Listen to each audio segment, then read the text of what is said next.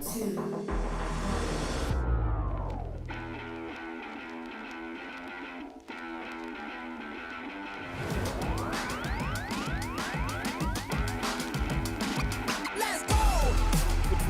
more, you could attack for this, just the best pennies there, it's over! Fernando Cifuentes has found it! You've been patient, you've been waiting all this time, but you ready. You've been putting in that grind, so let's go. Champions are hard to find, but you know the goal when you're ready to shine. Have they heard of you? Then they know. You got your sights set on that road. If it's on the battle, then let's go. Cause you'll never stop. Show them what you got. Stays asleep! I'm not yet Close out. combat onto a Mungus, is that enough? Yes! Jump across, gets the knockout, defeats Potluck! Show them what you got. Yeah, they already know. You got your sights set on victory road. Show them what you got. Yeah, they already know. You got your sights set on victory road. Gets the leg down, can you look down the Wishcash when he has a little bit of health left? Oh! What HP left, I know, it's over!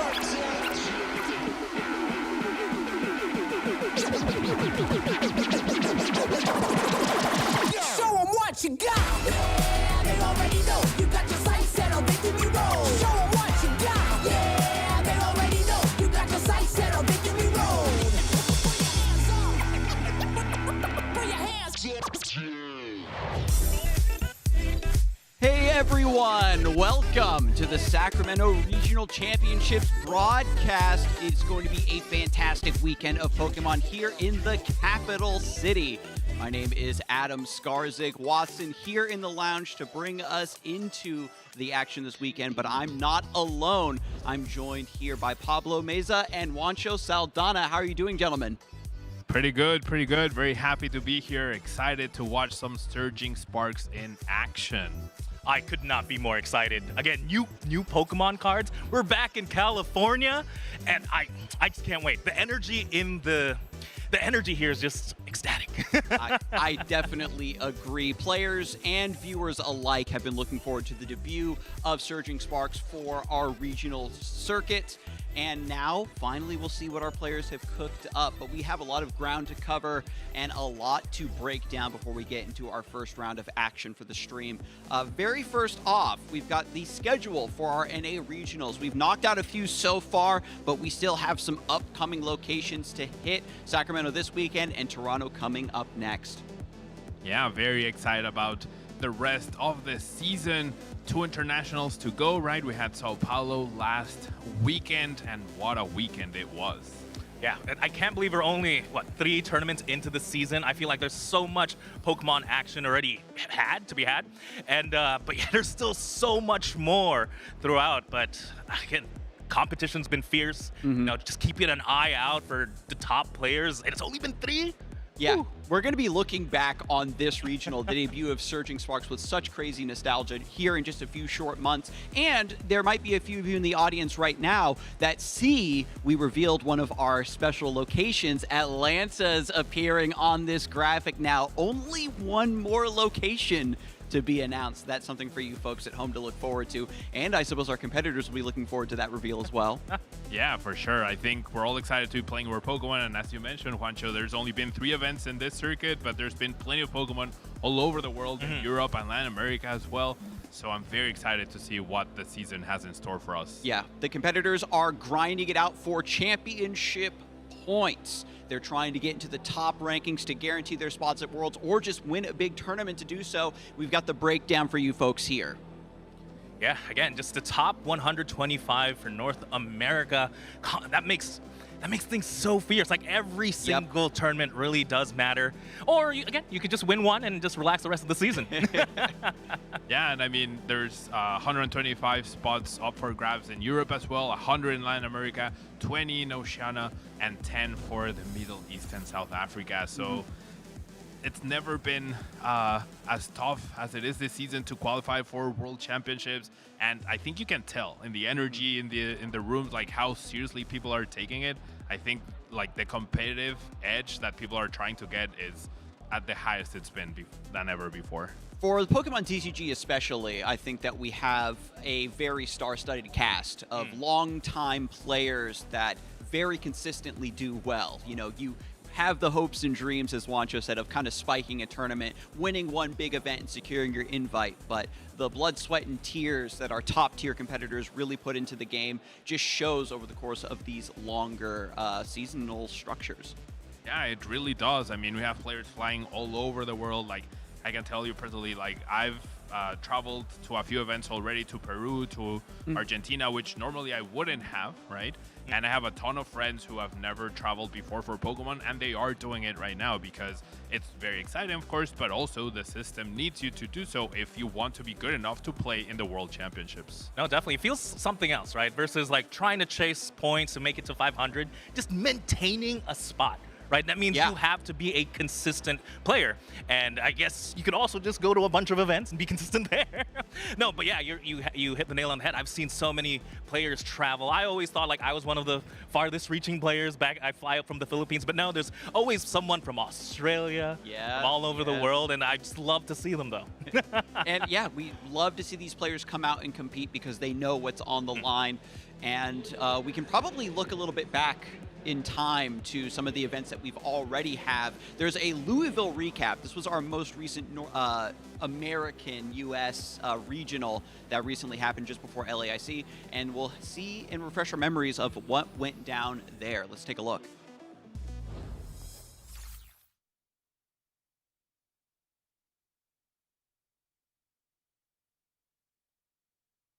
One for the history books. In the finals, Caleb Gettimer on the highly played Raging Bolt deck would face Michael Davidson on Lost Box, a deck that has been missing in the format until now.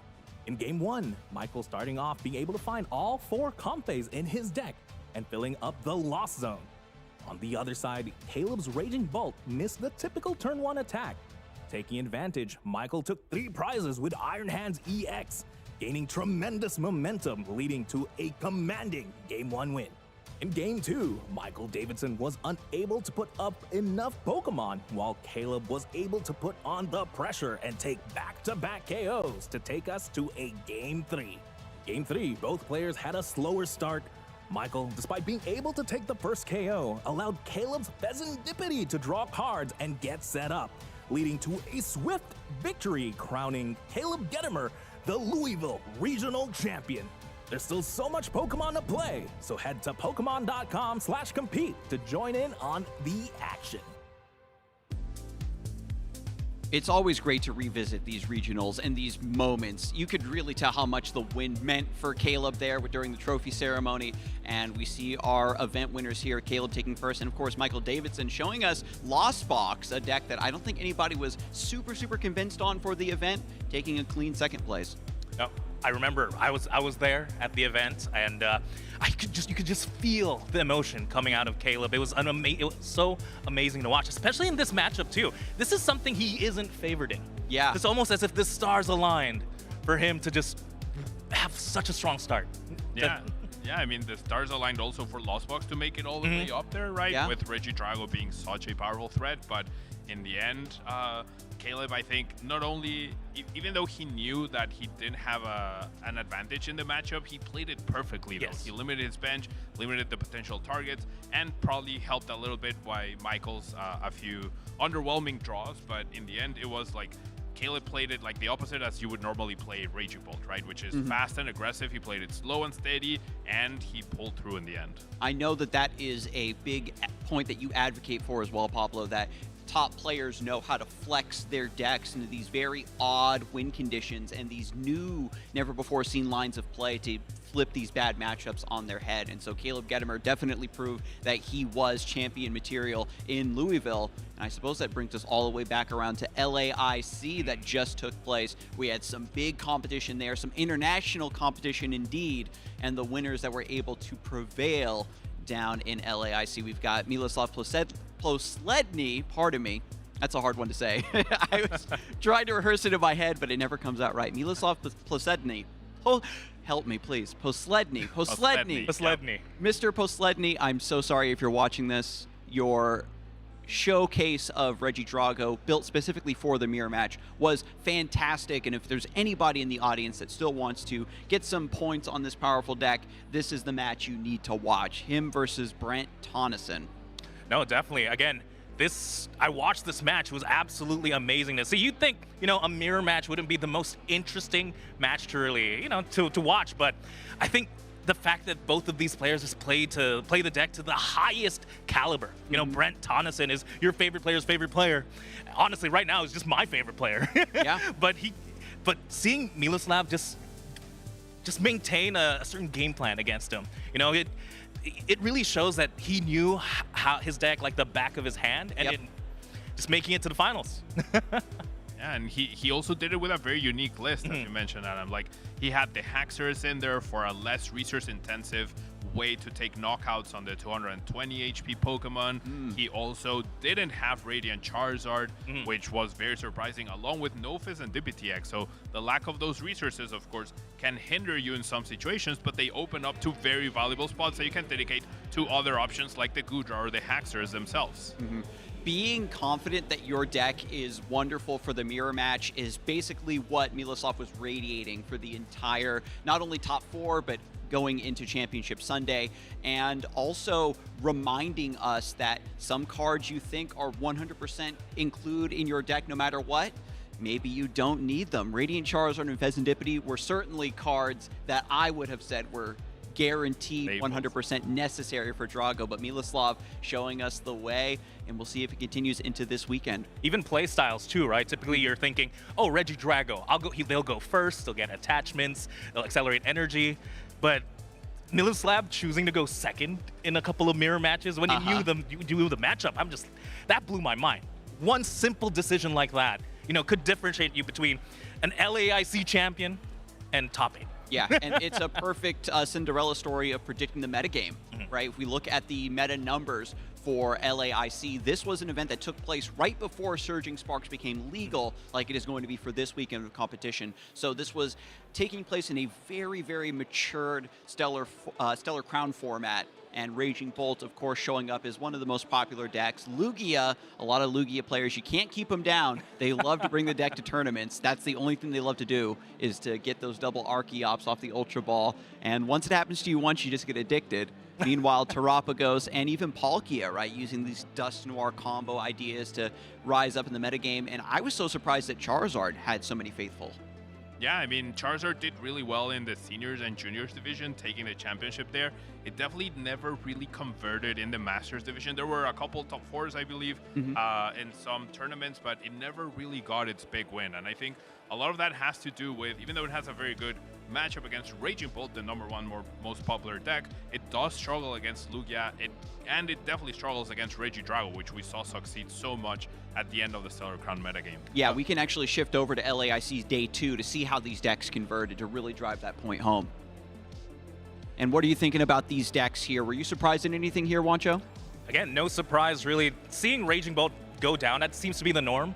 It's typically the #1 most played deck in Day 1, but then the conversion rate, going down to 3 is not too bad, but, it's a little bit surprising. Seeing Lugia go down, too, that also just makes sense. Regidrago V-Star going up. Again, it was probably the most represented deck. It was the most represented deck in our top 8, and it just really goes to show the power of that Regidrago V-Star. And just looking at it, I feel like it just has a great matchup across the board. That's what Regidrago players have really been trying to get us to believe, Wancho, that the more the deck has been played and studied backwards and forwards and optimized, you can find your lines even in these supposedly unfavored matchups or even really unfavored board states. Yeah, I mean, I was taking a look at Miloslav's run from LAIC, and he went up against 2 Raging Bolts. He actually lost the first round of LAIC against a Raging Bolt, but then he went on to beat another one, and then in Day 2, it's all green. He literally did not lose a single game on Day 2, which was really cool. He needed just a little bit of XP from that Raging Bolt to level up and really figure out the matchup, I guess. That one match, and he understood it all already. That one Raging Bolt player just unleashed a monster onto every other Raging Bolt player for the rest of the tournament. Hey, that one Raging Bolt player must be happy, though. He beat an LAIC champion. Honestly, that is the best consolation prize. Hey, man, I lost, but the person that beat me went on to win the tournament. I mean, that's got to count for something, right? That's clout right there. But speaking of clout, we can take a look now at our regional champions so far. We looked back at Caleb Gedimer, but we cannot forget about Henry Chow. We've only got a couple champions crowned right now and one more to come tomorrow. But Henry Chow also surprised us. Don't forget, folks, with the Gardevoir. Nobody thought, and I got to 100% say that I didn't think Gardevoir was going to be great for the event either. I thought it was 100% done and buried. But Henry Chow comes with the new turbo aggressive build, secret box, rare candy, really getting in there to do some big hits alongside Monkey Dory. Yeah, it's a way that can really keep up with the high-level aggression of decks like Lugia or decks like Regidrago themselves, right? They're threatening your Ralts, they're threatening your Kirlias, but if you can quickly evolve into a Gardevoir EX and start responding as soon as you can, then that really changes the dynamic of all the matchups. And then you have a fantastic Raging Bolt matchup, like having decent to positive matchups against the top 3 most popular decks consistently every tournament. That's a recipe for success, and that's exactly what Henry did. Oh yeah, I'd love to see it, to be honest. Typically when I'm thinking Gardevoir, if it's a super fast format, you know what I'm gonna slow it down. We're gonna play Banette EX or something like that. Yeah. No, Henry Chow's just, I'm also just gonna be extra fast then. Yeah, kind of flipping the metagame, not just with necessarily a new build, but playing a known deck at a speed, a tempo that your opponent is not expecting, merely results in success. And I suppose we can now move over to the leaderboard. These 2 players you're seeing on the screen now secured their invites to Worlds, but the rest of the folks here are jockeying for position to stay up on the leaderboard, to stay in the top 25 rankings to get their Worlds invites. And looks like a few of these names might be sitting pretty for the rest of the season. What do you think? Yeah, again, I think no one really started the season hotter than Rahul Reddy. Right, just being able to consistently convert into tops, top 8s, starting from the World Championships with Lugia V-Star. It's literally the same 60, I think, for 4 tournaments in a row. Is that a record? I mean, it might be. It definitely was one of the hottest runs we've had in recent memory, at least for me. And then Gabe Smart also getting that top 8. Kieran also getting back-to-back top 8s, right? With Lugia as well. So now, the interesting thing I think for me here is, like, we see this top 16. After this weekend, this could look very different. And then right now, we don't know what the threshold's gonna be for the top 125, right? Yeah. And I generally don't think it's gonna be anywhere near close to 622 points, for example, that we have Austin Ellis at in the number 11 spot. So we could see some of these players have like a dry spell and then not make it because of how many points are at stake right now. That is very important to note, and we can even contrast this leaderboard with the European leaderboard. They have their own rankings going on over there, and there's certainly going to be a lot of familiar names. Anyone jumping out at you, Wancho, that you want to shout out? And people like James Cox, Alberto Conti, just seeing there, I feel like if you're at 4 digits, and we're like very early in the season, we've had 1 IC, you must be feeling pretty good about yourself. Yeah, I definitely agree. Yeah, certainly. I mean, we did get a big bump of championship point totals, right, for each event. So it does make sense that a lot of people have a lot more championship points when comparing to last season. But yeah, four digits, as you mentioned, is outstanding. And like Alberto Conti, James Cox, Stefan Ivanov, for example, like these players are not stopping, right? They're top cutting events, they're winning events like Alberto Conti. And then next weekend, they're traveling to Brazil to continue to place well. The European players love to travel. They love to try to test their mettle and also I think their ideas of the metagame against the international scene. And we'll see once we get some more international clashes who's going to come out on top. But some European players that actually did top their tournaments because this is their leaderboard for their circuit. They have their own regionals, don't forget. We've got Ryuki Okada, James Cox, and Alberto Conti, who you already mentioned, Wancho, already ascending to their Worlds invites. Oh yeah, definitely must be nice here. 3 players just guaranteed into the World Championships, and again, a lot of big names, and everyone here is from Europe. Well, I mean, clearly Alberto, right? But yeah, James Cox, originally from Australia, currently residing in Europe, and then Ryuki Okada. That was, I think, one of the nicest surprises to see to get us kick-started with the season, right? We had a Japanese player travel all the way through here. They have their own way to qualify to the World Championships, but Ryuki is now one of the qualified players thanks to the new system. And he also did it with a pretty fantastic innovation to the Dragapult decks, which a lot of us had given a little bit of hope of, and with Sparkling Crystal, the deck got renewed. Yeah, when you have players show up with these unproven decks, decks that people agree are good, but don't really have the tournament results to back it up, you have to be a little bold with that prediction. We're going to see a little bit of that this weekend, right? Yeah, With for Surging sure. Sparks, a lot of decks that have been theory crafted before the set was tournament legal, maybe some online events, some international events over in Japan, a lot of speculation, and it's going to be up to our competitors this weekend to really put their money where their mouth is and say, yeah, I think Sarah Ledge has really got it, but. No, trust me, Adam, there's no better feeling than being that one guy in the playgroup saying, oh no, we've got to run our Chaladon EX and actually making top or whatnot. It just means like, I told you guys. Yeah, and I think that leads us perfectly into our weekend forecast. Here for the Surging Sparks format, now finally debuting for the Sacramento Regionals, we've got a lot of new decks trying to find a foothold in the metagame, going up against these big hitters that we've talked about extensively so far. Raging Bolt, Regidrago, Charizard now kind of getting a new lease on life, it seems. But when we look at what our casters came up with and just our forecast for the weekend, we've maybe got some hope. I think we all start believing into the Surging Sparks. I know earlier on I wasn't the biggest believer, but after playing a little bit of Pikachu, you know, I think this set definitely has something. Yes. Go for it. Yeah, I mean, a lot of the the Surging Sparks cards definitely have potential, right? I think it's definitely going to be interesting to see what happens this weekend. But our Chaladon that you mentioned, Pikachu, Ceruledge, like these are definitely decks that we're probably going to see on stream. They have the potential. The question is, can they go up to the tried and proven strategies already as Raging Bolt, Regidrago, Lugia? Like, can they get past that Regidrago threshold, which is the big funnel in the format right now? Exactly. I mean, all these cards right now, yeah, we're going to classify them as rogue decks, right? Yeah. The Lost Box Pikachu, our Chaladon, and all that. But that's only because this is the meta that's going to define it, right? This tournament, this is the first Surging Sparks tournament anywhere, really. And whatever happens here, if Pikachu wins, hey, well, that means it's the tier 1. Exactly. Do you think that these rogue decks, is it going to be such that they have to beat Regidrago to find a foothold in the meta, or is the meta going to shift enough where maybe the Drago numbers go down and they can kind of exist in that ecosystem?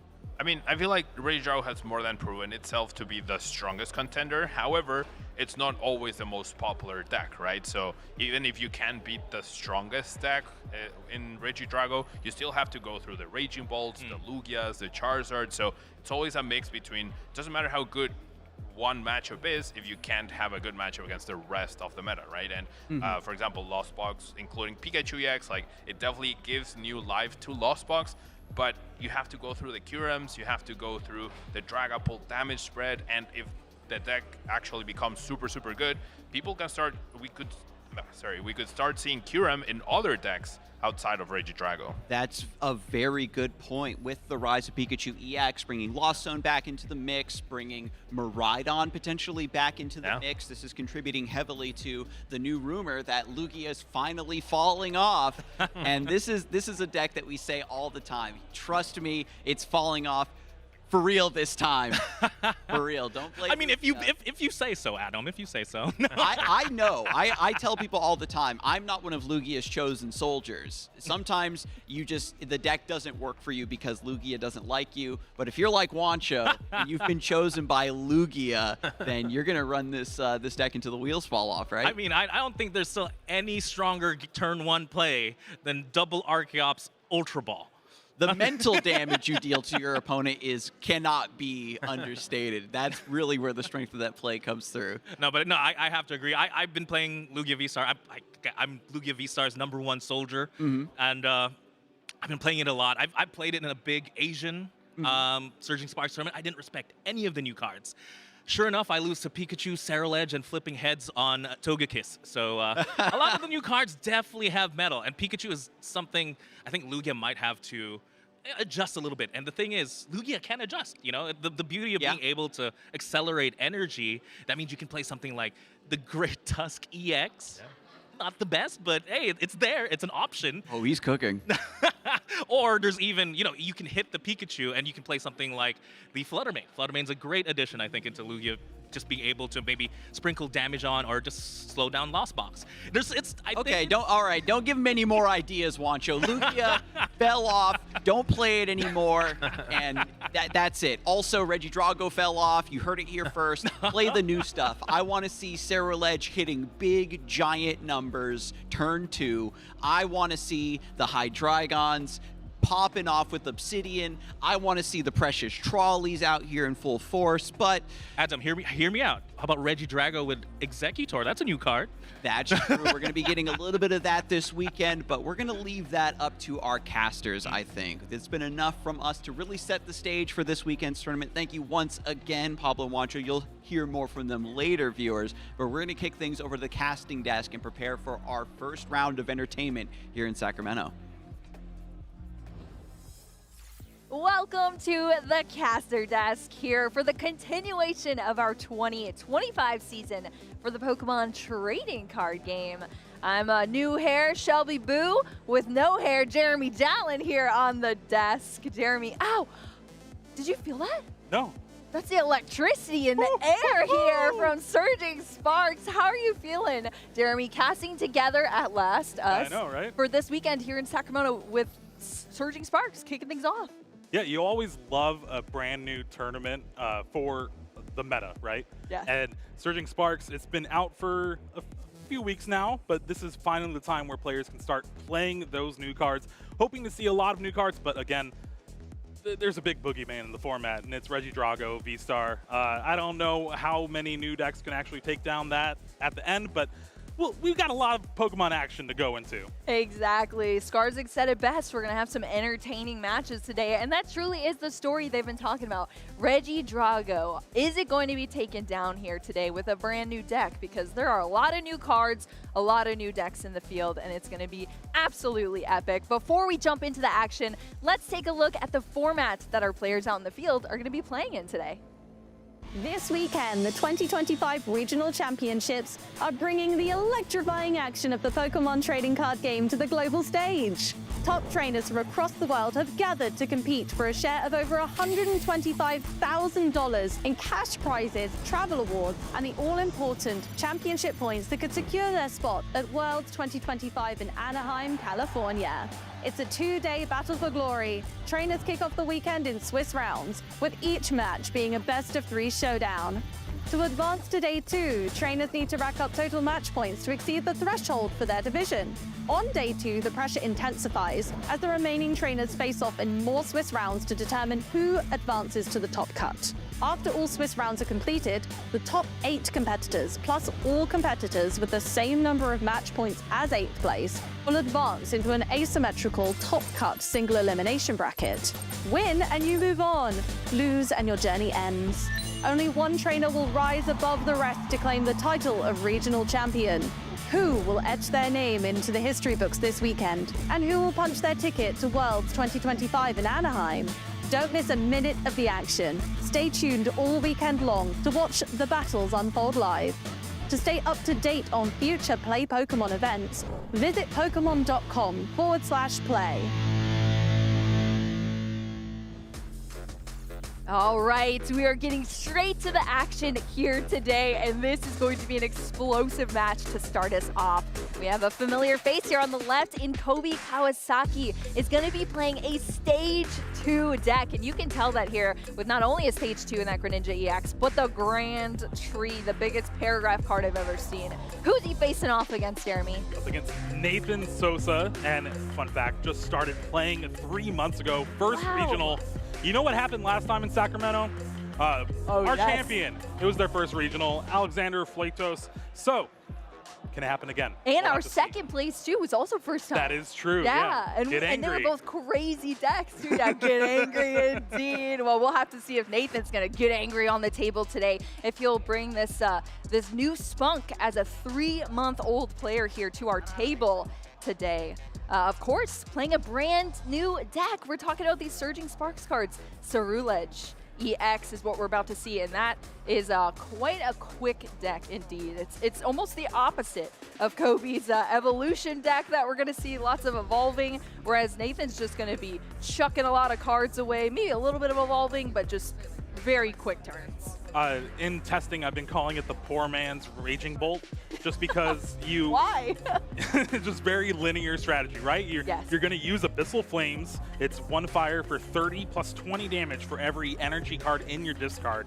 So the whole name of the game for Nathan is get as much energy in the discard as possible and attack with your powerful Ceruledge EX. Exactly, and of course, aiding that attack to the Brilliant Blender, a brand new ace spec. You can only play one single bright pink ace spec card in your deck, and the Brilliant Blender is definitely one. Allows you to search your deck for 5 cards, and then you throw them straight into the discard. And I mean, what does that play into better than Ceruledge EX that's trying to discard all of these energy? I mean, it plays a ton of energy in the list to be able to buff its damage output. So Nathan, I hope he gives us a show here today, but of course, Kobe Kawasaki, a very experienced player, bringing the spice here to our table. It's going to be a cool one, Jeremy. I'm excited to kick things off here in Sacramento. You know it's always good when Pokemon said they wanted to bring the old Pokemon back, right? Yeah. Old like kind of mechanics and stuff like that. We got 18 energy in Nathan's list. That's a lot. That's a lot of energy. Back to old 2020 when you're first learning how to play, right? Exactly. I'm excited to see what happens here. Our judges are looking pretty spicy there too. Look at that Rotom on the shoulder.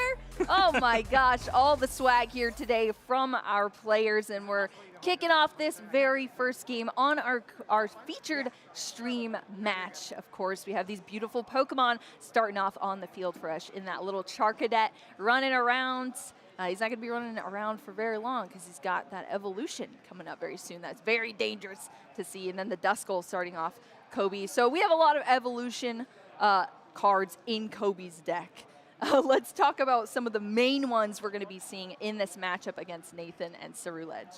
Well, so there's the main attacker kind of this deck is kind of Greninja EX, right? Yeah. Going to be using that Shinobi Blade and Mirage Barrage pretty effectively thanks to that Grand Tree, but you also got a 2/1/2 Pidgeot and then even a Charizard EX sneaking in there. Now, it is just a 1/0/1, so prizing the Charmander along with the Grand Tree is not what you want to see. You cannot get that card out of the prize cards. Oh my gosh, yeah, that is brutal. Yeah, there's no Hisuian Heavy Ball for trainer cards, unfortunately. Only for Pokemon. Yeah, that'd be sick.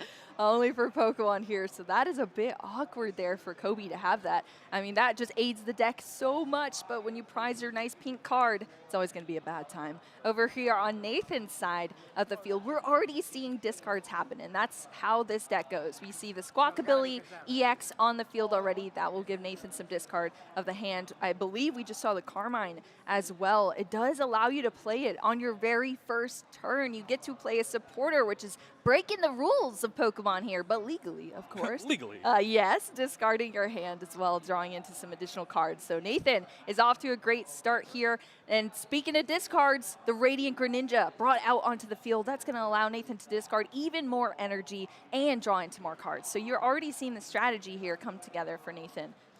Yeah, there's not a lot of Pokemon in this Ceruledge EX deck. You got your main attacker, and then there's a sneakily thrown in Orange Informed Palkia V-Star. Yes. Just so you can charge up a Moonlight Shuriken with that Radiant Greninja if you want, or even Subspace Swell, but you're not even playing enough bench Pokemon to really make that effective. Yeah. But really, when you have so much energy, there's a lot of things that you can do. And so Palkia is the kind of card we see in this deck.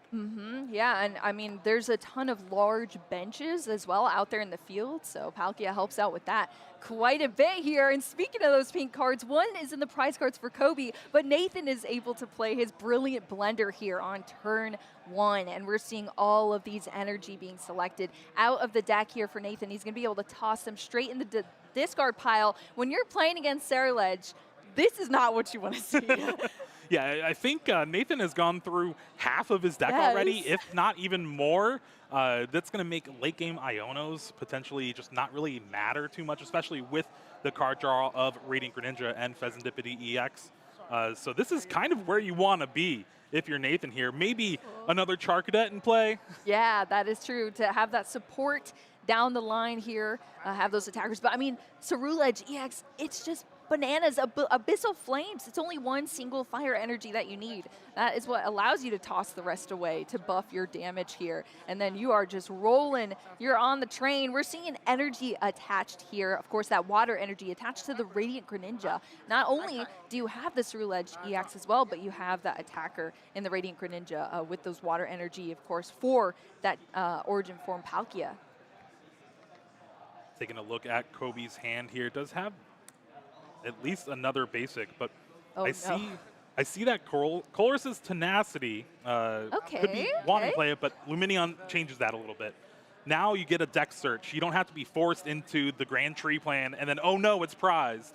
Yeah, that's true. Oh, that would be brutal to happen here. Colress's Tenacity there searches you that Stadium and the energy card, but if you don't have that key Stadium, that's really tough here. But Kobe has that Duskull in the active, has a Pidgey down now, and this Lumineon is going to be able to search out a supporter here too. But Kobe's making to keeping track of all these Pokemon that we have in the list as well, and the resources.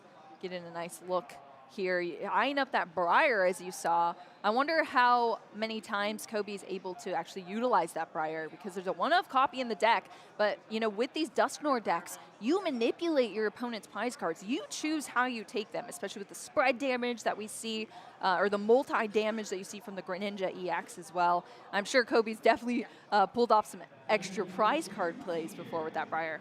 Yeah, and the fact that it can come out of nowhere with the Grand Tree if you have it really makes this deck very flexible. You also have the bench snipe damage with Mirage Barrage from Greninja EX. So it's a really cool deck, the way that Kobe is built.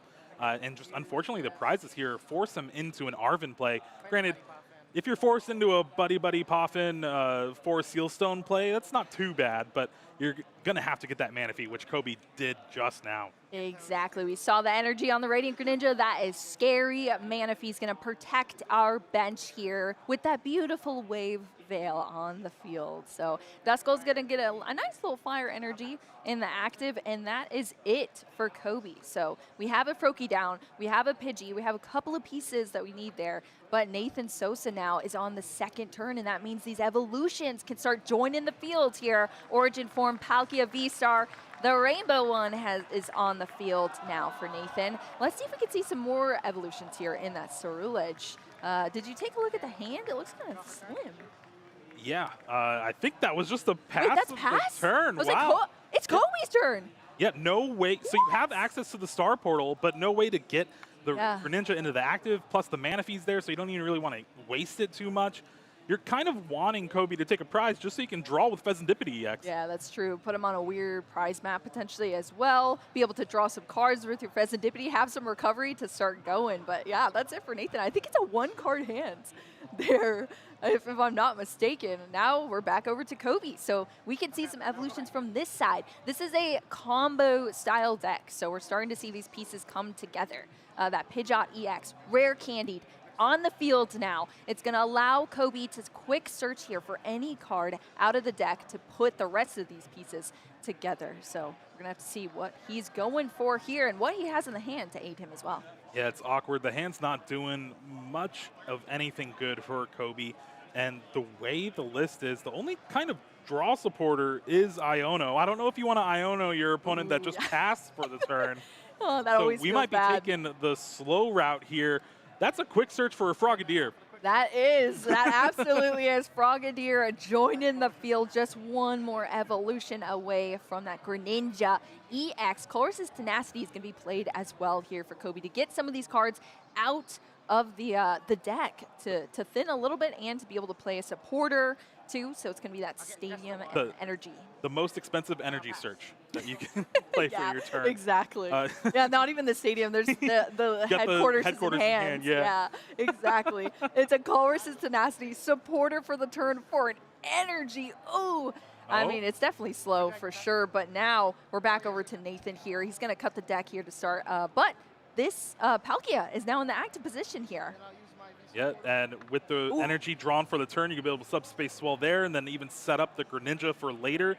There is a copy of Canceling Clone in the list, so if you get that in combination with the boss's orders, could be able to take out that Manaphy and bench Pokemon as well. Love this. That Star Portal, V-Star power ability. We saw the flip of it here from Nathan Sosa. All of those energy, up to 3 water energy accelerated onto the field here now to power up that Palkia. That Greninja is getting scarier over there too. If Nathan is able to, like you said, Cologne out of this and into some turns down the line. And Kobe is now just left with this Pidgeot EX in the active. 1 prize card down for Nathan after that Duskull goes down. And let's see if he has any way to power things up for this turn. Pidgeot is going to give us the quick search here, but the hand has just been kind of awkward for Kobe so far. I don't know. Anytime you have just Pidgeot in the active, I think you're doing pretty okay. Yeah. Drawing quick search, free retreat, you're chilling. Drawing a double turbo energy for the turn means this quick search can go ahead and grab a Greninja EX if you want. You can Mirage Barrage, take a knockout on 2 Charcadex on the bench. There's a lot of possibilities here. Yes. Yeah, we already saw that Forest Seal Stone used in the last turn from Kobe Kawasaki, which is, of course, our V-Star power for the entire game as well for Kobe. But here it is, Greninja EX. It has that water energy. We have the double turbo in the hand. As you said, Jeremy, Mirage Barrage. I think Shinobi Blade and Mirage Barrage are the coolest names in the Pokemon TCG right now. And we see what else is cool. It's knocking out both of those Charcadets over on Nathan's side of the field with that Mirage Barrage from Kobe Kawasaki. That's 2 prize cards down. Those Charcadets are wiped off the field, and Nathan has less Pokemon out there too for that Palkia. Yeah, I don't even think there's a possibility for Nathan to take a knockout this turn. There's no Thornton in the list, so yeah, it's gonna be just soften up with that subspace swell and hope to build up again. Yeah, I mean, that Greninja is big and bulky. 310 hit points on that Greninja EX that Nathan is going to have to take down here. So it's gotten a little bit awkward here for Nathan, but knockouts happened last turn. We have that flip the script ability unlocked for Nathan on this turn. We have a fire energy manually attached here to the Greninja as well that's on the bench. And Nathan is flipping through the cards here. 180. It's just going to be the subspace swell for 180 damage for all of these benched Pokemon here. Now, did Nathan flip the script? I don't think he did. I don't think so. I mean, the ability's not marked here on our screen. Ooh, so, yeah, look, he just pointed to it. I think he forgot to flip the script. No, he's looking disappointed there. Players, you have to remember all your abilities here. Flip the script. Could have got 3 additional cards there for Nathan to help him out in that turn. But it is lost now, and Kobe Kawasaki with a heavily damaged Greninja EX, but he's still kicking here, and he's going with this turn with the Buddy Poffin to get us some more basic Pokemon out, and those Duskulls and another Froakie are joining the fields.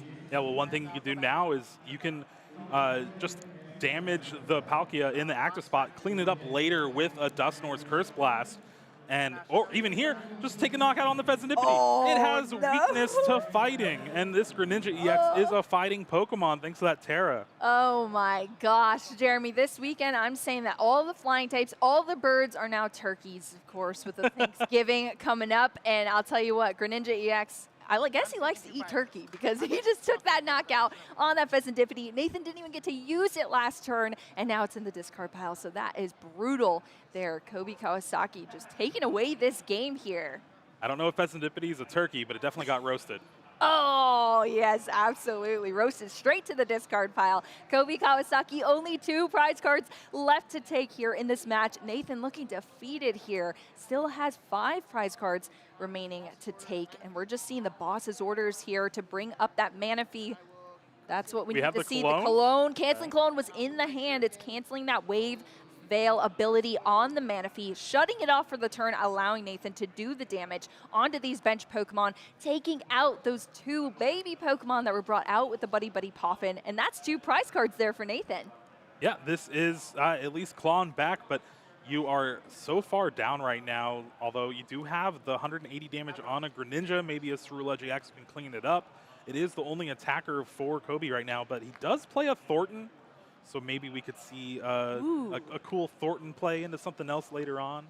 Yeah, that'd be pretty cool. It's in the hands, as you see that beautiful Thornton. Along with that Or Grand Kobe. Tree. Ooh, he's eyeing it up, too. It went to the beginning, or the start of the hands there for Kobe, looking through the discard pile on Nathan's side. We always love to see Thornton plays. It allows you to trade a basic for a basic, essentially, from the discard pile onto the field. But what's really cool is it allows you to unlock the evolution portion of that Pokemon. So even if you had just put it into play, even if it's just coming into play, if that Pokemon gets switched out, you're all good. As long as the Pokemon's been in play a turn, you're good. Yes, we're still within the laws of Pokemon here. Ultra Ball is going to be the choice here, discarding one of these Charmander as well as a Pidgey for Kobe. That's any Pokemon that can be searched out here from Kobe. Now, I think with the Charmander discard, Kobe can go ahead and grab the Charizard EX if he wants and set up that Thornton play.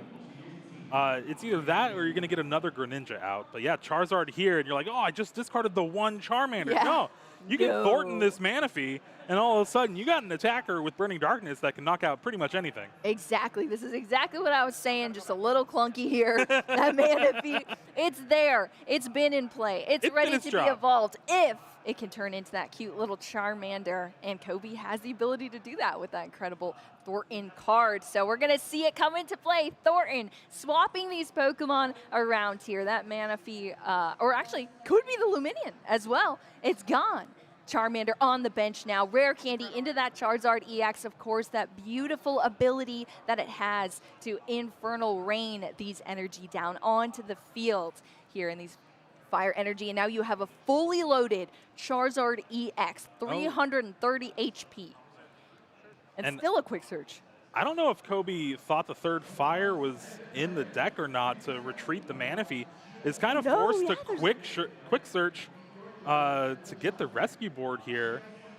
Oh no, yeah. Well, it still works out here. It's just a skateboarding Manaphy at this point in time, but it's actually just going to be the Greninja EX, the skateboarding Manaphy onto the bench here. Greninja EX joining us once again, and it's just going to be a knockout here on this Radiant Greninja. Oh no, Greninja on Greninja crime.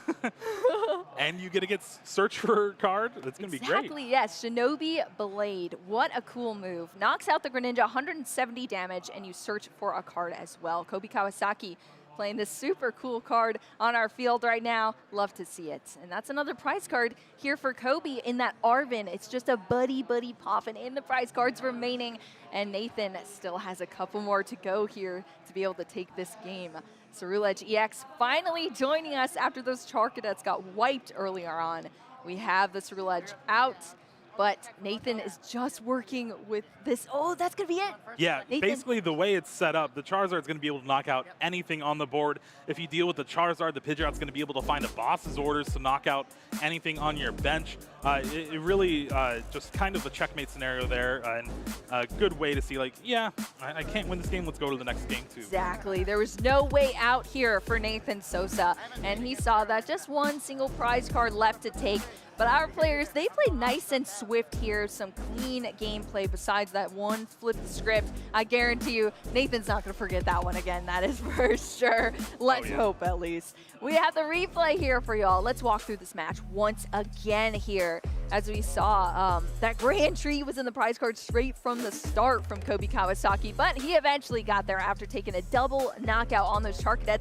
Nathan responded with a double knockout for himself on those Pokemon that were brought out with that buddy poppin' from Kobe, and it was really a back and forth from both of our players here, but one single Shinobi Blade lining up a card into the hand. We saw the quick search for next turn. The Charizard EX was already ready to go, and Nathan had no way out to take this game home, so he scooped it up. We're going into our game 2.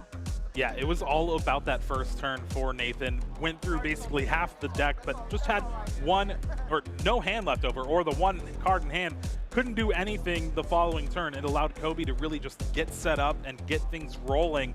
We didn't even see Ceruledge EX attack that game. I know, yeah, what a bummer, huh? So many energy in the discard pile. We didn't see Grand Tree. Yeah, exactly. All those cool pieces of these decks we've been pointing out here. Hopefully we can see it in this matchup, because there are some really cool ways that these cards can be played. So we'll have to see how things kick off for our players. This time around, we have the fist bump. We're going into our game 2 here in our Swiss round 4, Charcadet and Duskull, familiar faces going into this game too, just as we saw last time. Let's see if Nathan can get half of his deck in the discard pile this time around. Let's take a look at these prize cards. You play 18 energy. It's bound to be some of them end up in the prize cards, but Radiant Greninja is joining 4 energy in the prize cards as well as a Carmine.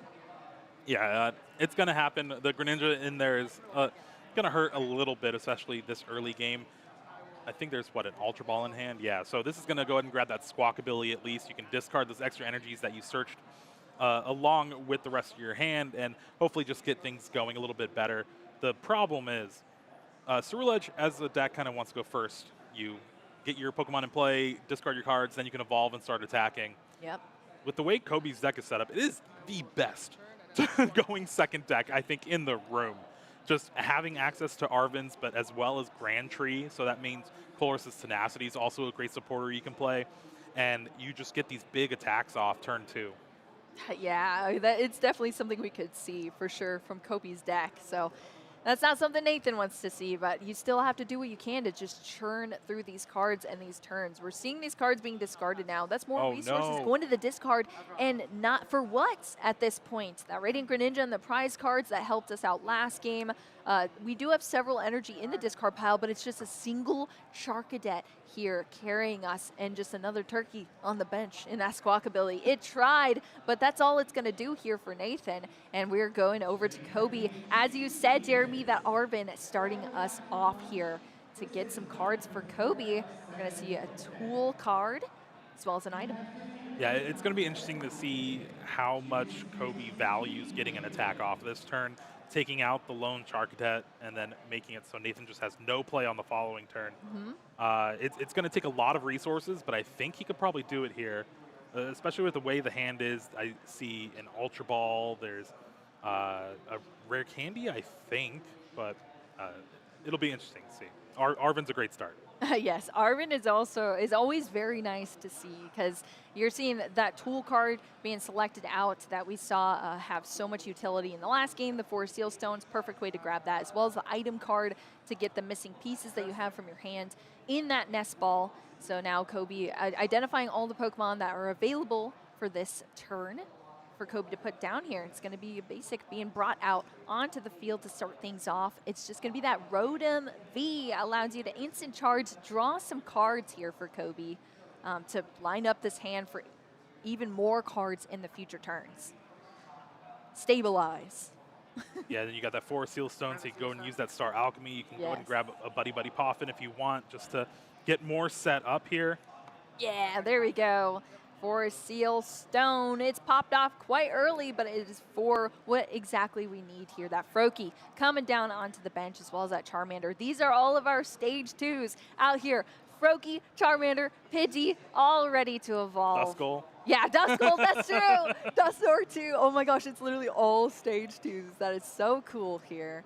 That's the stage 2 combo deck. That's what we're calling it now. And with the way Kobe has built this list too, it does revolve a lot around the 2 counter catchers. So having Nathan take a prize with a Ceruledge on something like a Duskull will be fine. If it does happen on something like a Pidgey or one of your attackers, you can maybe Thornton it into play, but just going to have an instant charge here to end the turn, and finds the Pidgeot EX. Still doesn't have a Rare Candy though, and I don't think I see a supporter. Yeah, that's a bit awkward here, depending on what happens in this top deck for Kobe. And I guess if we saw the hand correctly, it would be kind of awkward going forward.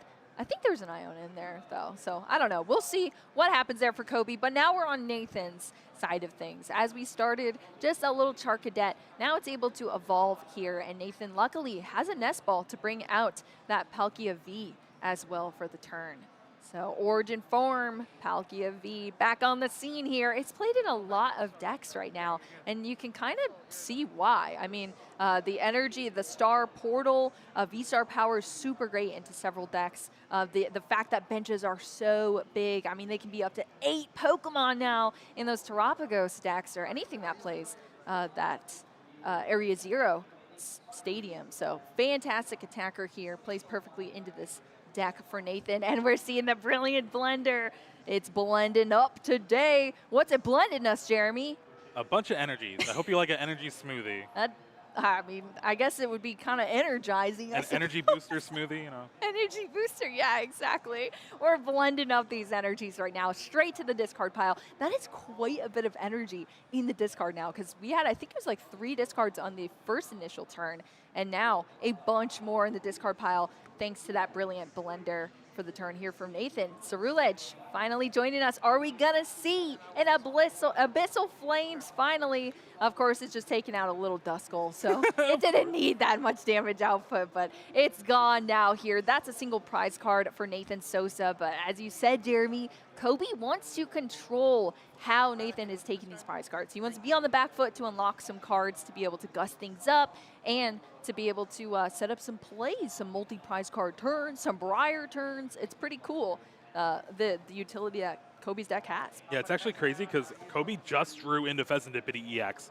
So that means Flip the Script's going to be able to find something. But no, this hand is stocked full of cards, but I don't think Kobe can really do too much. There's a couple Ultra Ball, a couple Buddy Poffin. But no rare candy. No rare candy, a ton of Pokemon, and a ton of energy. This is going to be an Ultra Ball for maybe, what, a Pidgeotto? A Frogadier? Yeah. I mean, I guess that's what happens when you're playing these Stage 2 decks. You need those rare candy to be able to evolve from the basic into the Stage 2. And that is just the piece Kobe happens to be missing right now. So is going to at least have that Ultra Ball discarding an energy as well as a Buddy Poffin to get another Pokemon. But yeah, it's just going to be that slow start. I mean, we saw the Frogadier come out in the last game. Oh, here we go. Here we go. We're good. We're cruising. We're cruising. Yes, there was no support. I think there was no supporter in the hands, but now Luminion here. Now we unlock the entire thing. Colress's Tenacity, search for the Grand Tree. Granted, you got Pidgeotto and a Greninja in hand, but you could still, maybe get into it. I think Iono could also just be a good choice here. Arvin for a rare candy. Yeah, I mean. There's another Pidgeot EX in the deck. We're good. Yeah, we're hanging out. We're hanging out here. I mean, Kobe is thinking like multiple turns in advance here right now. The Pheasantipity flipped the script. We drew 3 cards. It didn't help very much. Luminion has to come out, save the day here, get this supporter card in the Colress's Tenacity. That's going to give us this Grand Tree as the stadium. That's going to allow us to bring out these evolution Pokemon onto the field. Yeah, let's read this entire paragraph here right now. Onto the field. This is a better display. Instead of us reading it, this is what Kobe just did. Brought out the Stage 1 straight into the Stage 2 here in that Pidgeot EX, thanks to that Grand Tree. Nathan's even picking it up, giving it a read here, because you do not see that A-Spec very often, but when you do, it hits pretty hard here on your field. And now we see that rare candy as well, bringing up this Greninja EX. This leads to a Shinobi Blade, 170 damage, and then you get to search for a card, and it'll help this hand out even more. Yeah, this is exactly what Kobe's deck kind of wants to do here. And Nathan kind of did the same thing, right? You got a bunch of energy into your discard. You're able to use that Abyssal Flames to take a knockout. It's only doing 190 right now, so you're going to need to try to bump it up a little bit to hit that 310 from that Bump up the numbers, absolutely. Yeah, I mean, that is a beefy Pokemon for sure in that Greninja, but if anything's going to be able to take it down, it's the potential infinite damage from the Cerulege EX. Well, limited to how many energy you play, I guess, for Nathan. So we're seeing this energy come out here now from that Earthen Vessel, allowing you to discard some more, bring out these basic energy from the deck and those 2 fire as well for Nathan. So for each one of these energy in the discard pile, that's 20 additional damage. Of course, Cerulege also has that base 30 that we're working with too. So we're doing math here today, Jeremy. What? I was not told this. I didn't sign up for this. Hey. All right, what? There's 18 in the list, right? So if you have 17 in the discard along with the one attached, right? Yeah. So that's a lot. That's 370, right? Oh my gosh. There's no reason you need to hit 370. What about Hero's Cape, you know? Oh god, yeah, that's get there. Well, I'd rather play a Lost Vacuum, I guess. Scary at that point. Cerulege EX, it is so powerful here. Just such a mere energy cost for the amount of power it can have. up to 370. Not that it's really that Yeah, necessary. so with those 4 in the prizes still, oh no. that oh means yeah, let's you subtract that. cannot hit the 310. Oh no, it's literally you- impossible. You need all your energy but 3. We don't have any damage modifiers in here. Does not look like it. Oh no. We could take a knockout on the Pidgeot EX a little Yeah. bit easier. Maybe that Pheasantipity on the bench. But it's going to be hard, especially with no bench Charcadet either. Yeah, exactly. I guess you just have to play around it to secure some prize cards into those energy to at least get those energy for later. But like you said, Jeremy, we have to have some sort of fallback method, and Nathan didn't have it. There's no Charcadet out there. It's just that Origin Form Palkia V-Star that's hitting for additional damage for the benched Pokemon, which still is not going to do enough into this Greninja EX. And so Nathan's just going to discard those energy out into the discard pile from that manual retreat into the Radiant Greninja here now. So Yeah. you see the Pal Pad, and now we have a Radiant Greninja. You have to remember that Cerulege EX is a Terra Pokemon, so Yeah. it can't be hit on the bench from Mirage Barrage. That's true. And you can use your Star Portal here to charge up the Moonlight Shuriken from your own Greninja, that Radiant Greninja. You can get 1 prize, and then maybe set up this Greninja EX, take a no. knockout. Yeah, we're seeing the star portal here. Yeah. Nathan was trying to get a fire here, but Origin Form Palkia V-Star with that star portal V-Star power allows you to charge up these water energy onto your water Pokemon, aiding them in their attacks here. So Radiant Greninja is going to have all needed for that Moonlight Shuriken, and we have a Charcadet here too. Yeah, good pointing that out, Jeremy, with the Terra Pokemon not being able to take that damage, because when Greninja EX first came out, a lot of people wanted to try it out, and we're forgetting that sometimes. Oh yeah, it's very easy to forget. It's just a little reminder text up at the top by the name, but with pretty much every EX Pokemon being a Terra Pokemon now, it's just safe to assume.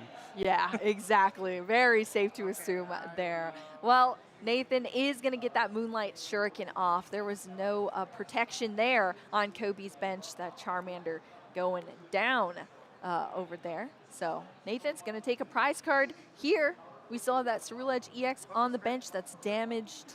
Radiant Greninja in the active position. And now, of course, we have a couple of Charcadet, which is going to help us down the line for Nathan Sosa.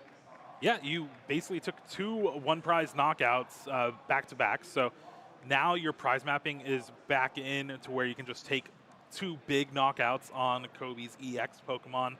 Granted, Duskull can come in there now, especially with Grandtree. Get that Dusknoir out right away. Here is that Thornton for a Charmander. We could see, we could potentially have every Stage 2 Pokemon in Kobe's deck in play this turn. This is so brutal. The Grandtree staying active as the stadium. Nathan had no way to bump it, and that's the ace spec. I mean, to leave that out there is brutal to see, especially because Kobe has so many evolution Pokemon to utilize that. And exactly as you said, Jeremy, we could see it here for Kobe, get all these evolutions out, and that's going to be a pretty brutal board state. Similar to what we saw in our game 1, there was just a checkmate set up from Kobe Kawasaki's side. And Nathan Sosa taking the first 2 prize cards, but that in no way means that Kobe is behind, because now you're seeing these cards be activated. Counter Catcher, allowing Kobe to bring up the Cerulege EX. It can be attacked in the active spot, that's for sure, Jeremy. Look at that Mirage Barrage. Absolutely berating this board state on Nathan Sosa's side. Taking the knockout on the Cerulege EX. It's off the field, as well as that Charcadet being wiped away. And that's 2 prize cards here now for Kobe Kawasaki in just a single turn here. 3 left to take. And now it's up to Nathan Sosa, that clean Charcadet being brought into the active position. We do have the Ultra Ball to go with it to discard some cards for another Cerulege. Discarded another Charcadet, which is a little bit awkward. You kind of want another attacker for next turn in case yours goes down. Got some nice stretchers? Got some nice stretchers, but you already had it in hand, right? Yeah, This exactly. last card must be pretty important. Yeah, what is it? What is it? And thankfully, he did get 2 Charcadet down on the previous turn. That way, you kind of save yourself against that Mirage Barrage play. Yeah, absolutely. Well, Research. we see. Yeah, that Cerulege EX is now out on the field here. Research drawing 7 additional cards here as well for Nathan. That's the attach for turn as well. Finally bumping that grand tree after it's been in play for so long here. Now for Nathan, Pokestop being played, bringing the items to the hand. That's 2 items in those ball search cards with the Nest Ball and the Ultra Ball here now for Nathan. It's going to be a Nest Ball. Like, this is the entire deck now that we're looking at, folks. This is all we have left. All right, I mean, we have the Pheasantipity off the Nest Ball, but what, you draw 3 more cards, and then what is that even doing for you? Yeah, I'm not sure. Again, really hoping for a Charcadet on the bench, but no access to Night Stretcher. Could have got the Pheasantipity to flip the script. There's 11. 11? Okay, he says there's 11 energy in the discard pile. I'm wondering if they're going to have to verify that. I probably would, just to make sure. So we're going to count these energy out. Of course, 20 additional damage for each energy that we're doing here. So we're going to verify all this on our stage right now. And that's going to be the knockout secured here for Nathan Sosa. Greninja EX going down finally after being heavily damaged there for Nathan, taking 2 additional prize cards. Kobe still with 3 left to take. We're seeing the Ultra Ball to start off the turn here. To discard some cards, grab a Pokemon for Kobe. We still have plenty of evolutions to go. Yeah, we're seeing the Charizard EX now that can deal a big one-hit knockout if you'd like. If you want, just a casual one-hit knockout, rare nice candy. Little guy. Nice little guy. Rare candy into this Charizard EX. The Infernal Range just going to get us a single fire energy on. Oh no, the Briar play! Oh my gosh, how did we miss that, Jeremy? I've been talking about it this whole time here. The Charizard EX, fully evolved into, fully charged up. 3 prize cards left on Kobe's side. Briar is activated here, taking the knockout and taking the game. Kobe Kawasaki's going 2-0 here in our Swiss round 4 to start off the day in Sacramento. And again, for those of you who don't know, you can play Briar when your opponent is at 2 prize cards remaining and your Terra Pokemon takes an extra prize card off of the knockout. So that allowed Kobe to get those 3 prize cards remaining and seal up the match here in round 4. 4-0 to start off the day with this stage 2 toolbox. Exactly. No matter how many times we talk about Briar, it always somehow surprises me in these matchups. And that's what we've been talking about this whole time. Kobe Kawasaki's method of playing that. It's a single copy in the deck here. But as you see how this deck functions, you know, we didn't see much of the Dusknoir in that matchup, but it plays the Dusknoir to manipulate some prize cards. I mean, it's just super cool to have that Briar play, having those Terra Pokemon take some knockouts. It's just a really cool card to have in our meta right now. Listen, I am so proud of Greninja EX's resurgence since coming out. Was a card that like, this is cool, never saw play. And then thanks to Grafton Roll getting the asymmetrical cut in Baltimore with it in Palkia, now it just kind of evolved even further into this stage 2 toolbox deck. It's really cool to see. Exactly. Yeah, it was such a hyped up card when it first came out. It had some beautiful artwork behind it as well. But like you said, Jeremy, it lost all that hype once people started actually playing with it. But now to see it back on the up and up with some additional cards and some co-pilots really and those other attackers that kind of aid. Yes, a lot of them. A lot of evolutions. Yeah, and to see a Charizard EX deck be played like that too. I mean, with the Greninja and the Charizard, did you ever think those would match together in a deck? Fire and water, and I don't know. It's hard to say. Granted, it's only a 101 Charizard, so yeah, it's not the focal point of the deck. It is a Greninja EX deck. Greninja EX on showcase here. I mean, I think it's really cool, and now the whole stream has seen it too, so you should definitely pick up a Greninja EX deck, try it out, see if it fits your fancy now that it's a little later in the season and in the gameplay. Listen, maybe Grand Tree will go up in price a little bit, you know? It's been like a 25-cent ace spec for for way too long, you know? It's no prime catcher, but maybe it can get there. It is kind of funny that Grand Tree is so cheap when we do have so many evolution Pokemon, but we haven't yet seen, at least I haven't yet seen, a deck like Kobe is playing here that relies on that ace spec and all of these evolutions. But I mean, we have so many great evolution Pokemon in the TCG right now. Awesome abilities, fantastic move sets. You just gotta get there. You know, you gotta get your rare candies out, start evolving, and then you have unlocked potential here in the TCG. Yeah, it's really crazy to see. This is there's not really very many Surging Sparks cards in the list, but again, just being able to kind of reinvent the format a little bit, seeing that players are playing some of these new cards, and then maybe you're like, okay, well, I can try something a little old but still different.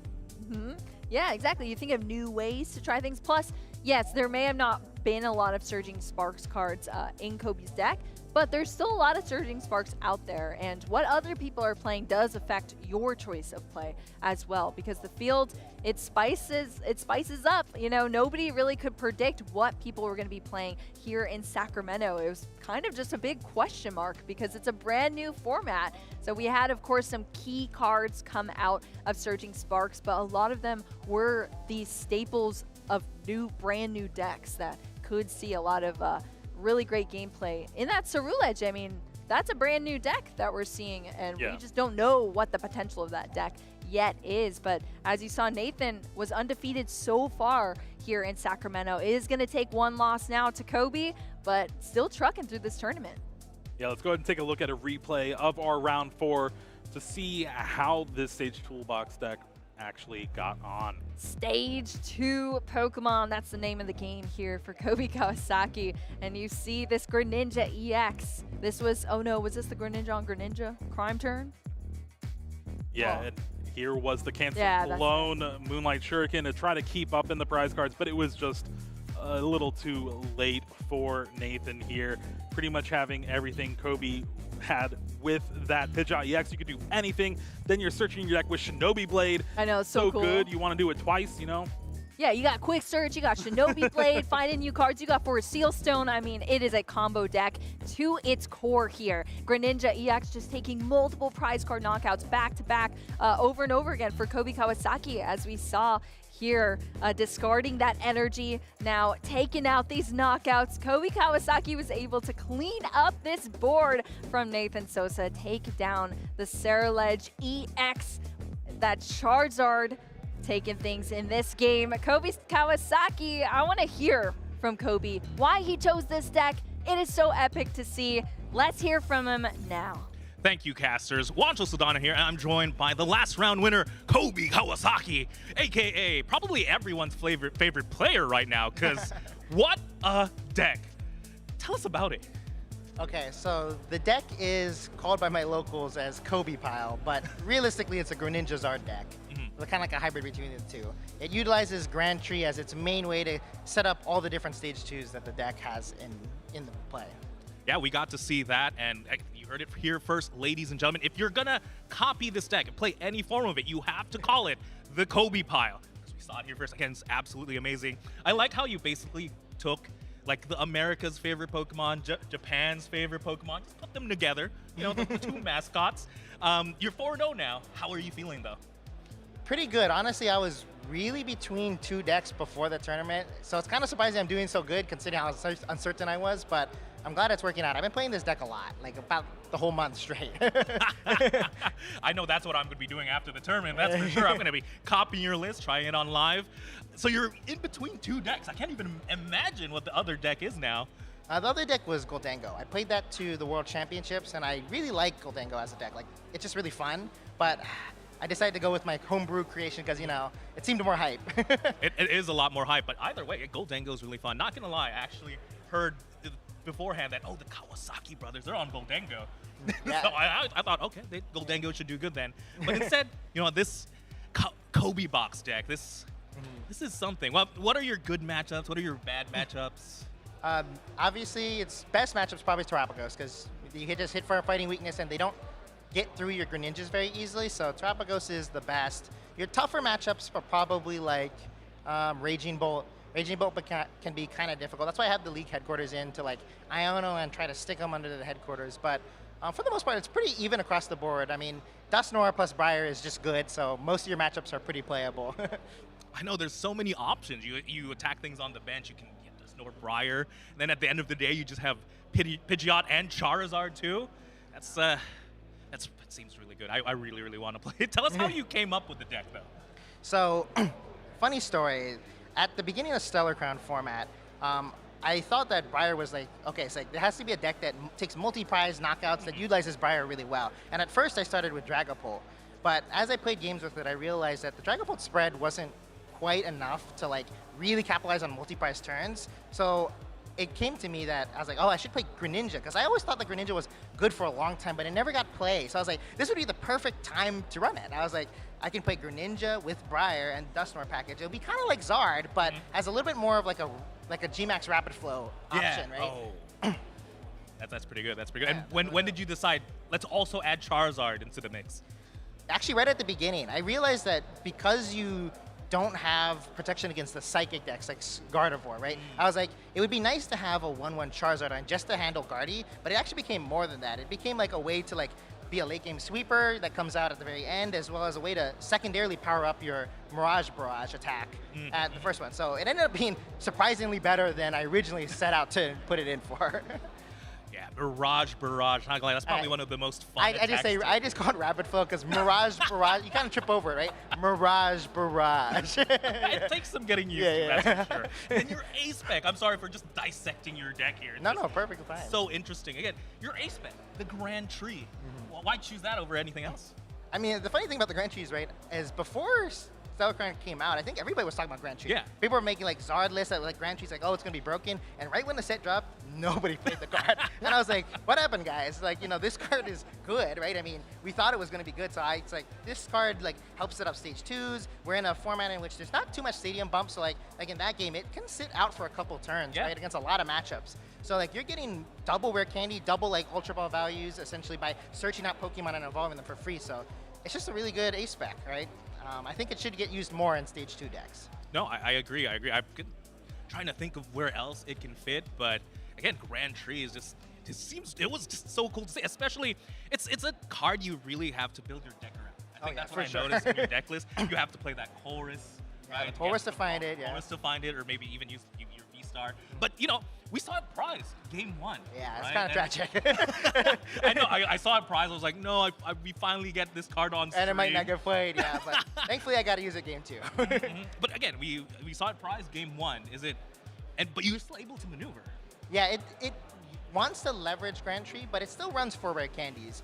Like, unlike in a normal Zard deck, where by the end of the game, you're typically like, this is my last candy, and I gotta really use it well. Because you have the Grand Tree to alleviate it, you always just like, oh, I have a couple extra candies left in the deck, that's fine. But even in the worst case scenario, if you prize Grand Tree, you can always manual evolve with the stage 1s that you included in the deck, or just use your 4 rare candies. So it's got a lot of wiggle room to just play normally, even without the A spec. Yeah, I like it. With that, before I let you go, oh, you know what? One last question. You know, you're 4-0 going into this tournament. What are you thinking about, to maintain your momentum? Oh, I like to view tournaments as one round tournaments. I don't think about the winning the regional. I just think about gotta focus up for the next round, make sure I play as good as I can, and just hopefully I can make the deck proud, right? But I don't think too far in the future. Right? Take it one step at a time, right? It's a good start, but we still gotta close it out, right? You know, I think you might be the first Grand Tree to win ever on the stream. Don't quote me on that, but I have a feeling, and so that's something definitely to be proud about. Yeah, I'm glad I got to showcase it. And it's been a pet deck of mine, and it's great to get on stream again. Yeah, that's for sure. Honestly, I don't think there's any better feeling than just, this is my deck, and it actually works. It's good. Oh yeah, it's very good. All right, with that, before I let you go, anyone you want to shout out? Shout out, Tabletop Village, my local scene, and as well as all the people that were supporting and watching me on the stream game. Shout out my brother as well for testing, and also Drew Townsend for playing the deck with me. So we're running the same 60. He's also got a 3-0 start, so hopefully the both of us do good. That would be interesting. I think Greninja Grand Tree, Sacramento Regional Champion. Woo! I don't want to get ahead of myself. That's true. One game at a time. With that, thank you so much for the interview. Best of luck with the rest of the rounds. There's still a lot of Pokemon action. We're going to throw it back to the desk. Thank you so much, Juancho, for that incredible interview here. Kobe Kawasaki now undefeated still here in Sacramento with a 4-0 record. The Grand Tree deck for a grand player. I mean, we saw the mentality there from Kobe, just talking about these cards that were so hyped before. So many people were talking about them, but then they're kind of just like that meme where the toys dropped, you know, Yeah. for new things. Kobe said, no, I'm going to bring it back and actually showcase my deck building skills here, bring a very unique archetype to the stream, and it was great to see. Thanks so much, Kobe Kawasaki, for bringing it to us, letting us showcase it. Jeremy, what do you think about his comments on that deck? Oh, he has me fiending to play this deck. I know for sure. He's also not the only 4-0 on this list. So it a lot out there. It's doing well. What? Are yeah, you serious? it's crazy. It's crazy to see. Oh my Hopefully we gosh. can see it again in day 1. If not, hopefully, preferably day 2. Maybe even grand finals for the Grand Tree. Great. You know? Oh, I love that. Love that. Well, I don't think that's going to be one that is on our meta share, Jeremy, because I don't think a lot of people are playing it. But hey, the players who are seeing success. But let's see what our meta share actually looks like for this event. We haven't yet got to check it out. So here it is, our analytics here for our day 1. We have almost 1,700 players in the Masters division here in Sacramento. And Reggie Drago, it's back, baby. Yeah, did it ever really No, leave? it never did. Reggie Drago V-Star as a deck, it's just has everything you want, right? Energy acceleration, has extra draw power, it's versatile, has a bunch of different attacks. It is pretty much what you want in a Pokemon deck, and it's still up at the top. It's not going to be as much played as the rest of the cards. Raging Bolt EX is creeping up right behind it. Also, Scary a very for them. bad matchup for it, Yes. you know. But we'll have to see how that kind of shapes up. But trending, at least in day 1s to day 2s, it has been in Reggie Drago's favor. We'll have to see going forward if it's that. And then, of course, Charizard EX, Pidgeot EX does not want to leave, right? Kind of took a little dip before LAIC, but then came back into the meta, and it really is just so strong at what it does. I mean, another one of those decks that we've seen Briar use so much in the Charizard EX. I mean, I feel like every Charizard we saw on stream had an incredible Briar play. Take those extra prize cards, sweep the end, and hopefully it's doing it out there for our Charizard EX players in the field. But I have a quick question for you, Jeremy. Talking about the Reggie Drago versus the Raging Bolts. We've seen a lot of very pro-competitive players on both of these decks. I mean, Caleb Gettimer just took down a regional with Raging Bolt. Reggie Drago, we just saw at LAIC, the mirror match there in the finals with Reggie Drago. What do you think as far as our pro players go, the people who we see consistently on our leaderboards? Who do you think, which deck do you think they're sitting behind the most? The Reggie Drago or the Raging Bolt? I got a pretty good argument for it. Go for it. Basically, Caleb Gettimer won with Raging Bolt. Yeah. He is on now Reggie Drago. Oh no! They're switching sides here. I mean, look at that. It's just a little bit of percentage here between our players. 225 Reggie Drago versus 187 Raging Bolt, but they're converting. They're converting over to the Drago. So definitely looking forward to see how that shapes up.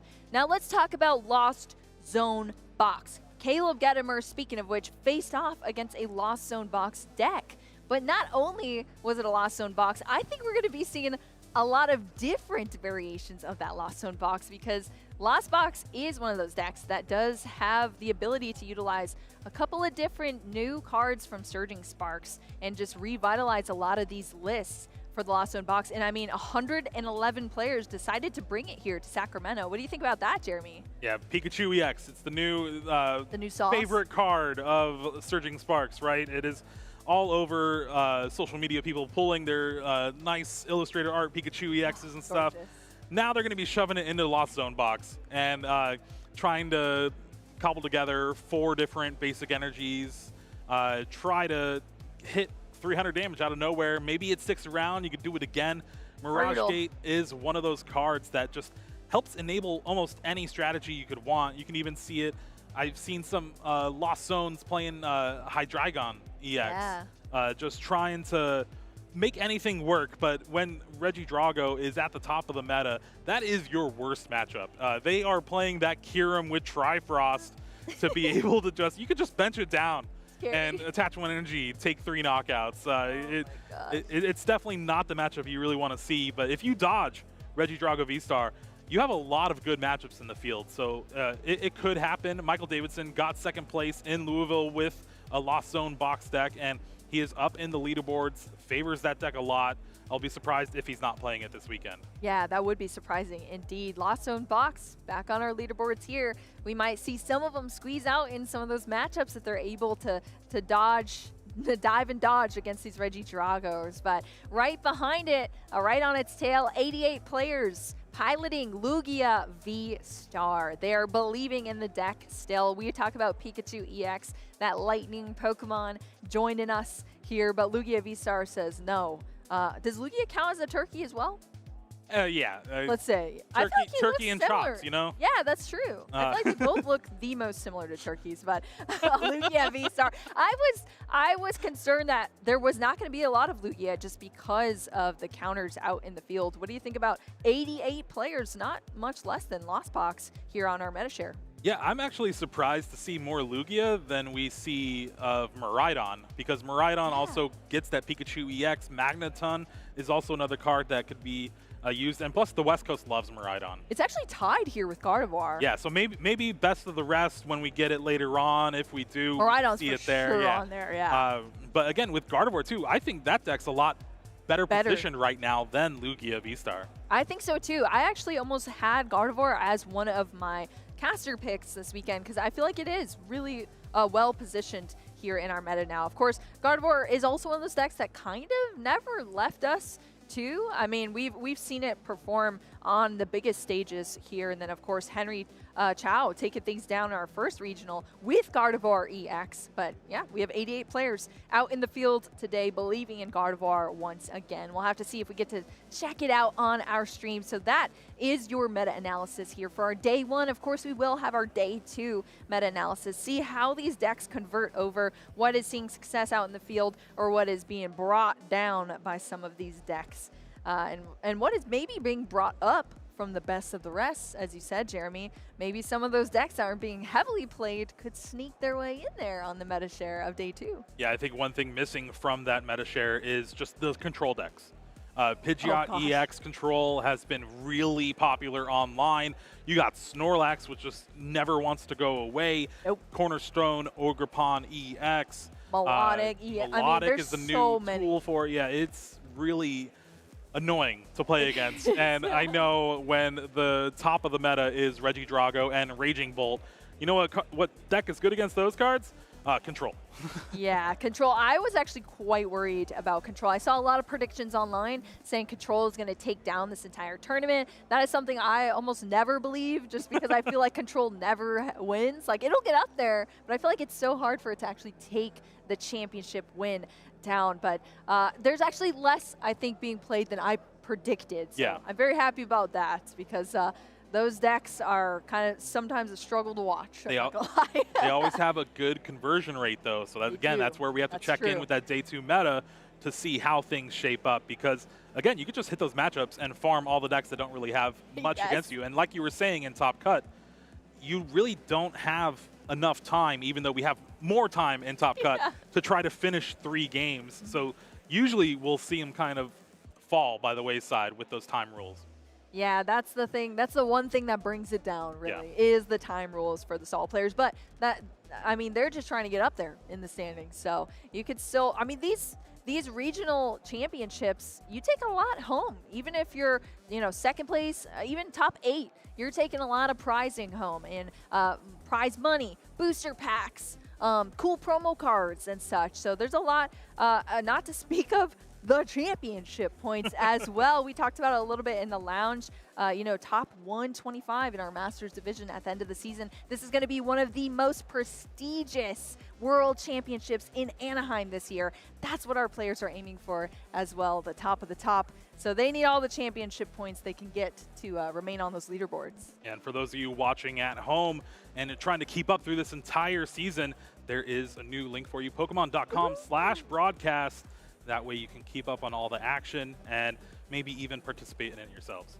Yeah, follow your favorite players, follow your favorite decks. You can check out all of our old content, all of our new content, and keep up with the 2025 season because it is a pretty cool one so far, and it's only going to get better from here. Of course, we saw that Atlanta, Georgia is on the map now for our upcoming events, but there's a lot of other very fantastic locations that we're going to be seeing this season too. Yeah, it's going to be great. And speaking of not so great, let's maybe take a look at some of our caster predictions. Not so great. Well, yours could be not so great. Yeah, mine's not so great. Okay. Yeah. I mean, mine isn't either, to be honest. Well, maybe one of mine is holding strong here. But let's start right on the left side here. Skarsig bringing Cerulege EX with that Hydreigon EX onto the field for our caster picks.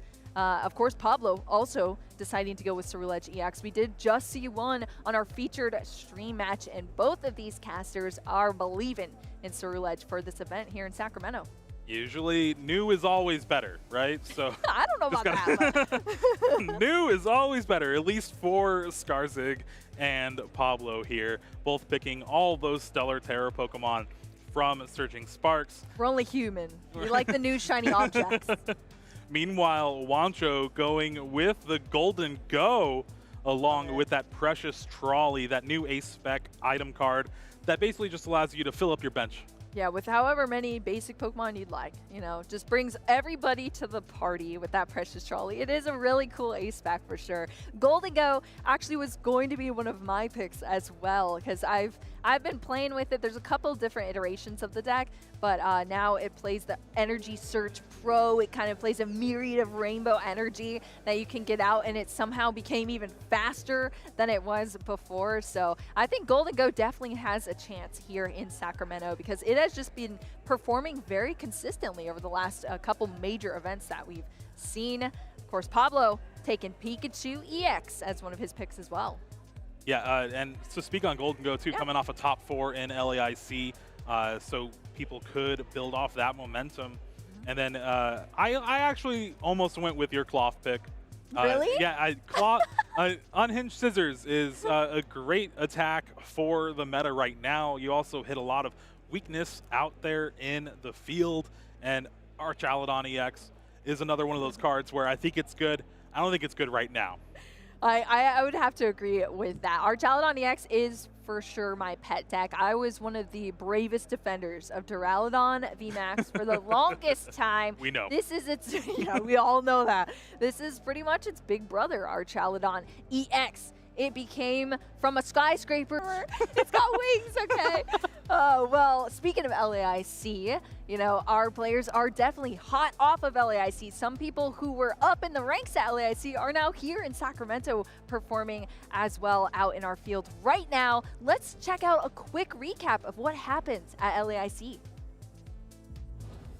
Hey trainers, I'm Freya Pierce, and I'm here to recap the 2025 Latin America International Championships for the Pokemon trading card game. LAIC 2025 was the last major tournament of the Stellar Crown format. Players knew what to expect with the likes of Raging Bolt, Regidrago, Lugia, and Terrapagos filling the tables. Brazil's Henry Cuninari faced Sergio Lopez from the US in a Charizard EX mirror match for the Junior Championships. Henry took a swift 2-0 victory, with a little help from Fortin to surprise evolve Dusknoir and Curse Blast his way to victory. And Henry Cuninari will close out game number 2 and becomes your LAIC champion. In the senior division, Gabriel Fernandez met Justin Templar in another Brazil-US face-off. A masterful display from each player earned them 1 game apiece. After a Dusknoir misplay in Game 3, Gabriel was able to recover though and take a second title for the home crowd. And that's it! He extends the hand, back-to-back champions. Gabriel Fernandez does that and repeats his title. In the Masters finals, 2 titans of the game, Australia's Brent Tonneson and Miloslav Pozleny from Czechia, played the mirror match with Regidrago V-Star. In Game 1, Miloslav started strong with a very early Boss's Orders KO on Brent's Regidrago V-Star, initiating a prize race in which Miloslav led all the way into Game 2. Game 2 ended as quickly as it started, with a lone Curium start from Miloslav, allowing Brent to quick KO in his second turn, leaving one last game to decide our LAIC champion. Following their first match's example, Miloslav KO'd Brent's only Regidrago V and never missed a beat, taking 6 prizes in 3 turns to win his first ever international title. And Brent doesn't think he can do it, extends the hand, and Miloslav Pozleny becomes the Latin American international champion. That was it for the first international of the 2025 season. There's still plenty of events to go, prizes to be won, and invitations to be earned to the 2025 World Championships. So make sure to go to Pokemon.com pokemon.com/compete to find out how you can take part and aim to be the very best like no one ever was.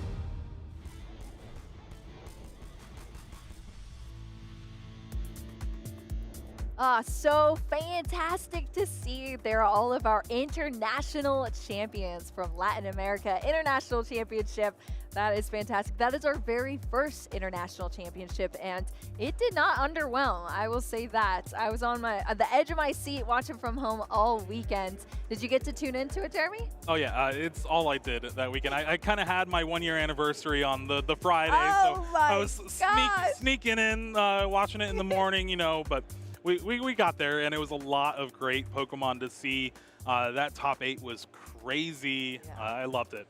Yeah, and also just to see 2 incredible players in the finals, the mirror match as well. Miloslav, who has been looking for that championship, as well as Brent Tonneson. I mean, Brent Tonneson has been everywhere, all around the NA events, EU events, international events, was on our stage there in the grand finals, but took the 2nd place there. I'm sure he's definitely not disappointed with that, though, because our Pokemon rewards are definitely some great rewards for our players. You mean a lot of money?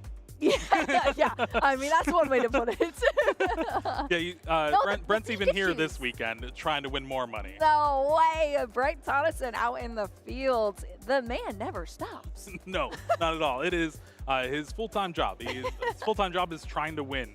Well, I would say it's going successfully for him. I mean, the accolades are just insane over there for Brent Tonneson. So incredible event there. But now we're back over to our regional circuit here in Sacramento. We saw in our lounge segment this morning, 2 people up on that graphic of regional champions, and still 1 more to be crowned this weekend. 7 more slots to take. That's all we have here for the NA regional championships. Of course, we have a lot more happening over on the EU side of things too. Yeah, and speaking of champions and maybe potential champions, Alexander Flatos, last year's champion, pretty much out of it is 1 and 2. So they're out of it. What's Alexander piloting? Do you know? No idea. And then Nicolo Abate is our 2nd place with the Get Angry Gyarados. Is 3 and 1, so there's. Oh, okay, hanging on there. I'm very curious to see what they're playing, because they brought some really cool stuff to our finals match last season. Brand new players to the regional circuits, and they have remained here. It's really cool to see both of them back here now in Sacramento, still competing in Pokemon TCG. I'll tell you what, I've been playing this game for several years now, and it's hard to let go of, Jeremy. I mean, you've been playing much longer than me. Yeah. Just one of those things that you pick up, you fall in love with it, and you can't put it down. Yeah, maybe if you try to put Pokemon down, it's always just in the back of the room, like calling to you, like, hey, come on, come back. Listen, I have Pokemon Sleep. I wake up. I open a pack on Pokemon Pocket. I'm catching Pokemon on my route to work in Pokemon Go, and then I'm playing TCG later that night. I mean, Pokemon is truly what I live and breathe, and I think a lot of our players feel the exact same way. All right. And then I do believe our next round is going to be a community choice, so be sure to get out there and vote on Twitch chat to see who we're going to have for next round. Yeah, you're going to see who we have for next round. You get to choose. You also get to choose what is winning from some debates we're going to have this weekend for our community choice bracket as well. Some interesting things that are going to happen. We have some more theming coming to y'all. We're going to debate on some of our favorite Pokemon in a certain something. It's going to be an interesting time. So we have a lot of fun stuff in store for y'all that is definitely coming up very soon. Of course, our players are going to be back on the stage once again for you for our next stream match in our Swiss rounds. They're all trying to get to that 5-2-1 record for this event into day 2. But of course, you want to do even better than that. Yeah, I want to try to go 8-0. Yes, you're always trying to go undefeated here because you want to have your best chance in day 2 to take things down into our top cut. Yeah, and for those of you watching, if you want to get in on the Pokemon action and just start trying to get into the competitive aspect of the game, join your local league. Maybe go to your locals, try and play in some tournaments, get some help from people there. It's a great community to be a part of. Yeah, absolutely. Pokemon League, it's the perfect place to start. They have rewards, they have friendly people to help you build a deck, help you teach the game, or to help teach you the game.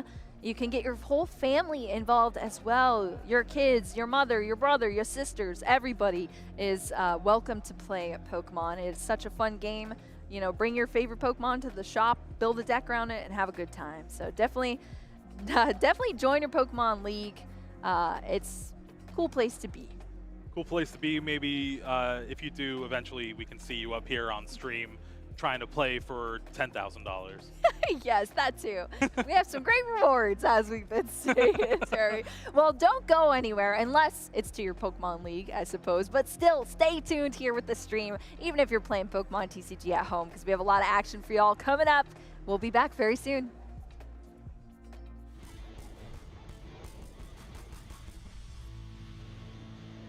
Hey there, Pokemon trainers. I'm here with newlyweds Harvey and Abby. First of all, congratulations. I hear y'all are here on your honeymoon. How's that going? It's going very well. Thank you very much. So you met through Pokemon. I gotta ask, what's the story? How did you two find each other? Would you like to go? We're in a mutual community and, you know, just something to bond over, something that we share the same interests in, and someone who just gets you, you know?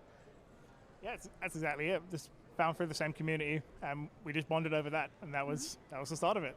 Nice. What was the first Pokemon game that you both played together? Oh, I want to say it was Ultra Sun and Moon, I believe was the first one. Ultra Sun and Moon, yep. And do you have any like fond memories from playing through that game, you know, getting to know each other, anything like that?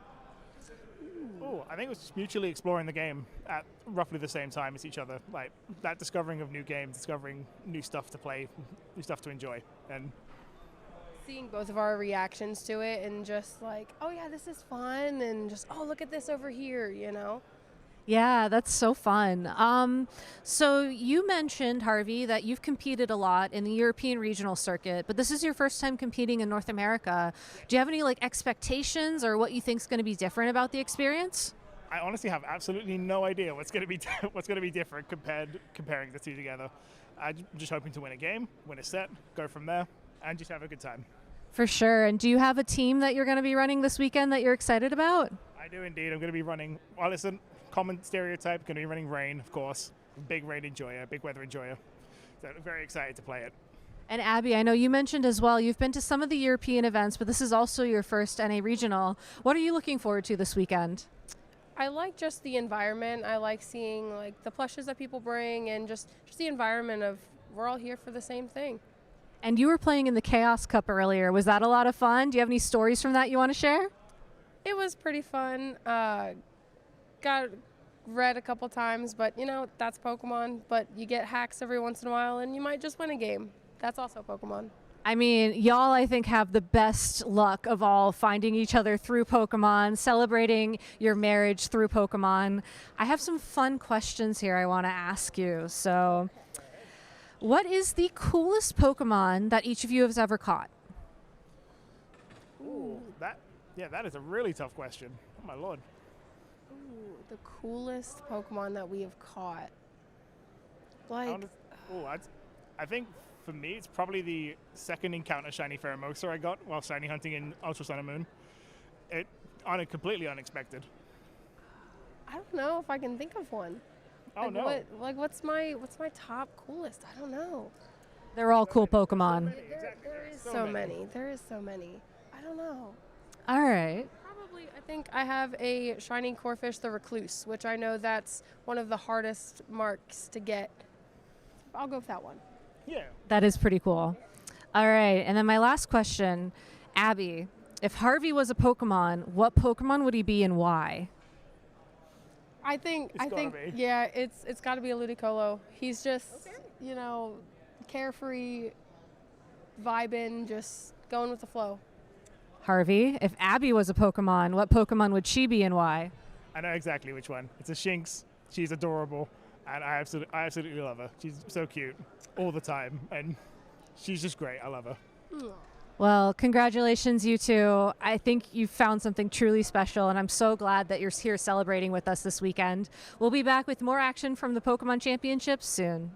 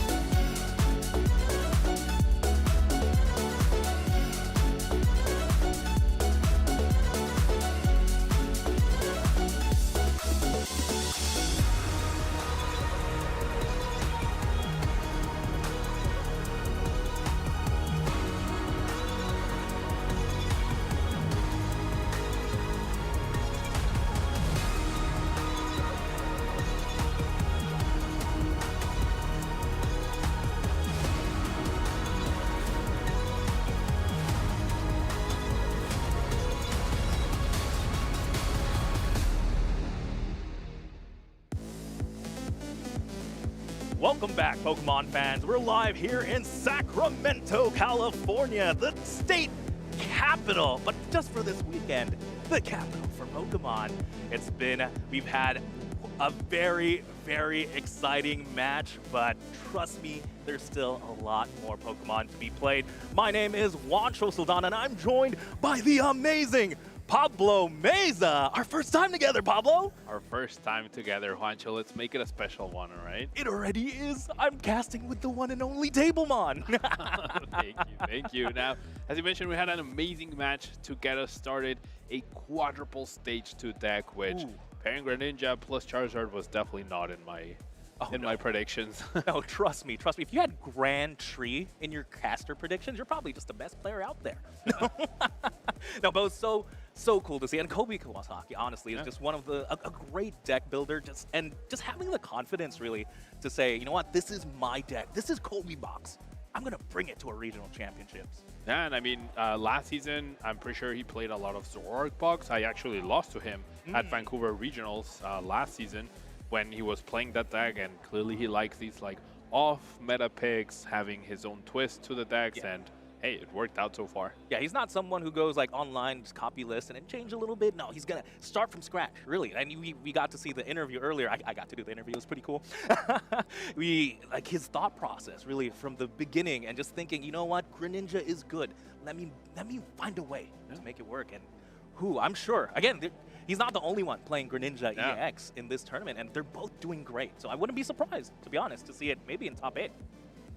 I mean, I'm a big fan of Greninja, the Pokemon, so anytime it succeeds, I'm always a fan. I'm more of a Charizard fan, but hey, they're both in there. It's very cool, very cool.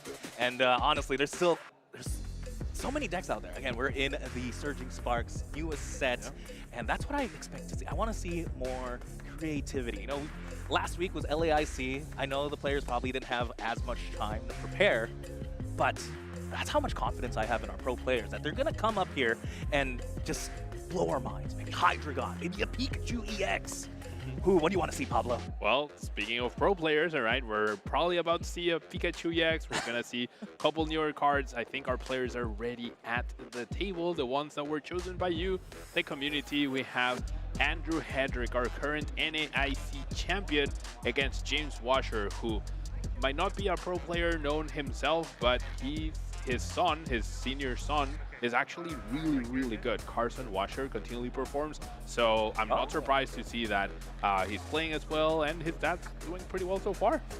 Yeah, it's probably in the blood. I was able to look back, look at James Washer's history. He has a couple of day 2s here and there, like since 2017, probably even further back. But again, nothing like an NAIC champion here like Andrew Hedrick. Again, it's going to be Reggie Drago V-Star versus Lost Box. again, with Lost Box, you don't know what to expect, really. And, okay, we're just going to spoil it. There's Pikachu in here, and I'm excited. Yeah, as expected, we have the brand new inclusion, Pikachu EX, which, like on paper, you would imagine, oh, Regidrago plays Kyurem, has a lot of bench damage, threats with Dragapult. However, that Pikachu EX is a perfect solution to just one-hit KO Regidrago V-Stars back-to-back, and unless they have the Canceling Cologne right off the bat to get past the Resolute Heart ability, Pikachu can probably do it again next turn. So I think that really evens out, and that's why we are seeing Lost Box come back near the top once again, and this is the tournament to prove itself once again. That's for sure, that's for sure. But it's just so crazy to think, again, Regidrago V-Star is probably one of the best decks. Honestly, it's probably the best deck in format. We're on LAIC, and it has something to prove here, but it has so many tricks up its sleeve. You mentioned earlier, that's right, it plays Canceling Cologne. Maybe Pikachu EX might not be able to stick around. Even has something like, they even play Gudra V-Star now. You're thinking, maybe my Pikachu's 300 damage is enough? Nope, not just yet. But we're gonna have to see, of course. That's why I'm very, very excited to see that match. Again, something established in the format, Regidrago V-Star, and the new kid on the block with Pikachu EX. Whew, I'm excited. And of course, especially seeing Andrew Hedrick be piloting one of these decks. It's gonna be a treat for sure.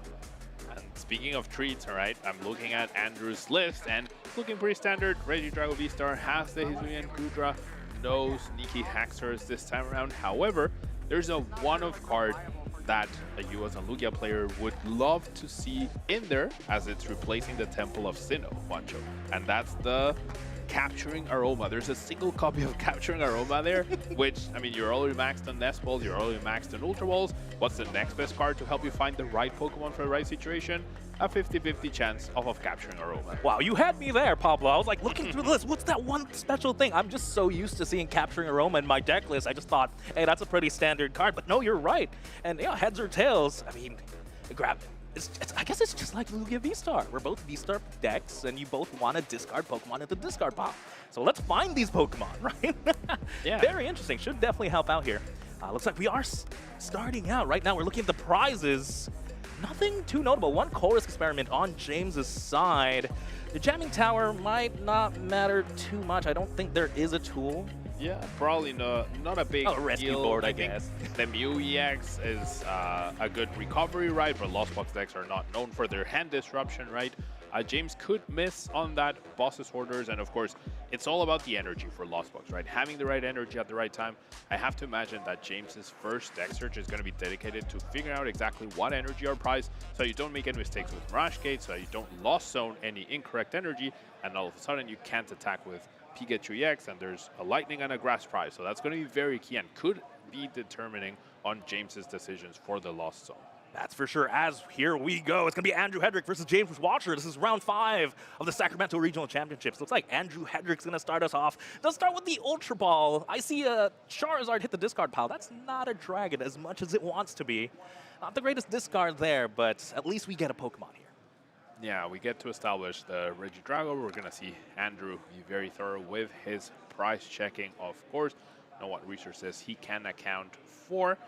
And underwhelming-ish hand, but I mean, benching a Drago, attaching to it, that's the bare minimum you want to do on turn 1, right?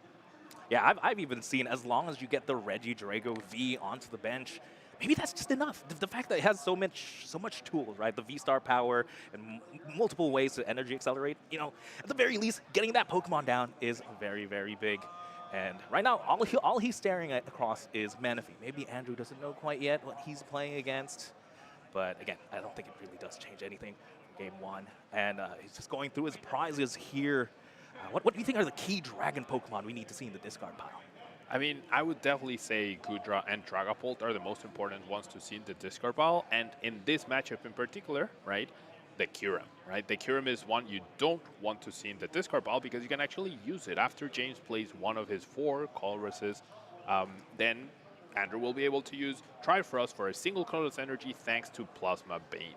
That is a very, very good point, Pablo. Again, Kyurem, Plasma Bane. If you have any Colress cards in the discard pile, you can attack for 1 energy. Some would think maybe that's just the best attacker to have. You're right, let's just have that on the bench. Typically, you don't like having it there, but, oh, that's a scary Pokemon. But, you know what, there is a Manaphy on the other side of the field. Yeah, and that's the threshold, or that's the barrier that you have to get past, right? And that's where the Canceling Cologne comes in as well, right? You just find the Canceling Cologne, shut down that Water Veil ability by having the Mana Fiend active, and then you're free to use Curem, knocking out the Mana Fiend, or possibly knocking out multiple Comfeys. Now, I'm sure James is very aware of that, and will make sure to protect that Mana Fiend as best as he can, and not leave himself open to the board happening. And one way you can do that is if you have the threat of Pikachu EX, right, then your opponent has to decide, do I invest the Canceling Cologne into shutting down the Water Veil, or the Wave Veil, sorry, or do I use it to shut down the Resolute Heart ability? Ooh, the nice thing is, though, Regidrago V-Star is one of those decks can reuse things from the discard pile. Maybe they just do both. No, but right now we're going to see James Washer do their turn here, opening up with the Buddy Buddy Poffin. And I feel like if once you start that Buddy Buddy Poffin, you know you're going to be having a good time finding double Comfey there. We're going to need to do a couple of flower selecting here. But I think it would be great to see maybe like a Cramorant just take out this one Cleffa. We saw how big that was in LAIC, just being able to draw up cards. And maybe Andrew here doesn't have the greatest start. Just one Regidrago V and energy. Yeah, now, one funny thing that I want to mention specifically about this match between Andrew and James is that James's kid is on the same team as Andrew. So both players might actually know each other deck list just by that. So that always adds like a next layer of, okay, my opponent knows my 60, I know their 60. So you can make some specific decisions or adjustments depending on your opponent's 60. Whereas if you sit down against someone you don't know, or you just don't know their 60, there are many more things you need to account for until you have the information that they do or do not play a specific card. That makes so much sense. Knowledge is power after all. I've been known, I know there are a couple of games where I played, if I know it's a best of 3, sometimes I want to fish out to know what their ace spec is or something like that. They're playing any tech cards. But, you know, sitting against Regidrago, you could also try and think, like, what kind of dragons they have. Do they play Haxorus? Do they play the new Executor?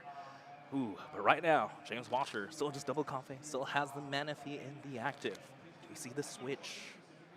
I have to imagine, right? I mean, even an energy allows you to retreat, so just James being very diligent, right, with his price checking, just like Andrew. So they both want to make sure they're making the right decisions, using their resources the best they can. And we see a very good hand for James. There's a Colress, there's a Pokestop, they're switching cards.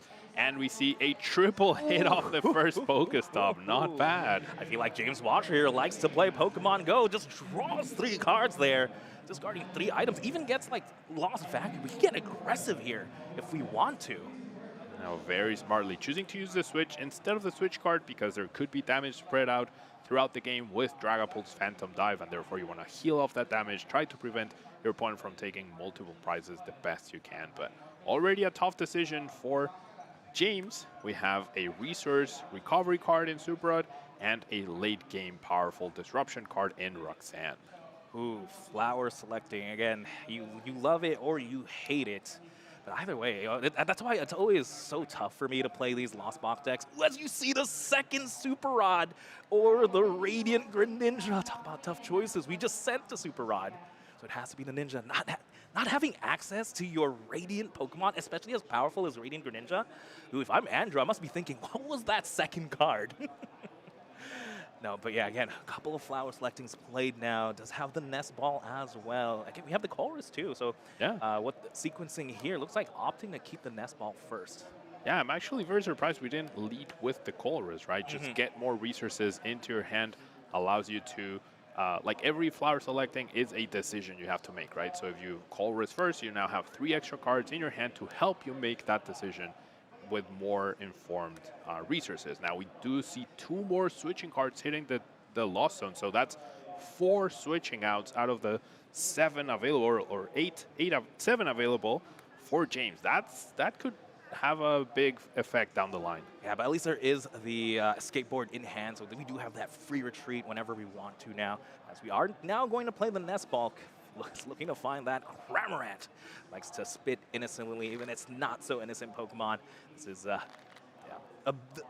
typically the go-to play for these Lost Box. Like, again, it's been a minute since we've actually seen Lost Box. I remember just being really sick of just saying flower selecting all the time, but now I'm a little nostalgic for it. But then seeing this Cramorant, oh, it's bringing back some memories. I know, it does feel like it's been a while since we've had like a lot of Lost Box show up at a tournament, but now I think it's going to be a common occurrence with Pikachu EX, and this knockout is actually pretty significant for Andrew just because he loses the resources of Cleffa, but as long as he only benches or has 2 prize Pokemon available, James has an extra resource, but he will still have to go through 3 2-prize Pokemon in order to win this match.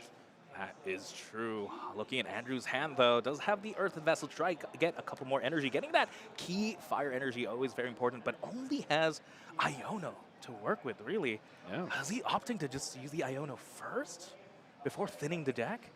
Yeah, I mean, he's valuing having the Switch available and the boss resource for later down the line.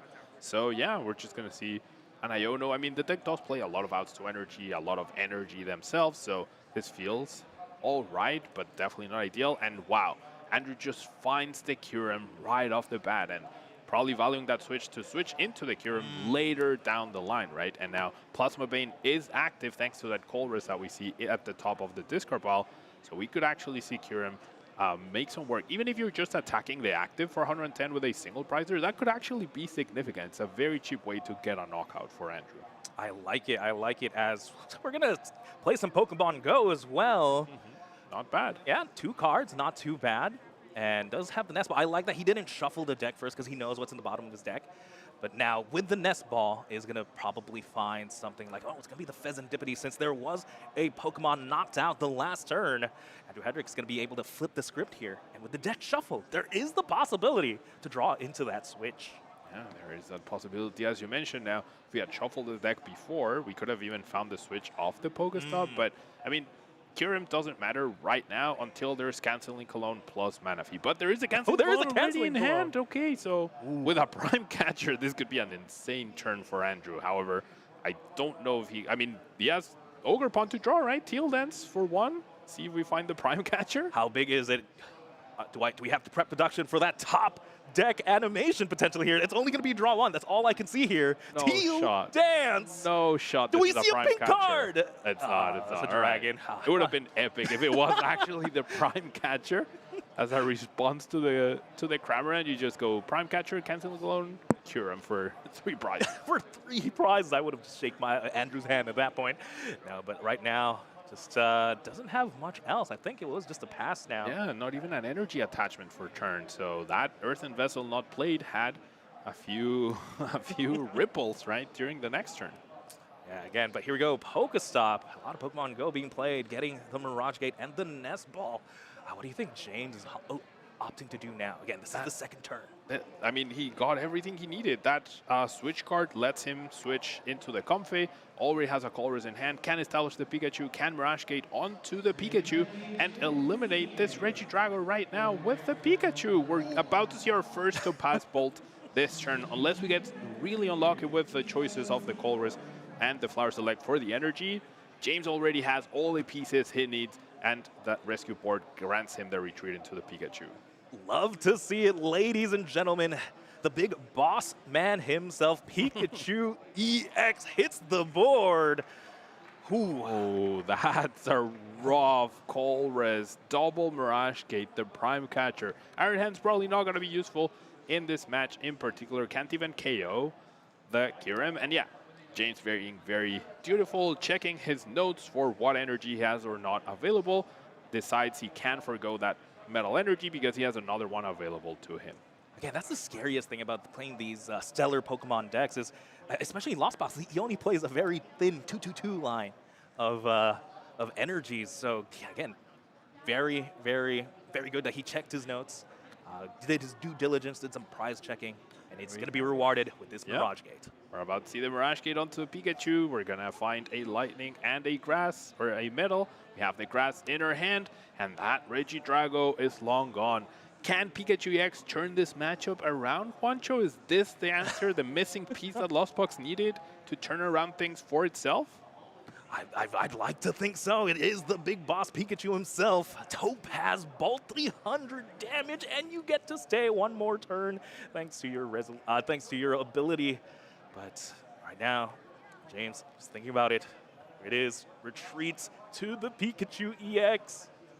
We get the first Topaz Bolt ever, Pablo. First Topaz Bolt on stream against the NAIC champion. James must be feeling pretty good right now. Yes, 300 damage going into the Regidrago V, more than enough to knock it out. And just like that, Andrew Hendrick in the back foot here. What can he do to respond? I mean, he definitely still has the option to potentially use Kyurem. Doesn't have a boss's orders right now. But, I mean, other than that, like, you respond with reprises. Sure, you even up the price raise, and you remove the resources of Comphase and whatnot, probably the mana fee as well. But it's definitely not the position you want to be in, right? Andrew missed the attack with Regidrago V-Star last turn, even missed the energy, so definitely on the back foot. Can use the Cancel Clone to shut down Resolute Heart, but then that means you're not using Kyurem effectively or as you would like to do. So plenty of options, but definitely a little bit behind in this match. Yeah, it's the scariest thing. Like, do I take the 3 prizes? Do I just deal with this Pikachu EX? Oh, you know, if anyone can find the correct answers, I am sure it's someone like Andrew Hendrick. So I'm definitely taking down notes here. And again, very, very tough spot. But luckily, you know, the V-Star hasn't been used yet. We still have a lot of resources. Andrew still definitely has a way back into this. Yeah, I think anytime you still have Iono against Lost Box, you always have a chance, right? Because they can struggle to build up their hand, even if they have multiple Comphase or whatnot. That only gets them an extra card, and it comes at the cost of a card hitting the Lost Zone. But we're going to start with the Serendipity. We find the fire. We have enough energy switches. I think we have already the Regidrago V-Star in hand, so this could come down to can James find back-to-back attacks with Pikachu EX in the upcoming turns. Yeah, I know we've seen like at least one Super Rod hit the discard pile, so if this Pikachu goes down, maybe it's a little bit harder to put back Pikachu plus a couple of energies. We do see the Regidrago V-Star now hit the board, and a couple first energy switch. I need to see at least one more. It's already in the hand available. Also has the Canceling Cologne. I don't recall if there's a Dragapult already in the discard pile. I've seen one in hand. Copy. Yeah, there's one in hand. There is a research as well, so we're probably just going to see the Canceling Cologne get played. We benched the Kyurem here, though. I think Andrew just wants to make sure that James has to knock out 2 more 2-price Pokemon. So the Kyurem, of course, has way less HP than any of your other Pokemon in play, so it's going to hit the discard pile, but definitely a consideration. But since you're dedicating the Canceling Colognes to deal with the Pikachu EX, I think that's the main reason why you're just giving up on the Kyurem for this game. I like to see it. I like to say, I mean, this Pikachu EX, it's just such an intimidating Pokemon right now. Just getting rid of that ability is absolutely huge. And the fact that it doesn't have the most HP, I believe it only has 200. Yeah, it only has 200, so it's perfect math, really. Oh, who draws 3 off the Pokestop? So Andrew hesitated first, almost decided not to, then he did, and then he gets rewarded for it. So very nice Ultra Ball here, getting rid of more resources, more options. Now, James definitely relieved, though. He has a 9-card hand right now. Yeah. So when you don't see an Iono when you have a 9-card hand, you're feeling pretty good. I have a feeling we're about to see another Topaz Bolt in response. Or we actually get to see the Goodra, which prevents the Topaz Bolt. Yes, the Goodra V-Star. If I had to say the LAIC star, really, getting discarded there by the Earthen Vessel. And yeah, that's a pretty good Pokemon to have. Now this Regidrago is, we're going to need to find a way to boss around it. Yeah, poor Pikachu has only 200 HP, which is the perfect number for Rolling Iron now. In James's 9-card hand, though, there is a boss, there is a Prime Catcher, there's double Mirage Gate, so can definitely even take down this Regidrago if he wants to, or save the Gusting effects to close out the game on any of the bench Pokemon that are here that are much easier to take down with probably a Blood Moon or Saluna. That is true, of course. Once a Pokemon hits the bench, any effects on that Pokemon are removed. That means no more Goodra V-Star attack, no more Rolling Iron defense there. So, yeah, I see the double boss, like you said, could potentially knock out this Regidrago. Does he have... does James have a way to get back the Pikachu? Again, 9-card hand, anything can happen here. Yeah, there is the Super Rod right there in the hand. Does have Nest Balls, does have Mirage Gates. Ideally, you don't want to dedicate 2 Mirage Gates to power up one Pikachu. You want to do it once. There's another 3 cards of Pokestop. This Pokestop has been so generous for both players at this point. We might just have to rewrite Pokestop to just say draw 3 cards. Yeah. Why not? Again, very powerful card.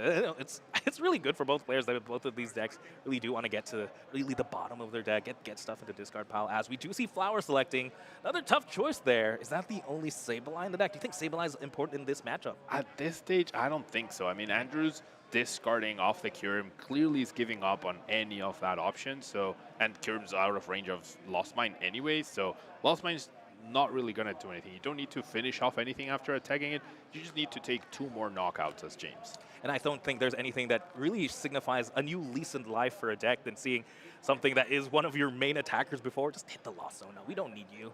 We have Pikachu now. Or this Blood Moon Ursaluna. This could definitely take a knockout on the bench.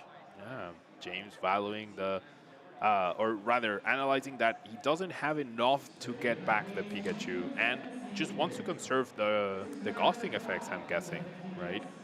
Still has a Pokegear, hasn't played Colress this turn either yet. Blood Moon will be able to take a knockout on any of the bench Pokemon at this point in time, provided it has enough energies, right? So you still need to dedicate the Mirage Gates onto it. Yeah, it's a little bit less resource in. It needs less resources than Pikachu, that's for sure. Especially with the season skill ability. You know, I believe it needs how many, like 3 energy right now? Yeah, it does need 3 energy, same as Topaz Bolt, right? You don't discard it. But yeah, I mean, you don't need to just recover the Pikachu, you need to recover some of the energies, which we just saw the second Super Rod, but we see the second Lightning energy. There's one in the discard pile, but that second Super Rod could be difficult for James to recover. I think there's a path though, right? If you attack with Pikachu this turn, you keep the Lightning, and you knock out any of these bench Pokemon, then you can do it again with the Blood Moon. You can also dedicate the 2 ghosting effects to just knock out the Regidrago, but James is going to go for the Mirage Gate onto the Blood Moon, and there's exactly 2 energies left over, which is great. That's what you like to see, the optimal Mirage Gate, that's for sure. You know, James Washer knowing, I think, exactly what's in his deck, not really second-guessing himself there. Sometimes I like to check myself before I Mirage Gate, that's for sure, as we're going to see the boss's orders now onto the Pheasantipity EX. Switch card also used there to get the Blood Moon Ursaluna to the active, and I believe you do still need 1 more energy here. Yeah, we need 1 more energy. There it is. Now, you have to be expecting an Iono next turn, so I would love to see James like recover the Pikachu, set it up on the bench, dedicate the other Mirage Gate onto Pikachu. That way you have 2 threats, right? And whichever your opponent takes down, you have the other one to potentially win the game. And if Andrew takes down the Blood Moon Ursaluna, they can't do it with Rolling Iron, so then Pikachu can finish off the game. They take down the Pikachu with the Canceling Cologne, then you're 1 ghosting effect away from the Blood Moon. But James gonna choose to just have a bit more protection. Can't play the Puffin now that he's played the Comfey down. A little bit of a missequence there. And every card really does matter here, especially with something like Iono. You want to get rid of any of these non-playable, some things you don't want to see at the other side. But right now, we're going to do Blood Moon 240. James Washer goes down to 1. Goes down to 1 prize card left now. Gonna rearrange the Lost Zone a little bit, just make it very clear. There's 9 cards there, I believe. And now it's on Andrew, right? If he wants to get 2 more prizes right now, just needs to dedicate the Blood Moon or knock out the Blood Moon with Giratina. Should be simple enough. But the big card here is Iono. Try to make sure that your opponent has the least amount of cards to avoid losing next turn. Yes, Iono, very, very big card in this matchup. I remember, Pablo, when Iono was first released, people were saying, this is the bane, this is it. This Lost Box is unplayable now. But well, just like we've seen, sometimes Ionos can be lies, you know? Oh, trust me, I am very aware of how much of a lie Iono can be. It has its pros and cons, obviously. It definitely gave me a little bit of a bad memories when comparing it to Marnie, right? Like I always had this like, oh no, the nightmare's continuing. But of course, it's a very important card in the format. And it's a very cool comeback mechanic that is available. Especially in this position, you know, being down to 1 prize, that's, you know, Iono 2-1, that's the one, that's like a position no one wants to be in. As looks like Andrew Hedrick's going to draw a couple of cards first before we hit the Iono. Draws into the A-Spec. I don't know, not sure if they really want that on this side of the hand or the next side. But right now, I think we just have to deal with the Ursaluna anyway. Now, I think Andrew, this Iono to 1 is going to be huge because Andrew, because he still has the V-Star available, because he has that Prime Catcher resource, right? We could actually see the Trifrost next turn as a win condition because right now there's no 2-price Pokemon in play for James. Maybe that's what he was trying to protect from in the future, but As long as Andrew has that V-Star, he can Legacy Star back the Canceling Cologne and just bring that Manaphy active and copy try for us for a game.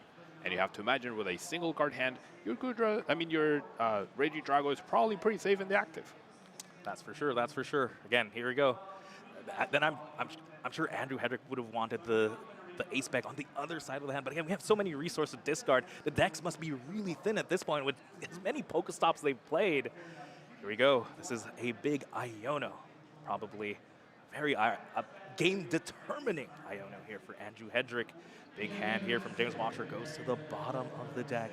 James draws 1. Andrew draws 4. Ooh, again, I would have loved to see the Pikachu as well. Yeah, establishing the Pikachu, dedicating, like you would have one less Super Rod, one less Barrage Gate, and you have both threats. So that all you need is one Ghosting effect and you're good. But we did see Andrew take a very long time to play that Iono, being very hesitant and drawing that Capturing Aroma that we all love. A little bit less useful right now, but hey, let's spin that wheel first. Draws 2 cards. Pablo, walk us through what James needs this turn. Because again, Andrew potentially has it in the next 2 turns, this turn plus the next attack. What does James need to see this next turn? James needs to see Prime Catcher, Super Rod, and Nest Ball. Or if there's a Night Stretcher available, there is a Night Stretcher. So any way to recover the Blood Moon or Saluna. Oh, and that energy attached to it as well. So a lot of pieces. However, we've seen the Pokestop be very kind to James. So if he can pull that off, then... And there's 1 piece already. 1 piece. Night Stretcher gets a Pokemon or energy from the discard pile. Just need a couple more. Let's shuffle the deck now. We know there's the Prime Catcher in the other hand. Didn't draw into Chorus just yet. We have so many ways to go through the deck. Iono to 1 seems so scary, but with Pokestop, with Flower Selectings, with a second Flower Selecting potentially, we're going to see a bunch of cards. Can we put it together? This Pokestop is going to be huge, Juancho. 3 very key cards, Palpad, Mirage Gate, and Comfey. All right, so, I mean, Palpad can replenish the deck right now with 2 Colruses, making the odds of you hitting 1 off of Flower Select actually pretty decent at this point in time. But there's still a lot, right? Because there's also no energy left in the deck right now. So we need to find a Super Rod, a Prime Catcher. That's a lot. Yeah, it looks like a Boss's Orders is getting put back in the deck as well. Again, I would have liked to see the double Chorus, just like you said, just because we need more than 1 card here. Boss doesn't get you there, right? Even if you find the boss, you have the Mirage Gate, sure, but there's no energy in your deck. So there's no single card that Comfey can find here to win you the game. So that boss almost feels like a slight mistake compared to another Chorus to just find all the pieces that you need. Let's see if that boss... Ooh, Pokegear, great to see. Pretty big. That's pretty big. Yeah, we have the Mirage Gate already. We don't need that one. That Pokegear is going to be huge. 7 cards. If we had that extra Chorus, our chance of missing would be pretty low. I mean, I feel like they're pretty low anyways. But now I love this from James. Just checking how many switching cards do I have available to see if I have if I can increase the chance of finding the Chorus. Does find the Chorus already, and you need Prime Catcher, right? Yes. Boss doesn't matter, so you have the switching effect. You need to find that Prime Catcher right here, right now, of this Chorus. And now you should play the Pokegear because you don't want to see a supporter anymore. That's you true. Want to see Super Rod and Prime Catcher. That's what James needs to win this game 1. As Pokegear here now going to try and phone a friend, but this friend doesn't quite matter anymore. 7 cards here, just trying to thin the deck. The deck's not too thick. There, I think could be a chance here. Looking at the 7, does find the Chorus Experiment. If he Chorus, then he wouldn't have found it. So great to just shuffle the deck as well.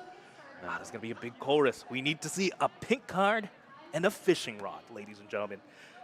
And now there's another option that James has, depending on this Chorus. Like there's Lost Vacuums and there's more Pokestops available. So he could Lost Vacuum away his own Pokestop and then play another one and use it again. But big 5 cards here, Juancho. Do we find the pieces? 5 cards. I don't see anything pink. I do see the Super Rod and the Pokestop, just like you said, though. There's no Lost Vacuum.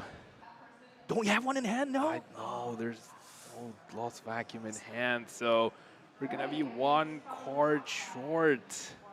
If he had the second Mirage Gate, then we could bring back Pikachu. Yeah. Oh, no, but there's no way to switch. It had to be Prime Catcher. There was no other option other than Prime Catcher.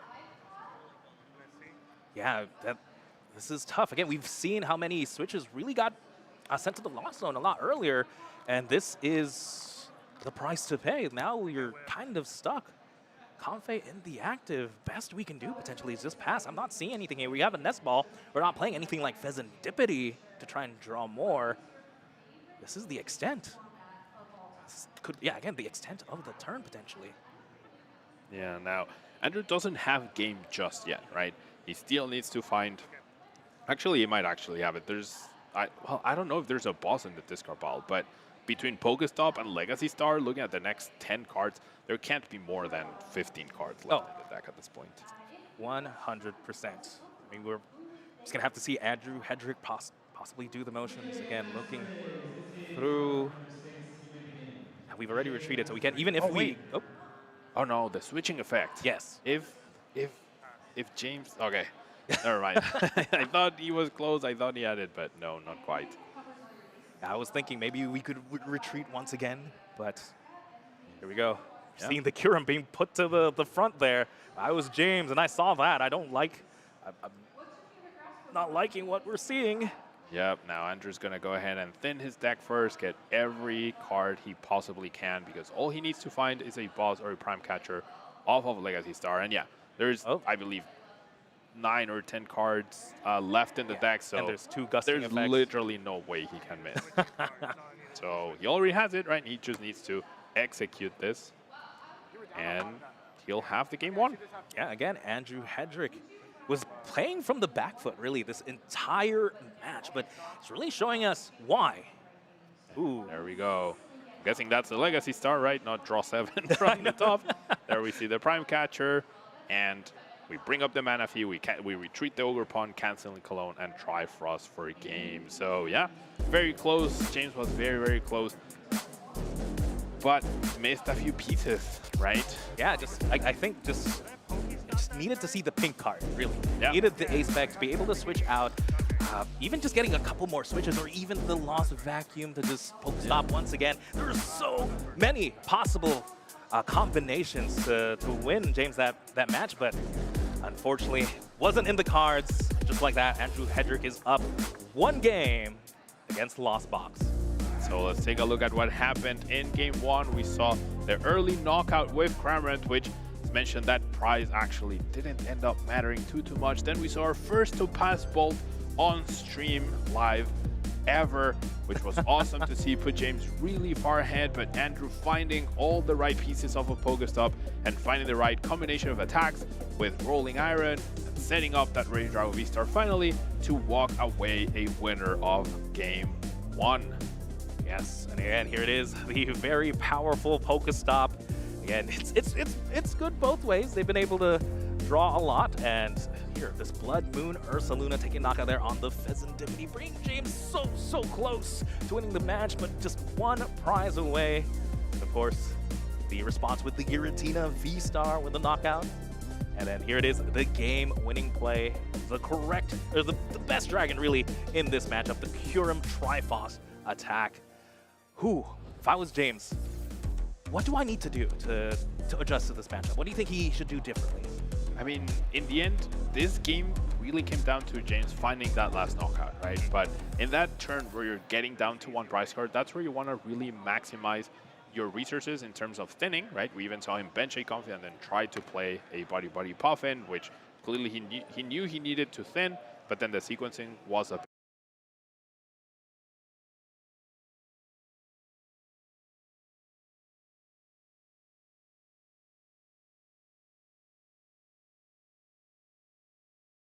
two pieces to finish off the game instead of needing so many combo pieces. That is exactly what ended up being James's downfall in game 1. Yeah, it looks like game 2 is now started. We've started with a Hisuian Heavy Ball. Just want to talk about this real quick. James Watcher actually had a couple of comp phase prize plus the mana fee, and just really prioritizing getting the mana fee out there.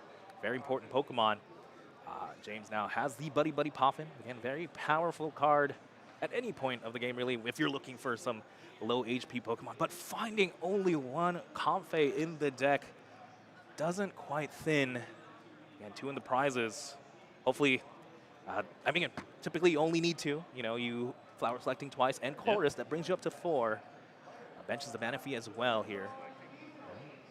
When you are going first, oof, that's a tough decision. I mean, James knows he didn't prize the Metal Energy, and he knows he also prized a Mirage Gate, so Mirage Gate very key, but having only one Metal Energy left could prove problematic in some situations. Now, as you mentioned, Juancho, that extra comfy prize means there's one less card thinned from the deck of that Body Puffin, and with James' hand, we could have seen a triple Flower Select, which really sets you up for the Topaz Bolt next turn of a single or a double Comfey plus Cold Res or whatnot, but ending your turn with 2 cards in Lost Zone instead of 3 can play a big role as the game goes on for longer.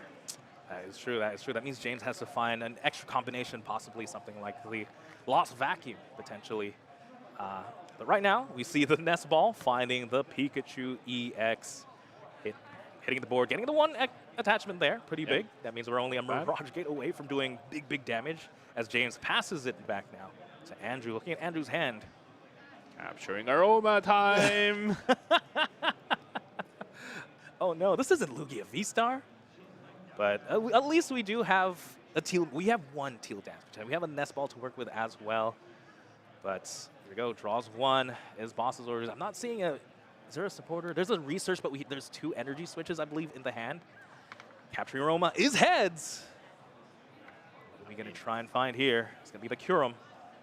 Curum. Oh no, it's heads, so it has to be an evolution Pokemon. Dragapult or Goodra are probably the ones that are going to be taken out. There are 2 copies, right, of Dragapult in this deck. No, there's only just one. and so it's in the prize cards. yeah, that could be. I mean, it's not the end of the world for Andrew, but definitely significant, right? Because that bench damage can pile up very nicely, and even a single damage counter on the Pikachu shuts down the Resolute Heart ability, right?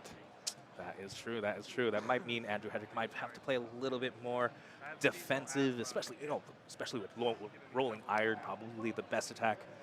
Not quite sure what else he has here. Again, he could go Squawk, but he does have a research. Has cards to play at the very least. Yeah, should have plenty of options at this point. Does have research, does have energy switches as well, and a Nest Ball to start loading up that Regidrago, right? Which is all he needs to do now. Of course, being very thorough with his price checking as is expected. We'll find out, as we mentioned, the Dragapult being prized and whatnot, but yeah, Dragapult, your pink card as well. You know, you never want your Ace Bag, your Prime Catchers in the prizes. A couple of key cards there. But yeah, prized 1 Fire Energy as well, but luckily he is playing the version that plays, 3, so a little bit easier to find there. Yeah, not too bad. Now, there have been, some Regidrago lists that only play to fire. To me, that's super risky. I think we've seen that in LAIC where double fire energies were prized. And I mean, the chance of that happening are on average 1 in 100 games, right? So it's an acceptable risk to take, but it still feels pretty risky. But sometimes you are that 1 in 100. Yeah. On stream too. Yeah. It looks like finally making a decision there, opting to grab the Hisuian Goodra V-Star off of that Capture Aroma. We do find the Nest Ball. Do we find the Regidrago here? Do we go for maybe something like Squawk to try and draw more cards? I think it makes sense just to get your main Pokemon out and play. As Andrew, are you ever scared of you have to respect it, right? You have to play 2 Regidrago. You're staring down Pikachu EX with 1 energy. Prime Catcher is always a thing. You never want to leave yourself with just 1 Regidrago V in this position. Yeah, no, for sure. And I mean, I don't know why you would hesitate on that Regidrago, right? You have so many resources you need to. If you plan on researching, then you're going to lose a couple energy switches and whatnot. You really can't Squawk ability at this point in time. So yeah, pretty decent turn for Andrew. Will lose some resources off of this research, but of course you always have Legacy Star to get those back. It does make use of at least 1 energy switch here, right? So if anything, that was some value. Does draw into, I believe that was an Earthen Vessel, so we'll get at least the energy attachment for turn. I'm not seeing a second Regidrago V, however. I don't think I saw a way to get it into hand as well. I mean, I see a Mew. We could thin the hand down, potentially try and draw, but I don't think we can do that. This might be James's opportunity if he could go fast, find the pink card, get the lone Regidrago V, could put him in the driver's seat for the entire match.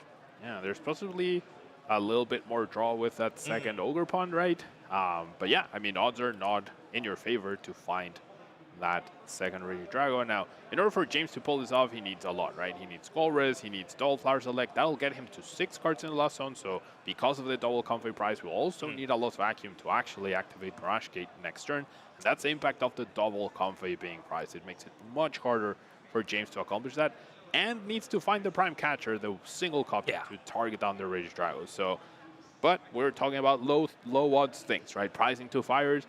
I would venture James's odds of finding that is probably higher than 1 in 100. So there's still hope. Oh, trust me, I never count Lost Box out. I always think, you know what, they just have it.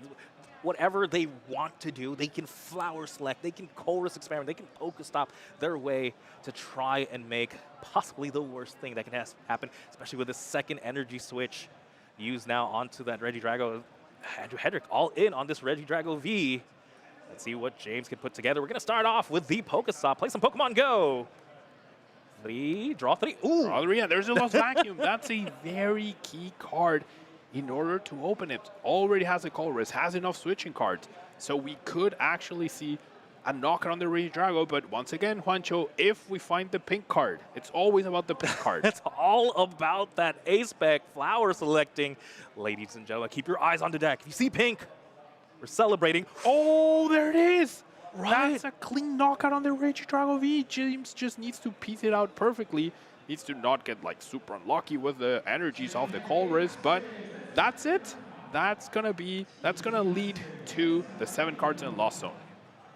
Ooh, Pablo, you know, I was trying to build up suspense. I was sure we weren't gonna find it off the first Flower Selecting. We still have Colresses to work with too. Whew, that was James must have willed it to the top, that's for sure. I'm going to have Radiant Greninja to try and draw even more. I mean, that's a lot of good cards there off of that Colress. I feel like you would want to value, the Pokegear for the follow-up Colress, right? This is only your first Super Rod. You play 4 non-art prize, so I do like valuing the Super Rod over, the Pokegear over in order to find the next Colress, right? Find more pieces. You know you're in for like you have a big lead right now, you want to keep that. I think the biggest hurdle right now is honestly that Cleffa, because with the Prime Catcher gone, you have Boss's Orders, right? But finding back-to-back Boss Orders for Lost Box is actually very, very difficult. As we do see the Lost Vacuum putting the Pokestop in the Lost Zone, that puts us up to 7. We're in Mirage Gate range now. Would love to see maybe a second Pokestop, not gonna lie. We've seen how useful they are, but here we go. Mirage Gate onto the Pikachu EX. Who we're gonna see the second Topaz Bolt of the tournament as well, and boy is it a good one. Onto a lone Regidrago V that has all the energies on the board that we've dedicated 2 energy switches to at this point. James must be feeling good about his position. Yeah, I mean, you're ahead in the price race. You knock out your opponent's only relevant Pokemon at this point in time, and there might be enough time in order to get this win right now. We are seeing a second Mirage Gate being dedicated to this Pikachu EX, or could just be for retreating purposes. No, we're going to see the 2 energies attached. You don't have to discard any specific types for Pikachu EX's attack, so I actually really like this. Just get those useless energies out of the way, because you're going to need a Super Rod later, likely, so I love this. Getting ready for next turn, and you have the immediate recovery of Night Stretcher. You know you have the Mirage Gate available as well of the prizes, so looking pretty good for James. What a dominating position to be in. Topaz Bolt, 300 damage, lone Regidrago V. Andrew Hedrick's back's against the wall. And again, I just love that you can have the confidence to display. Not only is it because your opponent's, not in the greatest position, but because of the Resolute Heart ability on something like the Pikachu EX as well. It just makes it feel extra safe. Is there a world where maybe the Ogre Pond gets enough energy to knock out this Pikachu? I feel like that's a little bit too much to ask. You would need, what, 4 on the Ogre Pond, plus the 2 on the Pikachu. That's the 210, right? Plus the canceling clone. I mean, James did invest a lot of resources to do that. He was preparing for an Iono very well by doing so. I feel like the odds of Andrew finding that one of canceling clone at this point are pretty low, but the odds of finding the one of Prime Catcher were also pretty low, and it did happen, so there is a chance. It happened very, very quickly as well. Yeah, again, canceling clone, not prize with the energy attachment dedicated to that Regidrago fee for energy. 4 energies on an Ogre Pawn is not going to happen, especially with a counter catcher now onto the mana fee. Maybe hoping, forcing your opponent to expend a little bit more if they want to maneuver, especially if you're going to research the hand anyway. We do see the second Regidrago V, so we will see a Regidrago V-Star eventually hit this match. Now this counter catcher does open up another option, the Trifrost play, knocking out the mana fee, but it all comes down to a canceling cologne, right? Finding that canceling cologne, it's easier said than done, and it doesn't seem like Andrew was able to find it. Again, that's true. They could have used that last bench space to bench the Curum. It's going to be passed, not even able to draw with the Cleffa there because the hand is absolutely massive. Back now to James. It's a lot of cards to work with. I think the main thing we're looking for is just a switch and energy. Oh, plus Gust, I guess. Yeah, boss plus switch plus energy. Once again, finding that one-off copy of Assurers. It's actually easier than finding the Prime Catcher because you can Pokegear for it. So you have more outs to the boss Assurers than the Prime Catcher. So it is possible. There's a Palpad to put it back. So we could actually see the back-to-back boss Assurers, but it's pretty difficult. Now we are going to see the Palpad. That takes away the Trifrost option for now, right? The cheap option at least, because there's currently no Colress in James. No Colress in James' discard pile. But I mean that could also be to increase the odds of the Pokegear that he has in his hand. That's true. I've never thought about using Palpad, just deny your opponent an attack. Measure, yeah. As we are going to see the switch card. So we're going to start with Flower selecting first here.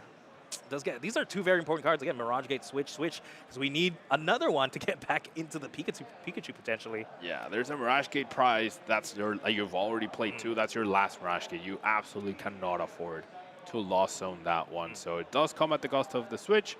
And that means the Comfey right now is stuck in the active spot for now unless we see a Colress hit from this Pokegear off the top.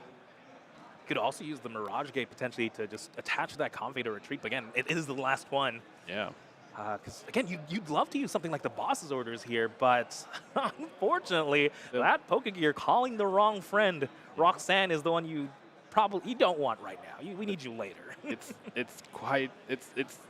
the worst possible find off of that. James pretty disappointed, of course, with that. Even like boss would have been useful, Colress would have been useful. This is the worst find off of Pokegear, and the deck wasn't even too big, right? Yeah. So your chance of finding something better were pretty decent. Even Palpatted back a Colress to increase the odds. I'm not seeing anything right now to try and draw more cards. You could use the Night Stretcher potentially to retreat the Comfey.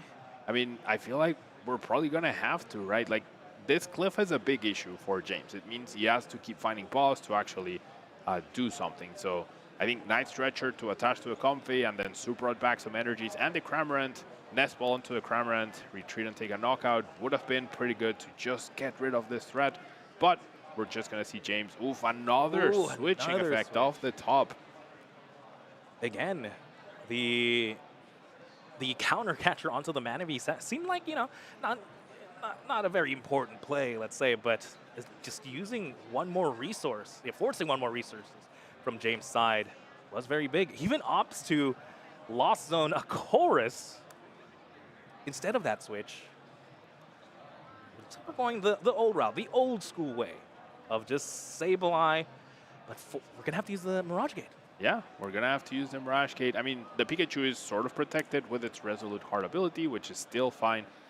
This is a very expensive use of the Mirage Gate, though, when we could have accomplished essentially the same thing by recovering the Cramorant. Now, yeah, the dice said 9, but there are 10 cards in the Lost Zone, so Lost Mine is up and running. And we're going to see that Mirage Gate get a Psychic onto a Sableye, get a Grass onto the Pikachu, and James will take a knockout on this Cleffa, but still needs 2 more turns in order to win this match, and he's out of Mirage Gate's Juancho.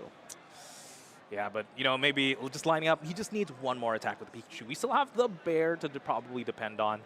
But again, from just a very clean in the driver's seat. I just have to attach the Pikachu and attack to just having the Lost Mine now. Again, just shows how important a silly little card like Cleffa is in decks like these. Yeah. Now James gonna try and figure out exactly where he wants the damage counters. He's gonna do 6 and 6, so not dealing with the Cleffa at all. Now, what do you think about that, Pablo? 6 and 6. Do you think just playing around rolling iron is worth? I mean that's clearly what James thought here. That's his plan. But the thing is, like, at this point, Andrew's up 1 game, right? He knows the time is running, and he doesn't need to win this game. He just needs to make sure that James doesn't beat him. And by doing this, and Andrew can make educated guesses if he doesn't know his opponent's deck list. They're down their Prime Catcher, they're down their Palpad, and they probably only play 1 boss. So they're going to have to go through this Cleffa no matter what. And that means James needs at least 3 more turns to win this match. Yeah. Now, if Andrew decides to attack, though, tries to win the match, then that could actually be to his detriment at this point. Ooh, that is true. What a weird position to be in, just thinking, oh, my path to victory is just not attacking. Stick with this Cleffa. Yeah, it really is. As we are going to see this Iono now. Andrew Hedrick going to draw 6, James drawing 4. Again, not too many prizes have been taken yet, and there's only a minute and a half left. Minute and a half. Andrew being on the turn here right now, drawing 6 off of that Iono. Yeah, generally there's no what's the word? There's no incentive for Andrew to attack at this point, right? And that's one of the downfalls of Lost Box. You need to call risk so much, the way you need to structure your deck leaves very little room for ghosting effects, and that can be a big problem most of the time. So dealing with that Cleffa was definitely mandatory for James to have an easier path to winning. And he'll have to deal with it anyways, no matter what. Yeah, he has to deal with it in the next pretty much 45 seconds. But right now, still Andrew's turn. Discards a couple of Pokemon. Do see the Kyurem finally hit the discard pile. Looks like Andrew deciding is going to grab the Giratina V-Star. Not going to matter too much. And just playing cards right now. 25 seconds left. Ooh, it's not looking good. Not looking good for James at this point. Then he definitely had an advantage. He had a very powerful turn 2 knocking out this lone Regidrago, but getting past this Cleffa was something that he needed to do at some point.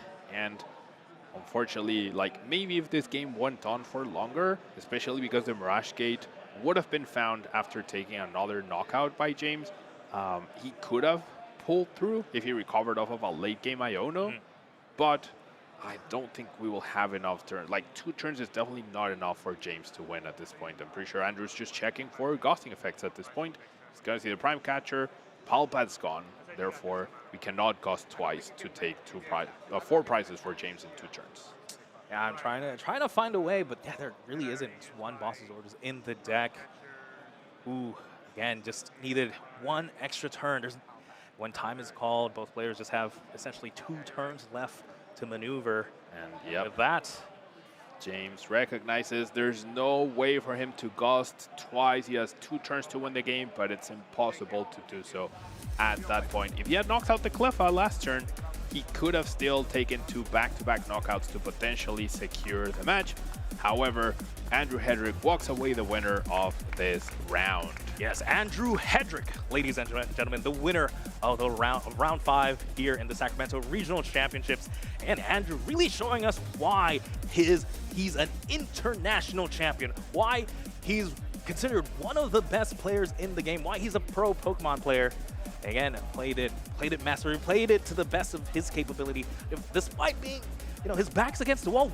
Was really in both games. His back was against the wall in both games, but again, found the path to victory and is now undefeated. Yeah, goes up to 5-0, which always feels pretty great, of course. And now we do have the replay ready for what happened in Game 2. Again, here we go. We see the Topaz Ball, 300 damage, knocking out the Regidrago V, I believe that was the very first one we've seen on the stream, and Pokestop, the silent MVP of this match, really, for both players. Yeah. And your big combination of cards with the Canceling Clone and a Rolling Iron to get through the Resolute Hearts. Here, once again, another Pokestop. Draw 3. I'm going to start to need to put Pokestop in all my decks, maybe, if it's that good. Pokestop Lugia, you heard it here first. Now, we did see Andrew walk away with that first game after denying James' hand with an Iono to 1, and then James finding the impossible combo, all the pieces, even making sure he had enough energy, enough extra energy to not need to recover some of it with the Super Out, but then that decision with the Lost Mine, you can see how important one decision can change the whole match. And as you mentioned, Juancho, that's what pro players excel at, right? One single decision, whether you make it right or make it wrong, right, can completely change the tide of any game. No, that's for sure. You definitely don't want to misstep against a player like Andrew Hedrick. You know, if they see even just a sign of weakness, they're going to play it to their advantage, and we got to see it. That's exactly what Andrew did, but again, played it absolutely massively. I thoroughly enjoyed that match, seeing Regidrago V-Star against Pikachu EX. Seeing probably the most energy we've seen on a Pikachu EX, and potentially even in the future. 5 energies? Of different times, too. That is one stellar Pokemon, that's for sure. But what a match. Did that go the way that you expected, Pablo? I mean, it did, in the sense that walking into it, I expect Regidrago to be favored. I do, however, think that as the game developed, Pikachu EX was a very big threat, and with some different decisions in terms of leaving enough threats on the board, dealing with that Cleffa, because like that decision to spread the damage onto Regidragos makes sense if you have 15 more minutes for that match to finish. But at that point, with time on the clock, that's also something I need to factor in order to win, right? So I was definitely very impressed by Lost Box Pikachu. I thought it was going to be a 20-minute match, and we were going to have to buy some time afterwards, but I was definitely very impressed by the deck, and I do feel like Pikachu EX is a real deal. No, yeah, I'm definitely sold on Pikachu EX. I was feeling the same way. I was thinking, oh, you know what, this is a deck that does 300 damage, possibly back-to-back. This game should be quick, right? But no, it's still a Lost Box deck at the end of the day. It's still a lot of combo pieces. It was very exciting to see that the A-spec off the one flower selecting. Yeah. And again, being able to put it together, you know, that Lost Box always has it. And I mean, let's see how Andrew felt about that Prime Catcher play on Game 2, as we have Adam ready with our interview. Welcome into the lounge, everyone. Adam Skarzig-Watson here with our winner that you just saw on stream, Andrew Hedrick. How you feeling, homie? Feeling pretty good. It was fun game. It was a really close game 1, so it was a little bit stressful, but I was playing against a friend, and it was pretty fun up there. That always makes the more stressful games a little bit more manageable when you're playing against a friend. The first game, certainly, as you mentioned, was pretty close. It seemed like you got off to a really slow start. You want to talk about that a little bit? Yeah, I mean, it wasn't the best start ever, but Regidrago isn't known necessarily for having the best starts, so it wasn't anything too unexpected. I knew I could stabilize my board and get to a last turn where at least force him to hit a lot of stuff that he wasn't quite able to put together. And when you're going up against this new Lost Box with the Pikachu EX, you know that you're going to be naturally favored. Does the Pikachu factor into that matchup in a big way, would you say, or is it just kind of business as usual?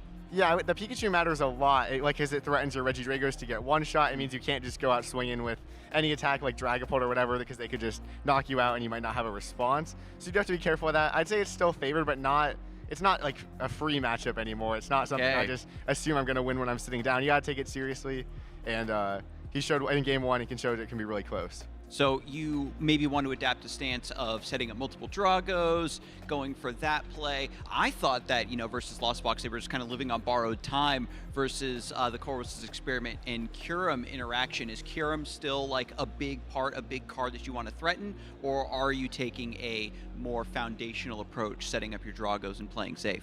I mean, yeah, you want to be able to threaten the Kyurem, but now with the Pikachu, since you have a better chance against Regidrago, now a lot of us are also adding Manaphy to turn off the Kyurem, because if you just gave them the free Kyurem, even with the Pikachu, it would still be a pretty bad matchup. So you need a lot of pieces. You need the Gust, you need the Canceling Cologne, and the Kyurem to get off that those Kyurem turns, so it's not always super easy to get to that. And it's a play to keep in mind, but you can't do it every single turn.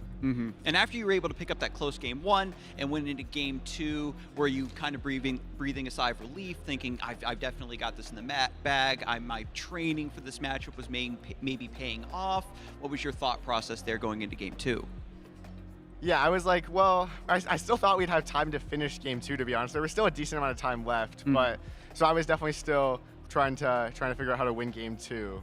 But then it ended up taking too long. He didn't have 2 gust effects left at the end, so he couldn't close out the game. Yeah, it's just a lot of actions, a lot of things to think about, certainly, when you're going up against such a dynamic mirror match, and now with the Pikachu EX. And I guess we can kind of broaden things up a bit. Andrew, when it comes to playing Regidrago, I believe our viewers at home, the last time they might have seen your name in lights, so to speak, I believe you were playing Lugia, and then Dialga, but now it comes to Regidrago. Have you been on this for a while? Refresh my memory. Yeah, I've been playing Regidrago for since around the World Championships time. I did pretty well at Worlds with it, but then the last couple of tournaments I have played Regidrago too. It hasn't gone quite as well, so hoping that this one can be a little bit better. Okay, so you still believe the deck is strong. You're just waiting for the stars to align once again. Was there another consideration for other decks to maybe usurp Regidrago for this tournament? Did you think it would be heavily targeted out of LAIC, or is it just the deck is great, you're a fantastic player, and you're just going to force your opponents to beat you? Yeah, I really feel like the deck's good. I mean, I do think it does better with the Lost Box Pikachu becoming a deck because that's like going to be a more popular deck, and I think that's a pretty good matchup. And also, I think with the Gudra is actually a really good card that helps a lot of your matchups as well. That is fair. You know, Regidrago is a deck that at this point really has a lot of history, so there's a lot of old cards and techs that you can kind of look back to shore up some of those matchups. And just for my personal edification while I've got you here, Hydreigon, is it real or not? Like, are people cooking? Did you test with the deck at all? I'm just curious. I did not test with it. It seems like a pretty good matchup for Regidrago, so I'm not too scared of hitting it, but...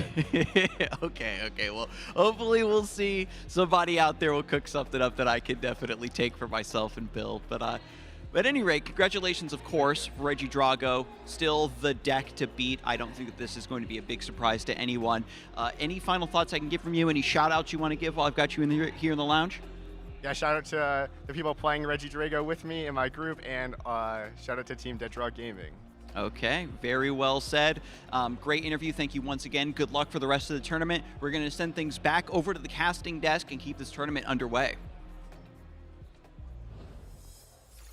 Thank you, Adam. Always great to hear from someone like Andrew Hadrick again. I feel like you can learn so much from one of the best players in the game, and looks like not really scared of Hydreigon, but that's something I do want to see, though. I mean, yeah, I'd love to see all the brand new cards, right? Hydreigon, we already saw Ceruledge, we already saw Pikachu, right? Our Charludon, Milotic EX, all of those cards, really, really cool to see. And yeah, I mean, after this match, I'm ready for more different decks to come up. That's for sure, that's for sure. With that, how about we wind it back? Pablo, I don't suppose you know, it's almost the American Thanksgiving. So we do have like a little fun bracket to really talk about. It's the Pokemon Potluck. Yep. Pablo, between the both of us, how many times have you celebrated Thanksgiving? Exactly one myself. How about you? 0. Oh boy. All right. So this should be an interesting one to talk about.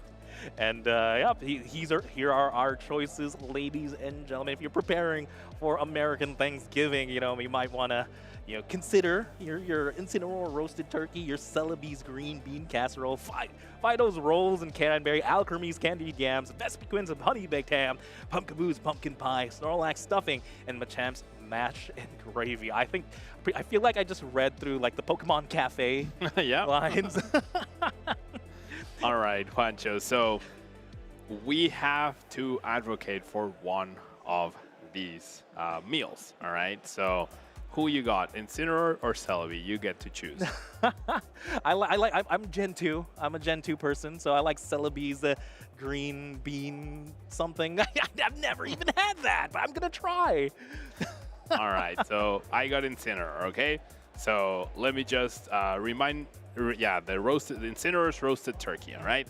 So I believe we have 30 seconds, right? Okay. I'm going to go ahead. Incineroar's roasted turkey.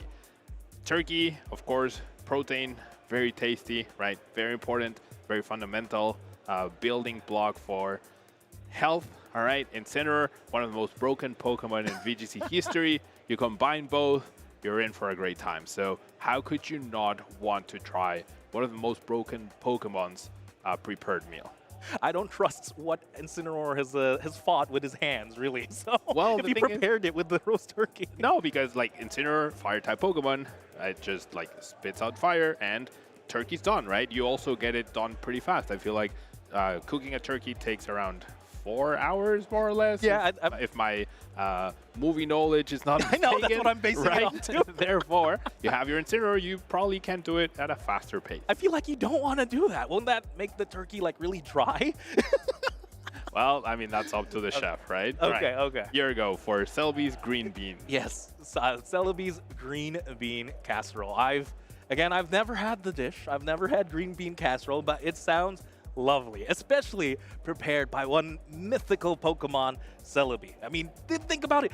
How often do you really get to run into a Celebi? You have to go to like LAIC Forest, travel through time or whatnot, and you have this Pokemon preparing you this dish, this green bean casserole. If I remember right, I checked the internet, it's like green beans with mushroom soup. So it's like a can of green beans, then a can of mushroom soup. Again, maybe not the healthiest if you're pulling out from the cans, but you know what? Celebi can make his magic, maybe pulls it out of the LAIC Forest for you, just gets the natural mushrooms, natural green beans, puts it together, and that sounds absolutely lovely. I'm hungry now. Pablo, do we break for lunch? Do you think Celebi had some razor leaves into the green beans in order to spice it up a bit? Yeah, exactly. Who would you trust more to prepare you something like green bean casserole than Celebi, right? And what does a cat have to do with the turkey? The cat hunts the turkey and then cooks the turkey. There we go. Yeah. So when Incineroar is preparing the turkey, does he have like a full body hairnet? Because that's just unsanitary if he's cooking the turkey and he's a fluff ball. All right, Juanjo, I think it comes down to like thinking back on all the movies that you've watched so far. All right. Okay. Are there ever any turkey leftovers versus any salad and all those dishes leftovers? I'm just like, I feel like the viewers will know exactly which dish is like more wanted, more desired. I'll give you that. Whenever I think of Thanksgiving, I do think of the turkey. Green bean casserole doesn't pop into my head. I don't think I've ever watched a movie where they're like, "Oh, let's go, kid! It's time for the green bean casserole." Yeah, I mean, I would agree with you, right? But it's all about the turkey, right? Preparing the turkey. Even some movies are dedicated around finding a turkey and how difficult it is around this time. That's a good point. But I feel like I'd take any turkey than a turkey prepared by Incineroar. Well, it's not up to us, though. The results are in. So let's take a look at what our viewers prefer for an upcoming Pokemon Thanksgiving. Oh, that was quick. And yep. Folks in Twitch chat, you gotta eat your vegetables, all right? It's not all about the protein, no, but okay, I'll give it to you. Roast turkey does sound a lot better than green bean casserole, not gonna lie. Yeah, and I think you were being a little picky in terms of like health regulations. Like, I feel like Incineroar can have its safe distance and just prepare the meal as he wishes. I'll give him the benefit of the doubt. He's a cat. How else is he gonna prepare a turkey? I don't know. Incineroar is so broken that you have to imagine it finds a way. Just like in VGC, it finds a way. No, definitely. If a Pokemon can do something, it's the broken Pokemon Incineroar. Exactly. Oh, trust me, it fakes you out, it parting shots, and it makes you a turkey, apparently, ladies and gentlemen. Clearly, you've been playing some VGC, right? I have. That's why I really, really didn't want to take Incineroar. I'm a big fan of Incineroar. I like it. Really? I know, like, I feel like Incineroar is the equivalent to, like, ADP, right? It's so good, people like to dislike it, right? But in reality, like, if you want to win, just use the broken Pokemon, right? Instead of being like, oh no, it's so broken, I don't like playing against it or using it. It's just use it and you'll probably win more, and that's good. That's why I ran ADP at that for a long time. Yeah, that makes so much sense. I think Incineroar perfectly encapsulates you, Pablo. Just play the broken card. Even whenever we talk about metagame, you're just like, oh, yeah, no, if that's the good deck, that's what I'm going to be playing. I'm going to be the best at the best. Exactly, exactly. I don't mind. Like, I'm happy to go back and forth with different strategies. Like, this is what's going to give me the best chance of winning a tournament. I like it, right? I don't mind if it's broken or not. This gives me the best chance. That's what I want to use. That's for sure. With that, you know what? We're going to take it back, though. We're going to go on a quick break, but don't go anywhere. There's still a lot of Pokemon action here at the Sacramento Regional Championships.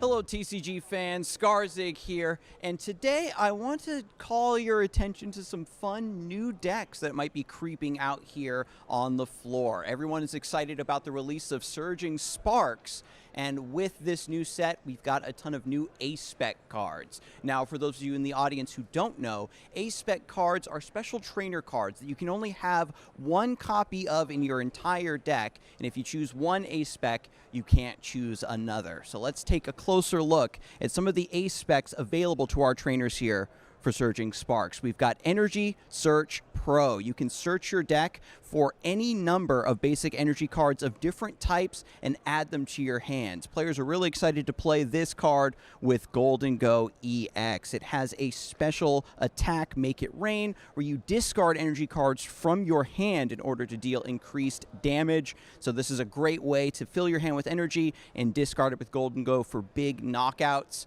We'll see if this card has what it takes to bring our Golden Boy back to the forefront. Our next A-Spec is Brilliant Blender. You can search your deck for up to 5 cards and then just discard them. This seems like a very odd card. Why would you want to suddenly discard cards from your deck? Maybe in the late game, if you need a good top deck or a boss's orders, it could come in handy, but a deck that a lot of our trainers have cooked up is actually Saraledge EX with its Abyssal Flames attack that deals extra damage based on the amount of energy cards in the discard pile. If you use Brilliant Blender, you can suddenly swing for an additional 100 damage. So we'll see if this A-Spec has what it takes to bring Saraledge into the front.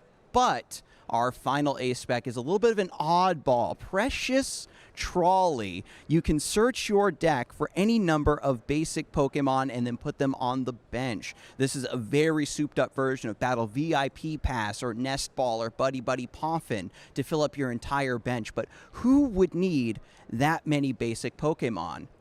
There is some whispers that Regis might be back. You use the Pikachu EX alongside the Stadium Area 0 Underdepths to get up to 8 bench slots, get all of the Regis in play, and then start swinging on your opponent for a multitude of attacks. So that's going to be a really fun deck. Hopefully they can make it work, but even if they don't, it'll be fantastic and fun for everyone to see the attempt.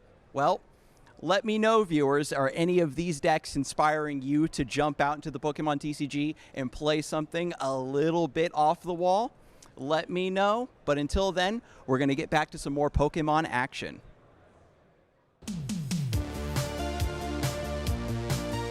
I got into competitive Pokemon with my siblings all the way back in 2010 just by going to our local league. My first competitive Pokemon memory is probably when I won my first regional championships, also in 2010. My favorite Pokemon is Shuppet because it was the card I used to win my first major tournament. There's a lot of players who I look up to and respect in the community. I mean, one I think that most people look to is Tord, just because he kind of represents the ceiling in the game. And I'm a big fan of, past just being a competitor myself and playing in tournaments, I'm a big fan of competition and seeing what Tord can do, thinking about what's possible, even if I'm not the one competing at the top 5 years from now, seeing what the landscape of competition could become. I'm very enthusiastic about it and excited to see where it goes. I'm a big battle anyone. I think I'd have to go with Ash Ketchum. You know, he's the go-to, the champ. So yeah, morning person. I don't practice as much as I would like between tournaments. Of course, for the bigger tournaments like the ICs, I put in that little bit of extra prep, show up a little bit early to the locations. But my in-between major regional tournaments is definitely lacking overall. I would like to be testing more if possible. I'd probably call my girlfriend first if I won the World Championships. Well, I guess she would probably be there because she does usually come to the World Championships. So I'd probably have to give my mom a call. Favorite dessert? Cake. Any kind, carrot cake, chocolate cake, vanilla cake, any kind of cake. My favorite part about coming to Pokemon events, I love competing in the competition. I think the real thing that keeps me coming consistently is my friends and my group that I play with consistently, seeing old friends. If they didn't really exist and I felt like I was like a little bit more outside the community, I don't know if I'd compete, but yeah, it really is the community that keeps me coming back consistently.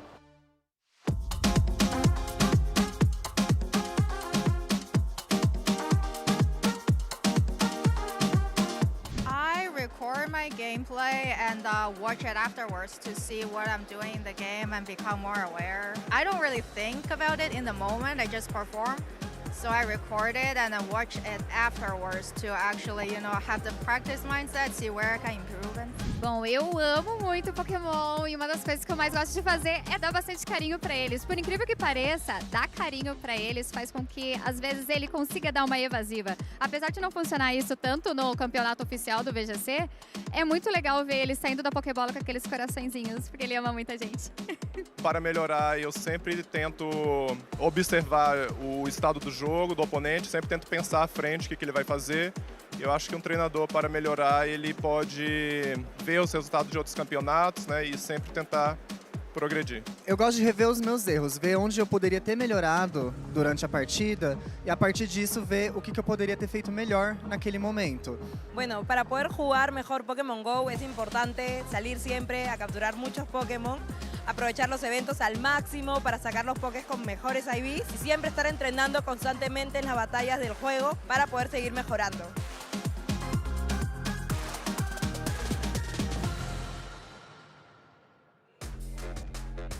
Welcome back once again, ladies and gentlemen, to Sacramento, California, here for the Pokemon Regional Championship. It's been an absolutely exciting day, especially with all the new cards. You can definitely feel the energy down here in the hall, especially around the vendor area or anywhere where you see Pokemon players playing. Right now we're into our next round, so it's round 6 actually, Pablo.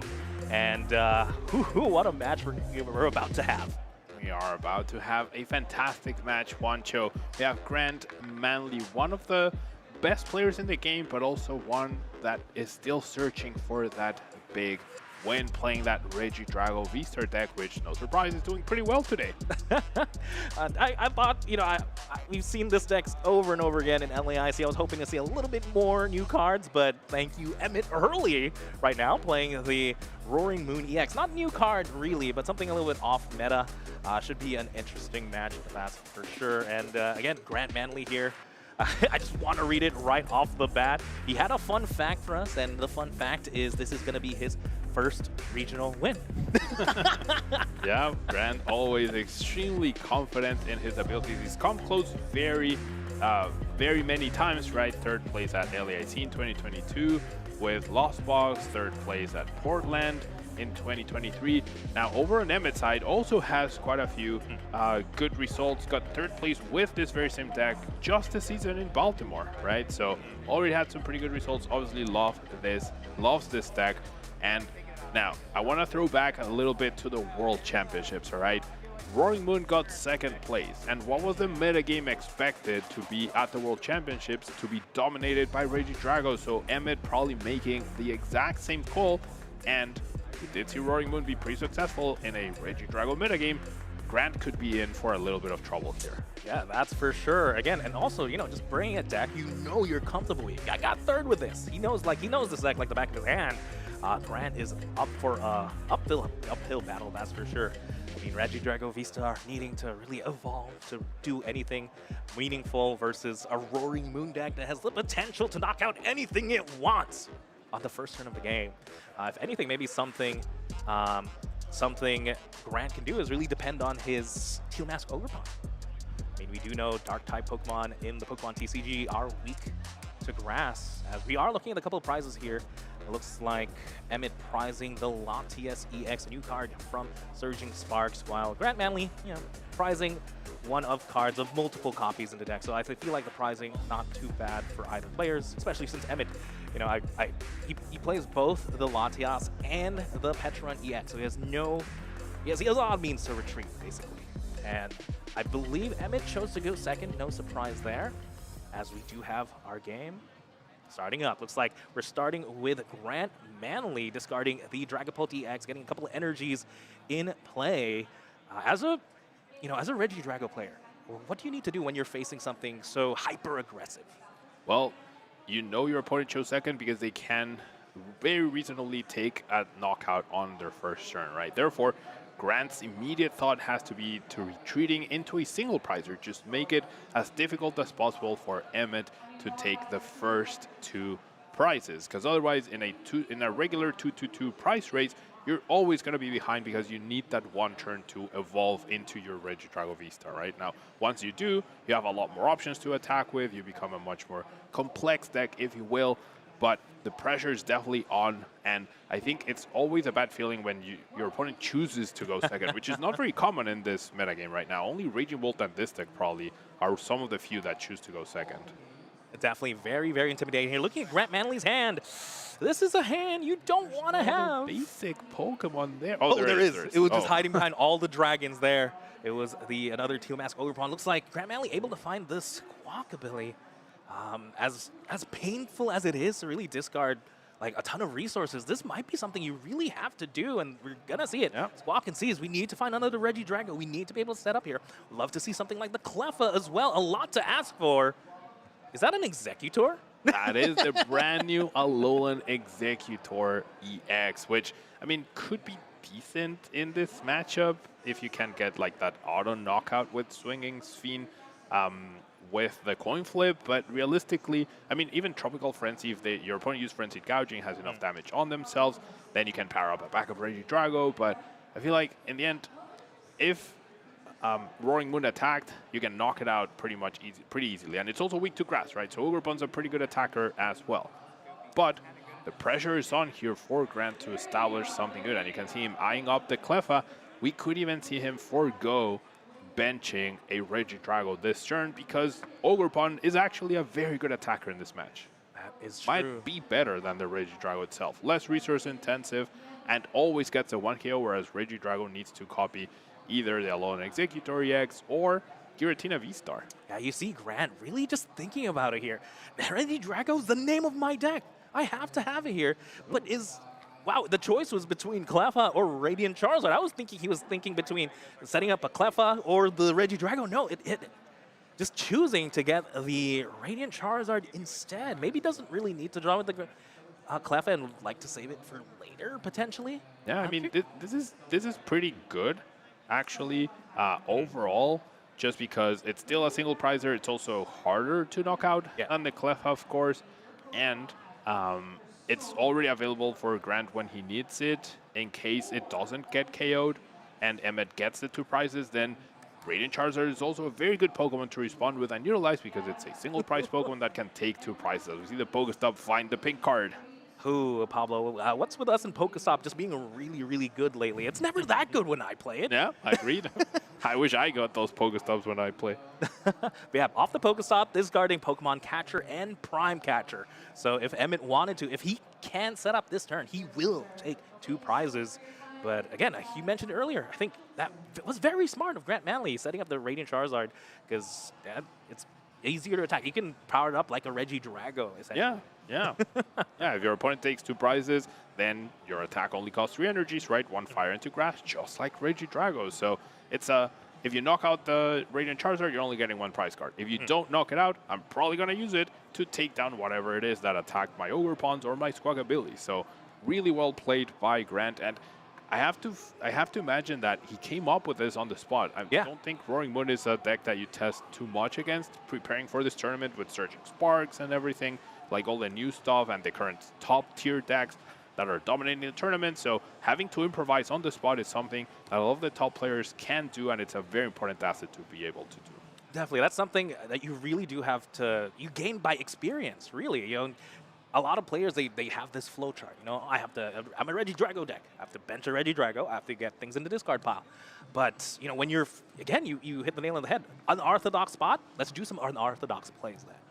As we are going to see the Radiant Greninja. Again, just the fact that there's this Radiant Charizard in the active, I'm thinking, wow, Emmett has to boss 3 times to win this.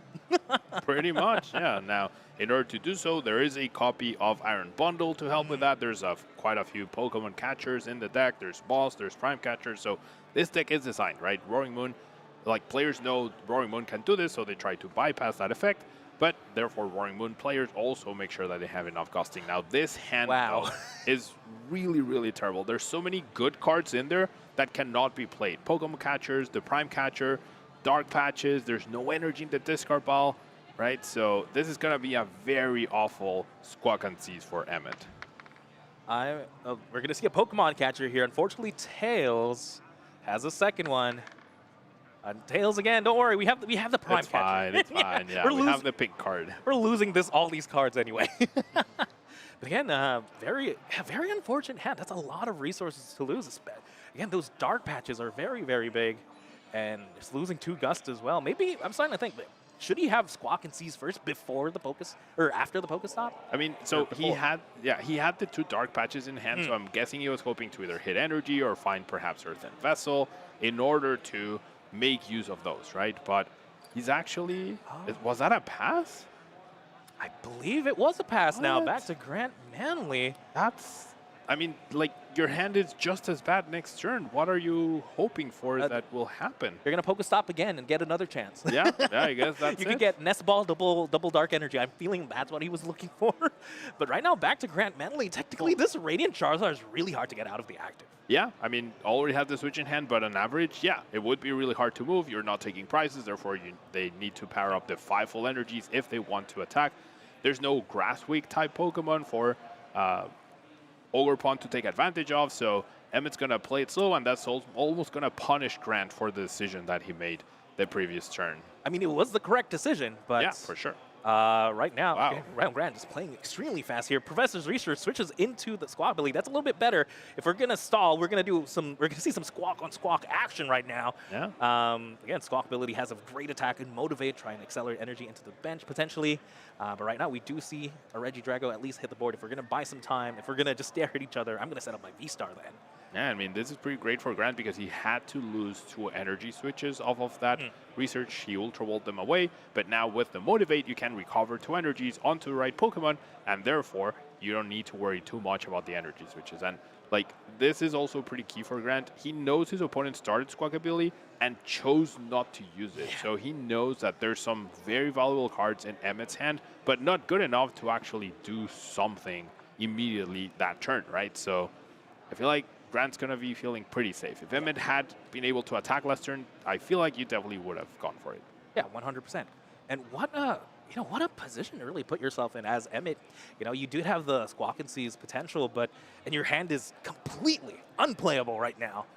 That was a really tough decision. I don't know if I could do that. Yes, I'm losing resources, but depending on top deck, that's never the position you want to be in. I mean, of course, your opponents tend to play 1 to 2 stadiums on average, so you're really hoping that Pokestop doesn't get countered. If Grant had found the Jamming Tower here, Emmett would have been in a lot of trouble, right? But I think also, like, if that happens, then you scoop it up, go to the next game, you have enough time to play in a ideally favorable matchup, as we see a Professor Sada top deck off the top. So we really need to find some energies, Juancho. We have the Radiant Greninja to discard the energies. Where are they? That's not an energy. That's not an energy either. Dang. Double Ultra Ball. Do we play Mew? Do we just thin our deck hand down all the way? We don't even play that. We can't draw here. Yeah, there's no way to draw extra cards at this point. There's nothing for Emmett to do here. I mean, his hand is so good, except for the lack of energy. This is a hand you'd love to see if you just had the card that you have the most of in the deck. You play 9 copies. You'd think you'd see one, possibly, at least in the opening hand. But, again, Emmett has seen a lot of cards here. Your opening hand, 2 Pokestop, that's an extra 6, plus your 2 draws per turn, and no energy. Grant Manley might just run away with it here. If he takes the first 2, that's essentially it. Exactly. You hit the nail on the head. Yeah, this matchup is a race to the first 2 prizes. Yeah, Emmett might try to buy some time off of that Radiant Charizard. Like, that might actually be his win condition. Bring up this Radiant Charizard back to back to back, and try to stall it and just play a super passive game. But realistically, Grant has reusable Switch and reusable Prime Catcher. That's not going to happen, right? And looking at this board where pretty much everything threatens you, I would be heading into game 2 if I were Emmett. I mean, I'd wait to see the Prime Catcher. At least we know the Prime Catcher isn't quite in hand, and we do have a single prize in the active. If all he does is knock out Radiant Greninja, there's still possibly a chance, but we're going to see a research here. There's a pink card. Yeah, there's no chance here. Grant's going to be the first one to take the prizes. Emmett's going to have one single Radiant Greninja, and Grant will have reusable switching effects at this point in time. And if Emmett takes down the Regidrago, Ogerpons are good enough, right? The only thing that can threaten the Ogerpons are Roaring Moons, which are weak, and will have 30 HP left. Even, like, if they're poisoned, even Motivate can knock out the Roaring Moon at that point. That's a really depressing thought to think of. I'm going to give up 2 prizes to Motivate. And, again, that's the downside of these hyper-aggressive, basic decks, right? They're very linear, right? Yeah. All they can do is knock out, knock out, knock out. They're really good at taking knockouts, but they're not something like Regidrago, or even if your back's against the wall, you have like some tools like Rolling Iron, or potentially even set yourself up for multi-prize play with Kyurem and your Dragapults. But unfortunately, again, Emmett's deck should be hyper consistent. All you're doing is playing basic Pokemon. Finds a Dark Energy. I missed that for a second. Yeah, it was Trekking Shoes into discard Dark, draw Dark. So now Emmett finally has energies. Can actually, I think, respond immediately with the Frenzied Gouging. But as we mentioned, Grant took the first 2 prizes. And if you take 2 prizes as Emmett, stalling out the Radiant Charizard stops becoming a viable strategy. So if Emmett tries to go toe-to-toe against Grant, he's just going to get outpaced at this point by the prize race. No, 100%. I mean, just looking at the board, it's perfect for Grant. Do you think that's going through Emmett's mind here? Like, maybe that is my win condition? Just stall out with a Radiant Charizard? I mean, if it is, then we need to see a very defensive play now. Koraidon, it's a single prize Pokemon, does allow him to threaten that Fezantipity. However, there hasn't been an attack by an ancient Pokemon, and Unrelenting Onslaught does bonus damage if one of your other ancient Pokemon used an attack during your last turn, which has not happened yet. So could be setting up for a future turn where you take 2 prizes here and then try to use a single prizer to take down Fezantipity. Maybe that's a path where you can somehow work in the prize race to offset the 2/2 for Grant. But with the damage piling up on this Greninja, multiple Phantom Dives could also prevent that from happening. It's true, as we are going to see, I believe that was an attached return to retreat the Radiant Greninja, and we're going to see the Sada at the very least. There's only 1 energy, though. Unfortunately, we can't get the extra attachment on to the Koraidon, but that is going to be enough to at least attack with this Roaring Moon EX. Draw 3 extra cards as well. I have a feeling he's going to draw even more energy. Yeah, couple energies and a Sada, which is pretty good overall, right? But you would have loved to have an extra energy to get that energy onto the Koraidon this turn. But, I mean, this is definitely not bad for Emmett at all, right? Grant's best play, probably as we're going to see the Frenzied Gouging get the KO on this Drago, is... Oh, wait, there's no Dragapult anymore because there's no Regidrago. So, actually, Emmett actually has a chance thanks to that Koraidon. That is true. That's right. He presented just a full-on Ogerpon board. This suddenly got interesting, Pablo. I was thinking we're just going to go 2 for 2 for 2. Emmett showing us he has some tricks up his sleeve. And, again, new card, Koraidon. But, yeah, he has to use the Frenzied Gouging here. He's going to put 200 damage onto the Roaring Moon, leave it with 30 HP. Yep. At least it doesn't get knocked out by Motivate. Yeah.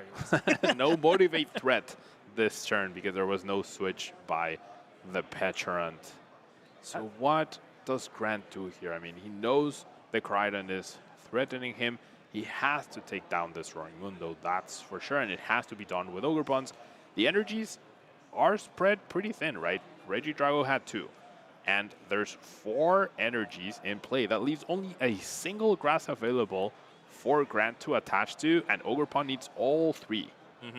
So we need to see some Super Rod action and Earthen Vessel to find them, and I think we have all the cards we need right there. We could also potentially see something like an energy switch. That could be great as well. Yeah. But something I do want to point out, I think I was trying to keep track of the amount of gusts we've gone through, right?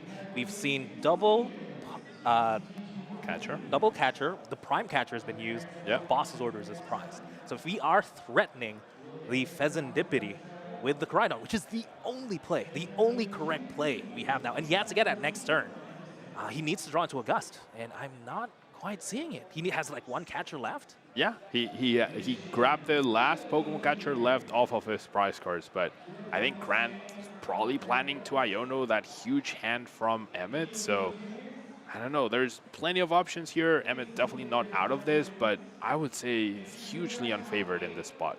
And the only way to power up a Koraidon as well, it forces you to use the Sada. So yeah. That has to be the supporter for turn as well. So even if he had the boss's orders, it wasn't an option. Not possible. Yeah.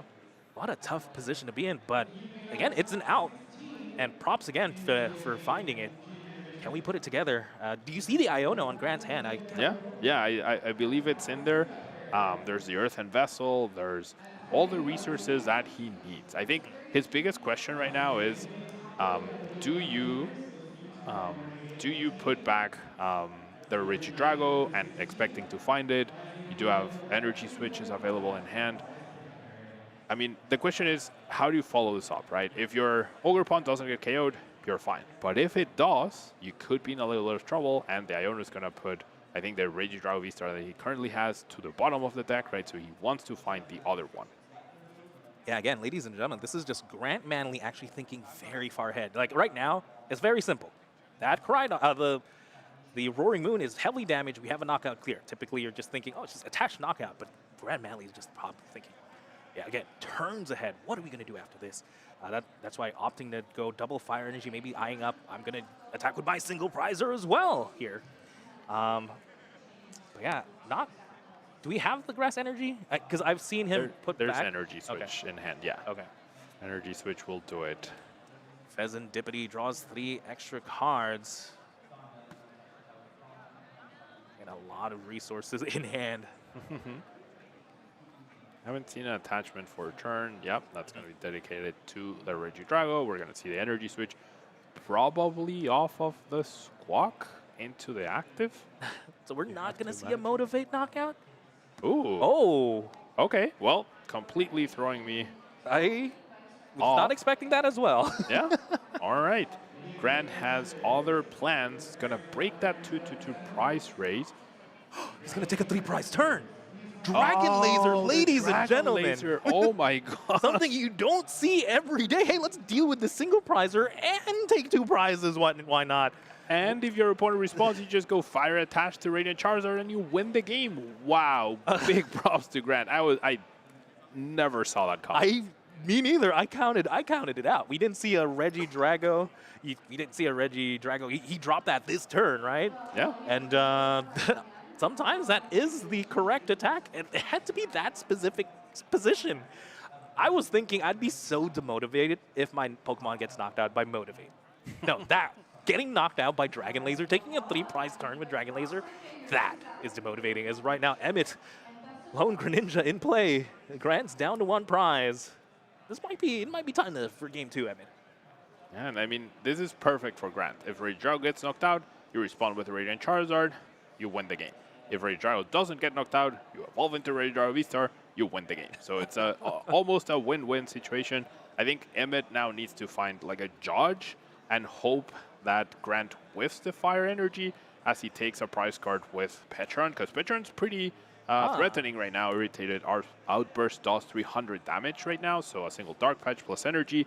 You can get the return KO, but, right, that Radiant Charizard just finishes off the game for Grant.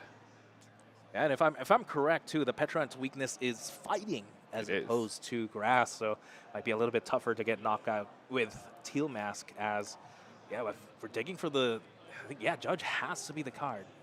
That might, just when I counted them out, there is still technically a line. It's not the most ideal line, but do we not play Iono? Iono would be perfect. Iono to 1? No, there's no Iono. It's 4 Sada, 2 Judge, and 1 boss, which is pretty standard, right? We're going to see the Pokegear finds the Judge, and that was mandatory because Emmett knew that Grant had the fire in his hand last turn. Now we're going to see a double Dark Patch. We see the attachment, so there is a chance. Now, you have to wonder, how likely is this? There's Serendipity in play as well. There might be Earthen Vessels left. There's a Pokestop left as well, which could help Grant find that Earthen Vessel, or could discard the fire, right? Yeah. Can go both ways, but slim chance. There's going to be 30 minutes, less than 30 minutes after this game is over for either player, right? Yeah, but typically, the Roaring Moon decks typically they should go fast. They should go burr, take 6 prizes, all whatnot. These are big stage 2 or big 2-prize Pokemon decks. Even if we only have 30 minutes left, I still have hope we see a There's full the game. fire. There's the fire off the top for Grant. And I mean, Judge isn't Iono, right? Yes. It wasn't an Iono to 1. It was 4 cards of Judge plus your top deck plus Serendipity for 3. I think Grant's just going to show the fire as soon as Emmett decides to attack. And honestly, if this is in theory unfavored for Grant, this game taking longer is actually in his benefit, right? That's probably the worst Pokestop we've seen today. Yeah. But at least at this point, it didn't matter. Yeah, it probably doesn't matter at this point, right? Kind of put back 2 of them. But I mean, your Petron's just knocking out everything, right? So it all comes down to boss, not pairing up a Roaring Moon or whatnot. We are going to see the 2 Sadas get put back. But yeah, Emmett against the rope, and Grant just needs to wait for a knockout and then show the fire energy so we can get the game 2 started. 100%. Again, Petrunt, absolutely powerful right now. The sad thing is, Emmett, even if he takes this knockout, I don't think he draws into the boss's orders anyway. But there it is. Yep. Fire energy, Radiant Charizard.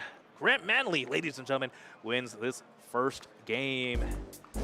Must be feeling pretty good. Again, he dodged, which I think is maybe a unfavorable matchup for him. Very fast, powerful deck, and all he did was pass on not even use Quack and Seas. Yeah, I mean, he played very defensively on turn 1, as he should have, right? I feel like even though he only had the information of Squawk, likely knew what he was up against, right? And knew, even if he didn't know, you could narrow it down to Raging Bolt because your opponent chose to go second, and therefore you knew you were in for a rough time with that start. But as we're going to see in this replay, right, Grant just did not hesitate after he saw his opponent choose not to Squawk and Seeds. Yes, that's for sure. As again, there's the Roaring Moon going for the Frenzied Gouging. Knocks out anything, even V-Stars like that. But this has to be my favorite moment of the match. Dragon Laser, out of nowhere, 3-prize turn. Yeah. Only Grant Manley. I mean, yeah, that was honestly really impressive. Just taking 2 prizes, all the other plays were probably good enough to secure the match to an 85-90% chance. Yes. But what Grant did pretty much sealed it 100%, and that's a big difference when your opponent has a 10% chance to win a game versus 0% chance to win the game. Yeah. Or 1%. No, definitely. But I have to give it to Emmett finding that route. I almost have to think maybe he should have hid the Groudon in hand, but I was not expecting Dragon Laser. And Grant Manley, fun fact, this may be his first regional win. I am starting to believe it. I mean, clearly Log favored him in this matchup in a way that he played really well, did all he needed to do, and was favored by his opponent not having any sort of explosive start that you would expect from Roaring Moon. Right now, you have to expect Emmett will choose to go second again, and hopefully we see some energies hit the board and we see a very different start for him. Yeah, I'd love to see the Roaring Moon really do a Roaring Moon thing. Roar. What? Yeah. Would love to see it roar and just see some knockouts. Be the fast deck. I know it is, but again, it's such a treat to really watch Grant Manley. Even just the choice of starting the Charizard, that already got me thinking, typically you always want that Clefairy the active. My mind automatically goes to what the standard play is, but Grant Manley finding getting the attachment on that Radiant Charizard and leaving the active, that's genius. Yeah, and I think the key word right there, Juancho, is always. I don't think there's always in Pokemon. If you stick to always, you miss things where you need to improvise and really do things that are not the norm or not standard in order to really help yourself. Now, speaking of always, right? Emmett choosing to go first instead of second. Yeah, again, unorthodox. And I like that note there, Pablo. I'm going to write that down. It's never always, and never say never, I guess. Yeah, pretty much. As we are going to see the Nest Ball here come get the Radiant Greninja. Ooh, Prime Catcher prize there for Emmett and the Squawkabilly. So limiting his options really for Gust and for this first turn. This Radiant Greninja has to carry Emmett. Didn't quite get to see the hand just yet. But I hope there's energy at the very least. Yeah, I mean, if you go for Greninja, then you have to assume so, right? But yeah, I mean, one of the advantages that you have with going first with this deck is like you get to establish hopefully a more threatening board, right? And maybe follow that up with a knockout on turn 2 with a Judge instead of having to Professor Sada, so you can limit your opponent's option. But Squawkabilly being prized without having seen the full extent of Emmett's hand could possibly put an issue with that plan, because then you can't really have a very explosive start and just find more cards and see more resources to have everything on the board, and probably find the Judge, which is the difficult card to find in the spot. That is true. Again, show us, Emmett, what do you have to work with? Show us that potential dark energy. There it is! At least one dark energy. We're going to be able to at least conceal some cards. Okay, do we see other Pokemon in the hand? Is there a Nest Ball? There's a Pokestop. What is it with Emmett and just drawing all his Gust in the opening hand?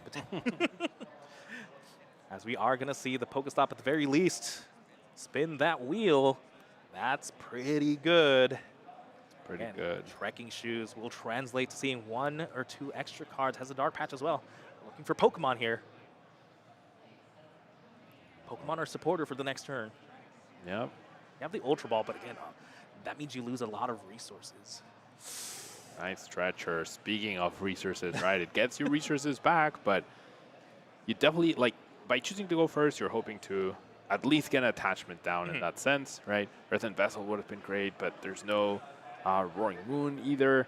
And now another thing I want to mention, though, is you lost game 1, right? And Emmett's definitely taking things very calmly at this point when he has less than half the time left of the round. I know, exactly. As we see, Grant Manley just speed attached there onto the Ogre Pond. Again, he looking at his hand, has at least the Ultra Ball, has potentially at least Regidrago. He has 2 energy switches. Look at that. So he has a lot of really good cards, but not ones you want to see right off the bat when you're about to research. You can Ultra Ball for 1 Drago in order to get use out of one of them, but you also want to Ultra Ball for potentially Clef or Radiant Charizard as he did last game. So difficult situation for Grant to be in. A very good hand, but not at this point in time. That looks like is going to opt for the Cleffa potentially. Maybe I don't think we can just Grasping Draw in this position. We will have, I'm trying to think of a way where he doesn't need to play the research, but I mean, losing to Energy Switch isn't quite the end of the world, but you know, these are resources you definitely want, as we are going to see the grab of the Regidrago V. No, Do we see you spin the wheel, Grant? I mean, it would be very risky at this stage.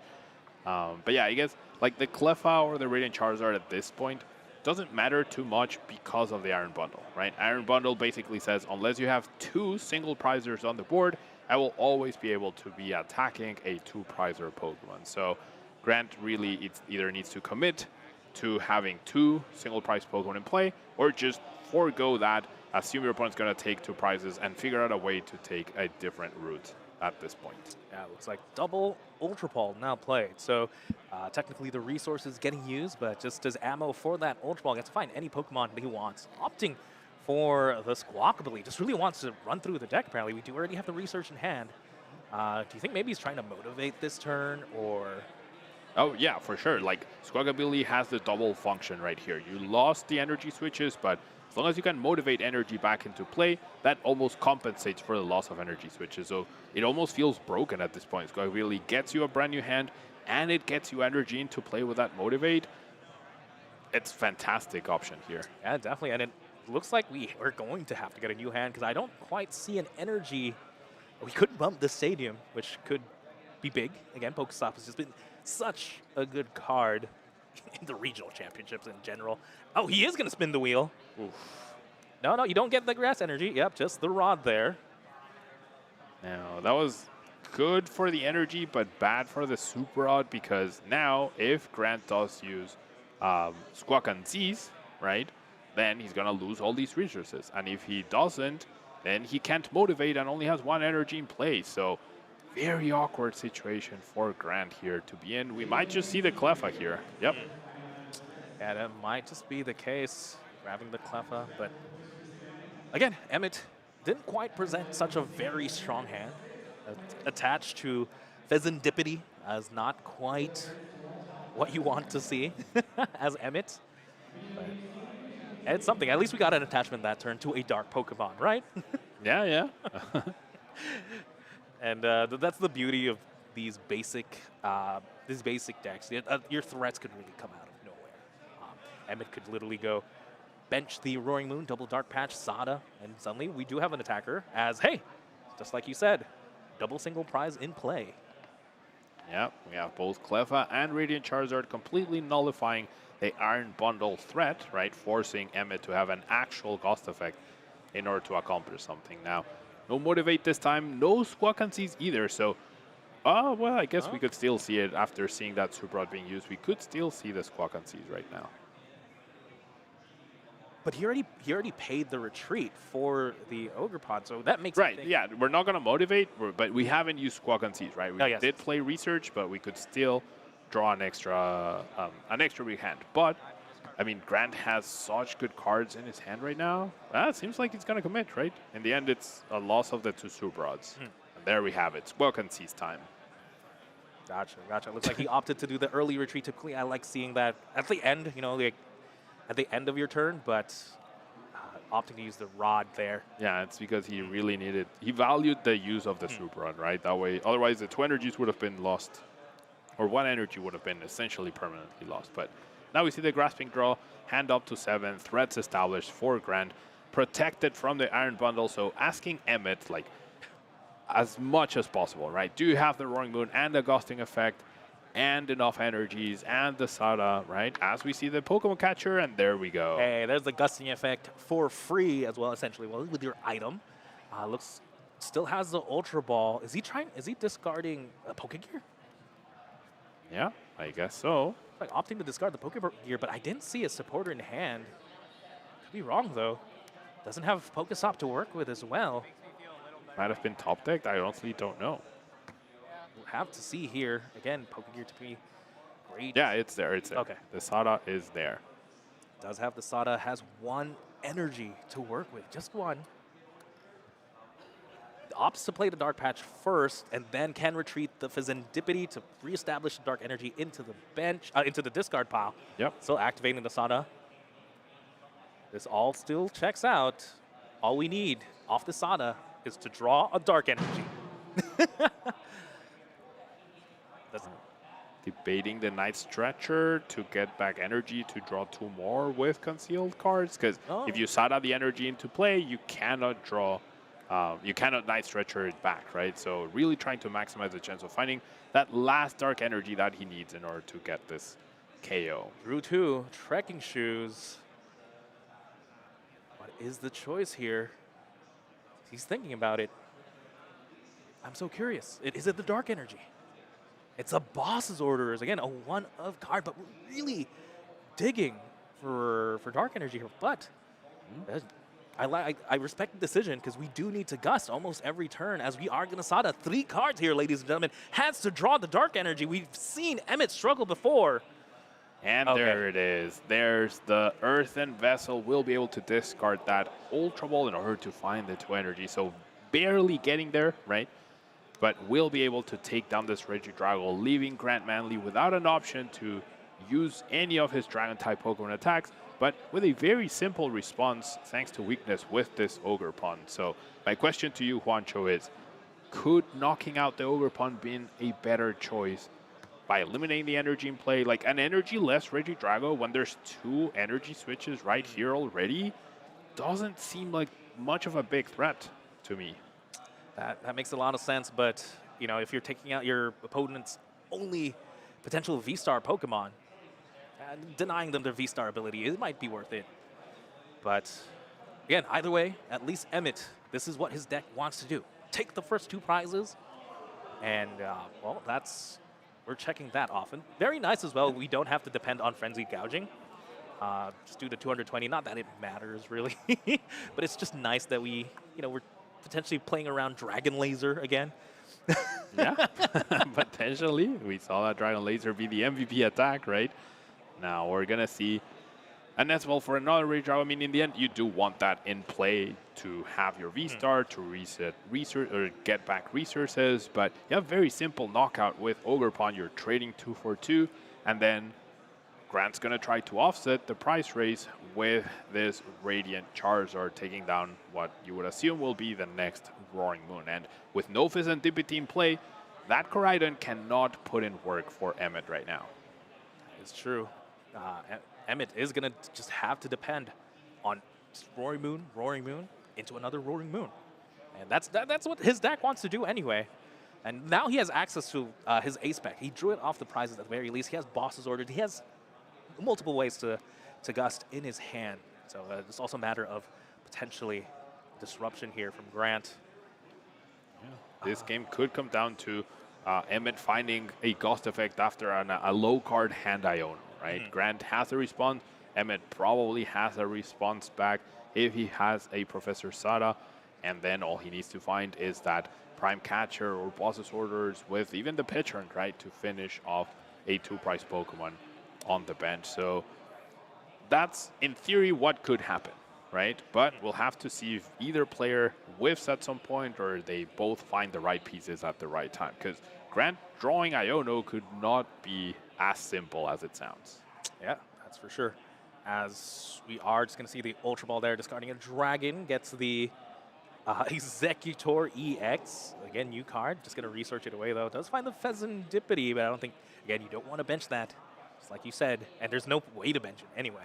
No, Grant had an Earthen Vessel in his hand and chose not to use it. I'm really wondering what his plan is. He could have whiffed like Grass Energy, right? If he doesn't find the Earthen Vessel there, he whiffs the grass, he whiffs the response. So that is true. I have to wonder why he chose not to just, like, even if you don't want to Teal Dance to draw more cards to discard, why would you research that away? I am very confused at that. Well, at least he got Grant, it, right? Yeah, never punished. Yeah, never punished, but that was super, super risky. Unless, like, from this top view, maybe I'm confusing the card, but I'm pretty much, like, I'm pretty sure he had an Earthen Vessel before that research. That would have been very funny if Grant missed the attack here. All right, choosing to go for the Radiant Charizard route right now, right? So just not waiting for that late game Iono, just making sure that he had the option for Radiant Charizard. So a calculated risk, if you will. I like it. You know, you're presenting the fact that now you have to gust back to back instead of just one time. As we do reestablish the Pokestop, we do know believe the ace spec is already in hand, yes, and the boss's orders. But the question is, can we set up some Roaring Moon?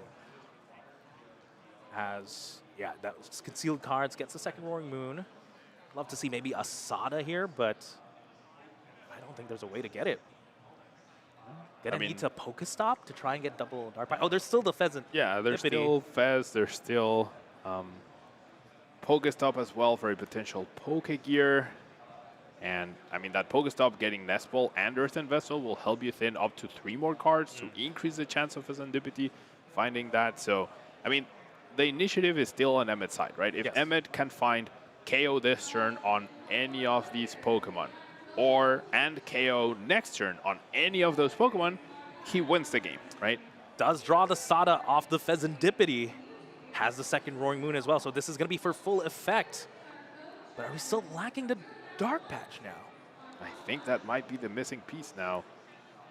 So, who chose not to thin with the Nestballs and the Earthen Vessels before that Serendipity, so... Risky play as well. Risky plays for both sides, yeah.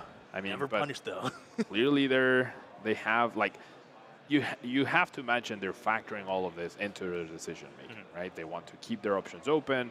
They want to conserve those resources, and there's a lot of merit to not playing a card just because you can, right? Yes. So you have to weigh in the increase of the chances of worth it versus having the versatility of still having that resource for later down the line. Definitely. Playing probability or resources. New card here, Latias EX with the Skyliner ability.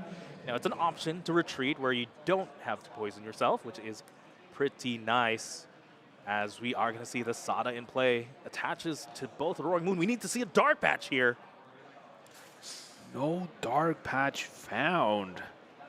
Does that mean Emmett will whiff the attack here? We saw the baby Roaring Moon as well. That could have been an attacker potentially, since we did have the Night Stretcher. But I don't think there's enough energy, earlier anyway, enough ancient cards in the discard pile to make things happen. Might be tough here for Emmett. This is not as streamlined as I thought it would be. It's going to pop at here. I think the best play might just be to pass. Yeah, I mean, Emmett does have the single price Pokemon, right, to offset now Grant's win condition, but Grant definitely now in the driver's seat as he draws from the pass. That big whiff from Emmett does have Regidrago V-Star to potentially try to find Prime Catcher or find a switching card, reset Radiant Charizard, and be the one to take 2 prizes and be ahead. Now, 1 boss and the Prime Catcher are priced though, so finding a cost effect could be very difficult for Grant this turn. That is true. Trying to think, is there any cute way to take multiple prizes with Kyurem? No, the Greninja is a little bit too big. Does he have a boss at least already in the discard pile? Looks like there is one. That's good enough, yeah. Right? That's good enough. Grant probably at this point aware that he priced those 2 other ghosting effects, so if you get 2 prizes, you have a pretty good chance at finding one of them to close out the game. We're also going to need a way. I'm not sure if I've seen the switch yet, because we need to restart this Radiant Charizard. Again, Combustion Blast means you can't attack back-to-back. There's the switch left in the deck, though I don't mind a retreating, honestly. Like, if you end up having to retreat in order to take this knockout, this 2 prizes this turn, without the switch, like, that's completely fine, because if your opponent return KOs, then now Radiant Charizard just needs 1 fire energy to attack. And if they don't return KO and they bring up the Charizard to try to stall, then you still have your switch. So it's a win-win either way. That makes a lot of sense. Again, we do present the Ogerpon with the 1 energy attached at the very least. The biggest issue, I think, right now is that there's very few cards left in Grant's deck, and so if he chose to Legacy Star, that could be a problem for sure, right? There would be very few resources left at that point, and he definitely needs to get like energy switches and whatnot. As we see the Pokestop discarding 3. Ooh, discarding an energy there. What's the count now of the deck? 7 exactly. That means if we're going to use the Legacy Star, we're going to have to grab a Rod as well. I think he has an Iono in hand, so that can replenish the deck. Legacy Star for 7, find your switch, find energy switch. You already have another one in hand. You power up your Regidrago, and then I feel like you keep the switch. You Iono. Oh, wow. Off the top. Teal Dance for 1. Switch. But, oh, wait, there's no boss. There's no boss. You're going to need to Legacy Star. Need to Legacy Star, yeah. And if you Legacy, you can't boss and Iona at the same time. It has to be boss plus Rod then. Yeah. Yourself down to just 3 boss cards plus left in Rod deck. with the switch. Yeah, you're right. Yeah. You're right. Actually, don't mind your play as well. Just retreat the Radiant Charizard maybe at this point. Save the switch. Some choices here for Grant. Is this the pass? No. He's really thinking, counting out the things. We're going to see the Legacy Star discarding his whole deck. 1 card has to be Super Rod, the other has to be boss. And I honestly think that's fine. I think Grant has just enough pieces to pull this off. There's the boss, there's the Super Rod, and he replenishes his deck, has 3 more turns, and then has attached plus energy switch onto the Drago. And then if you knock out the Drago, Radiant Charizard gets reset, you use it to win the game. If they knock out the Radiant Charizard, you attach for a turn, you win the game. At this point, is it just maybe we could boss stall a Regidrago V-Star? That is quite a heavy Pokemon as well if we're using the switch early. I mean, but you can leave the Drago with 2 energies right now powered up, though. So I think you'd be fine in that spot if that were to happen anyways. Tough spot for Emmett. Again, this is the Roaring Moon deck. Should be able to streamline our attackers, single prize attack. Gonna choose to retreat. Yeah, hefty or not. Yep. Oh, it is. 3 energies there hitting the discard pile for the Radiant Charizard is going to promote the Teal Mask Ogerpon. All right, so Grant taking another path, as he tends to do, right? I haven't been able to predict exactly what Grant does each turn. So we're going to use their Ogerpon, knock out this Roaring Moon, and you have the Radiant Charizard threat, your deck is full of enough energies, right, to power up anything. You have 3 grass to potentially power up another Ogre Pawn or retreat anything you need. You have the switch in hand to retreat the Radiant Charizard in case your opponent tries to stall you out for some reason, which is not in their benefit because there's so little time left and you're down 1 game. I like it. Grant just really shoring up this game. Even playing to the fact that he's potentially going to draw his Prime Catcher here, but he's playing around like maybe not even seeing that card. So saving that switch. Yeah. Does Boss's Orders the Roaring Moon. Takes 2 prizes. Both costing Prime effects. Catcher as well. Yep. Grant here sitting pretty. 4 minutes left on the clock, but should be enough time to close it out. Not sure what you can do here as Emmett. Even your Koraidon plays not going to work out. Yeah. Koraidon because you didn't even get to attack last turn. Yeah. Koraidon can't do any of damage, and even if it could, there's no Pheasantipity to target anyways. Now, I think Emmett's only potential win condition is hope the switch and Prime Catcher are your opponent's last 2 prize cards. That's the only way you are getting that Radiant Charizard stock in the active. And even if that were true, Grant just played a Super Rod for 3 energies back, so can go attach, and manually retreat. So I think this is done and dusted. Yeah, I'm trying to think of a way here too, Pablo.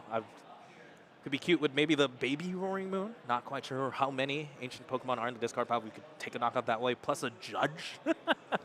But the deck's so thin. Yeah, this is looking very good for Grant. It's pretty much checkmate scenario. Yeah. But let's see here what Emmett can show us. Does have a handful of cards, handful of options. He's going to use the Earthen Vessel.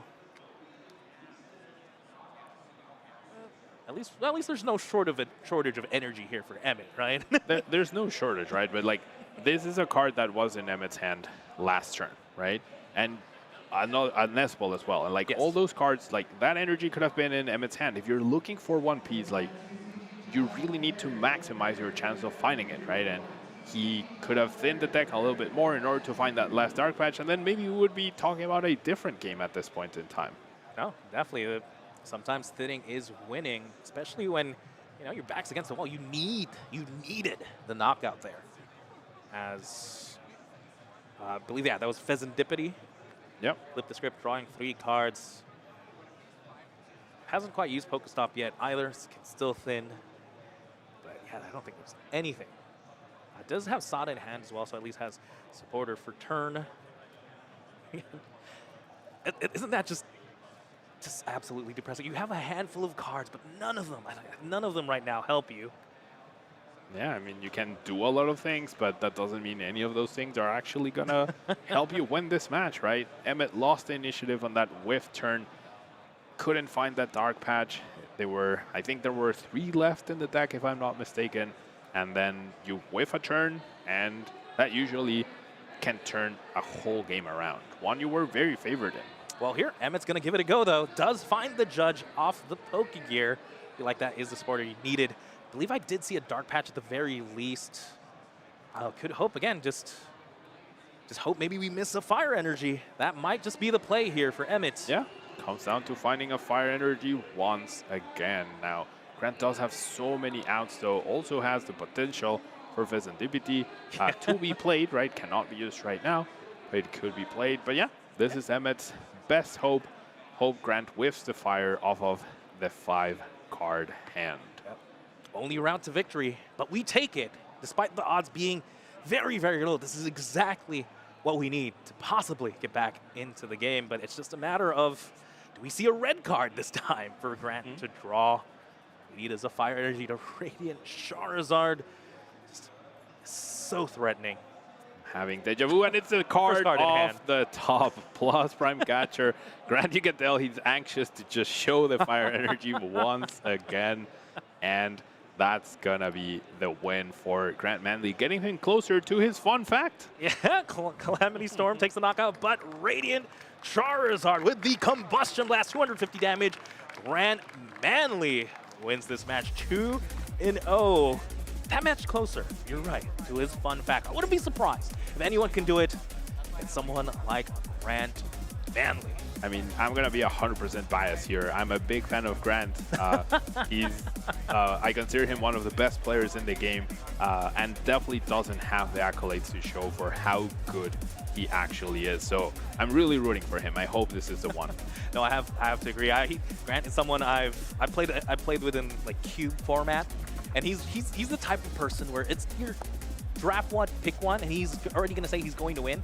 Sure enough, he wins the cube, which is really funny. But again, this could be a sign. Yeah, Grant is due. Grant is due for the win. Grant is due for the win. And now, that series definitely didn't go the way Emmett wanted, right? Let's take a look at how the games went down. But you're supposed to be Turbo Roaring Moon, and it felt like we saw everything but Turbo this time around. I know. We've seen Emmett try and really maintain resources. We haven't even seen a Squawk and Seize. We've seen Squawkabilly, yes, but no Squawk and Seize. But hey, at least we did see the Roaring Moon take knockouts here, knocks out the Regidrago V-Star, one of the few Pokemon that can just guarantee a one-hit KO. But the best play of the game has to be this Dragon Laser for 3 prizes. But here we go again, Emmett just taking a knockout the clean way this time with the Calamity Storm, 220 damage. But again, have to give it up to Grant with his single prize Pokemon. Just having both of them, having the Radiant Charizard and having the Cleffa was definitely very important in this matchup. And then we saw that crazy last turn for Grant where he was even like hesitating so much on which route to go for. He was really deciding whether to power up the Ogerpon, retreat the Charizard, conserve the switch, play the switch. So many decisions, only for him to find that fire energy off the top from the judge and go for that combustion blast for the knockout after Emmett lost the initiative in that match. Yeah, again, huge congratulations to Grant, but have to give it up to Emmett. I think he found the routes despite being very, very much behind. You know, the judge play, I mean, that had to be it. He dug for it, he found it, and you just kind of have to hope out of 4 they don't draw into the 1 card they need. Maybe would have loved to see maybe Iono in that deck list. We've seen Grant really go down to 1 or 2 prizes, right? Yeah. I mean, all of these decks, they would love to have Iono, right? But the biggest issue is that they have no direct way to search for it, right? And you can't, like, if you play too many pieces, like, you're always trying to Sada. So in order to really have the Iono at the right time and not have it be lost to a Pokestop or the early Squawk, right? That deck is so aggressive with its resources that it ends up losing a lot of pieces along the way. So you need to play probably more than 1 copy of Iono, and then you lose the Judge option early to limit Charizard's big hands after Rotom. So that's part of like the deck building skills, right? Balancing between consistency and utility and the really clutch cards that you need. I like it, Pablo. Yes, in that situation, maybe Iono is perfect, but yeah, in testing these fast, aggressive, basic EX decks, they really do like that judge. Turn 1 disruption sometimes is pretty big after all, but again, Grant Manly just showing us Regidrago. I don't know. Pablo, do you think we're going to see multiple top 8s Regidragos again after LAIC? Honestly, we've seen it a few times already. Nothing from Surging Sparks stands out in terms of like, oh yeah, this really beats Regidrago, or this will definitely dethrone Regidrago at this point. So yeah, I mean, V-Stars in general having a really great time before they rotate next year. And Regidrago probably had the biggest glow up that we've seen, right? Like Silver Tempest came out, it was all about your favorite Lugia, but now it's all about the dragons. Yeah, it's all about the Regidrago V-Star. With that, you know what, I want to hear from Grant Manly, the Regidrago V-Star master himself. We do have the interview lineup. Let's head on over. Hello, everyone. Welcome back to the floor of the Sacramento Regional Championships. My name is Adam Watson, and I'm joined by your boy, Grant. What's up, homie? What's up? Thanks for having me on. That was a pretty crazy match, and it was a lot of fun. It seemed like you were pretty excited about the match. Going up against Roaring Moon, was that unexpected? It seemed like you were pretty well versed in that matchup. Yeah, it's pretty similar to any of those fast 2-prize decks. I actually played against 2 in a row. I played 1 in the blast round, but it's pretty scary. I don't really like playing the matchup because it's like there's a lot of luck on the catcher flips, and it's really scary because they can KO Regidrago on turn 1, which is really annoying. But what's really great is that pretty much all of my Pokemon that can attack like can kill a Roaring Moon in one shot. So like I was using the Teal Mask and the Radiant Charizard. So it's nice to not have to rely on the Regidrago because they do deny the Regidrago pretty effectively. I see. So you're exchanging a chance for your opponent to get really far ahead of you early with the breathing room of being able to swing back with whatever you can muster. Yeah, and I think the Radiant Charizard is really important in that matchup because otherwise you'd have no way to win back the prize trade when they get the first 2. So it's nice to be able to use Radiant Charizard like turn 2 even if you need to.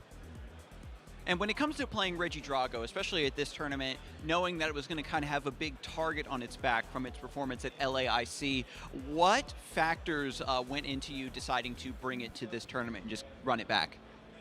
Yeah, that's a great question. So my group just wanted to play Regidrago, and every time we test a deck out, it's really hard to counter Regidrago. So even if we want to have a favorable matchup against it, everything we come up with, like, it's really just hard to counter. So even if people like, if it has a target on its back, it like doesn't really matter. Like it's not weak to anything. It pretty much has a good shot of beating just about anything. It's a very, very well-rounded and versatile deck, and also is pretty skillful, I think, as well. That is fair. A little bit of peer pressure and just the fact that you can't find the counter, leave it up to somebody else maybe. I know that the general consensus is that Raging Bolt still kind of gives Regidrago a little bit of trouble, but is that still true? I'm starting to hear that that's shifting a bit. Yeah, Raging Bolt is definitely the deck's worst matchup. I definitely don't want to play against Raging Bolt, and it is a little tricky because that is a very popular deck. We have a few cards in the list that can help. We have the Jamming Tower, and we have, which I had pushed really hard to include the Jamming Tower because no one wanted to play it, but I'm like, no, I don't want to just lose to Raging Bolt. And the Alolan Exeggutor is decent in that matchup, and the Radiant Zard, of course, is great in that matchup as well. Yeah, the Alolan Exeggutor, I thought it was kind of a gimmicky inclusion in Regidrago. I know it's a lot of fun from Surging Sparks. Has it really performed for you? Have you played against a lot of Raging Bolt today to really test it out when the swinging swing counts? Yeah, I think I used it once, and it didn't even matter. Oh, wait, yeah, I used it twice, actually, and both times it was good, but I think I would have won those 2 games anyway, even without it. I played against one Raging Bolt and didn't even use it against that. You can sometimes use it against Moon. I was kind of expecting to use it, but I didn't get my Dragos out like at all. So it was pretty hard to use the Dragons. It was mostly just Ogerpon and Radiant Zard in that stream game there. But yeah, it hasn't been very good, to be honest, and I don't think it's very good in general. But the reason we play it is because it's your only out to Terrapagos with Bouffalant, because otherwise you don't really have a good way to do anything to them. So the Exeggutor you can kill, you can knock out Terrapagos. If they have like 2 Terrapagos, like one's in the active and one's on the bench, you flip, but either way you get to knock out a Terrapagos. Or maybe if they have like Pheasantipity or something. Otherwise, you would have to like play Haxorus to deal with that matchup, but I think Haxorus is kind of bad, but so is the Exeggutor, so I think it's better than Haxorus, but I'm not 100% sure on that. Yeah, I think that Regidrago has gotten to a point, right? So many different testing groups, so many different players are trying their own spin on the build, and because Regidrago is such an adaptable deck, it's hard to settle on what is correct. And so now you just have this weird fail-safe card in your back pocket for if one of those niche situations comes up. I suppose I wanted to ask you a little bit more about your testing process. Was there anything that maybe showed a lot of promise against Regidrago outside of Raging Bolt that maybe some of our viewers or some other groups might want to dig into a little bit deeper if we really want to push Regidrago off its throne for later tournaments? Yeah, I think there are 2 other decks that have a decent matchup against Regidrago. One is Terrapagos with Bouffalant. Even that you can somewhat manage the Exeggutor, but that like makes it a little more fair. Otherwise, if you don't have that, then Terrapagos with Bouffalant is really tough. Or Archaludon Dialga actually is a pretty decent deck that is very good against Regidrago. But for the most part, it's the only main deck you really have to worry about is Raging Bolt. So yeah, I kind of wanted to play Raging Bolt, but this deck's pretty cool too. Yeah, I completely understand. Regidrago's a deck that really rewards players that dig deep, have a repertoire of different plays, like that Dragon Laser, so clutch. And I was super excited to hear you mention Dialga, of course, one of my favorite cards, so maybe we can get to cooking. Any final thoughts or shout-outs I can get from you, and I'll let you prepare for your next round. Yeah, I'll shout out to Poke Beach, where I write articles, and also Team CGC. And yeah, that Dragon Laser play was awesome. I didn't see it until like a couple moments into my turn because I super rotted and then Vesseled and then used Fez. But I should have used Fez first, I think. It would have been slightly higher chance of getting the boss, but I didn't really see the play. And I'm like, oh my god, I can actually Dragon Laser for 3 prizes. Because what I was worried about is my opponent had a board of just Moon and 2 single prize Pokemon with a Koraidon. And he could actually use Koraidon to KO my Fez to have an only single prize board, and I would actually like lose that prize trade. I was like, I thought there was no way I could lose that game, and then the Koraidon come down. I'm like, okay, I could actually lose to this potential. If I still probably would have won, but it was at least a threat. But the Dragon Laser play completely, that was sick. I had to draw into the boss off the Fez, and that was so cool. I was like, oh my god, this play is awesome. Yeah, you really gave the people a show, and let this be a reminder to you folks at home, keep your eyes open. A cool play like that can be the difference between victory and defeat, and we'll see some more clutch plays and clutch victories as we move forward to some more Pokemon action. But for now, we're going to kick things back to the desk. Thank you so much, Adam, and I absolutely love that interview because only Grant Manley really would shout himself out. Yeah. He deserves it because I shout out to that play. Yeah. Honestly, I mean, you could tell he was very proud of it, oh, right? Yeah. I'd be too. If I saw that, he didn't like immediately see it too, right? He was just like, oh, I eventually saw it. I'd be so proud of him. Yeah, yeah. I mean, he was pretty like serious during the interview, and then he started talking about the Dragon Laser, and he was all smiles. I mean, that's a hallmark of someone who just enjoys the game as well. He's a pro player. He enjoys the game. And I just love to see it. Great interview, Grant. With that, I also want to see from other folks who enjoy the game. I know we have a couple of tweets lined up, and that's one of my favorite things to see. Really, like how do you enjoy the Pokemon Regional Championships, or how do you enjoy Pokemon, really, right? Yeah. Whether it's at home or you're here, yeah, we love to hear from you. We love it when you share your experience, and we have that Gengar guy. Let's get this bread. I hope they're getting the bread. Hey, excuse me, those Gengars aren't legal here. You got Gengar Level X and Gengar Prime, I believe, but love to see those old cards, and that is one big deck box as well. Yeah. Very fancy. Gengar plushie, purple sleeves to go along with it. Gengar V-Star marker. I can't even tell what the playmat is, though. Unfortunately, I don't think that's a Gengar guy. Yep, it's still, is it a ghost? Oh no, what is it? I have no idea what that is. I think it's an Urshifu. It's a custom mat. But very, very cool Gengar guy. And here from Gaming Gen, actually. Good luck to all our trainers competing in each division and game today. Competition is starting for some already. Thank you to everyone joining us this weekend in Sacramento, and we hope everyone has fun as we have a photo of people having fun. Yeah. Just getting your swag at the start of the tournament. It's always just a great way to start the weekend. You start off with just a cool new mat, a couple of new cards, a couple of new promos potentially, and this mat looks really good. Yeah, that beautiful Terrapagos mat is so cool looking. And yeah, we have not only the TCG tournament happening, right? We have VG, we have Go, and we have so many side events happening as well. So plenty of Pokemon to go around this weekend. And then we have this one from Caterino Rodriguez. Lost her first match in her first regional, and she's all smiles. Thank you to the judges for being so helpful in getting her set up for the match. She's having a blast with playing alongside her older sisters, a debut 3 years in the making. It's adorable. I'm a Pokedad too, so I love this picture. Congratulations. I love that, even if you lose, you're smiling. That's really hard to teach to your kids, not gonna lie.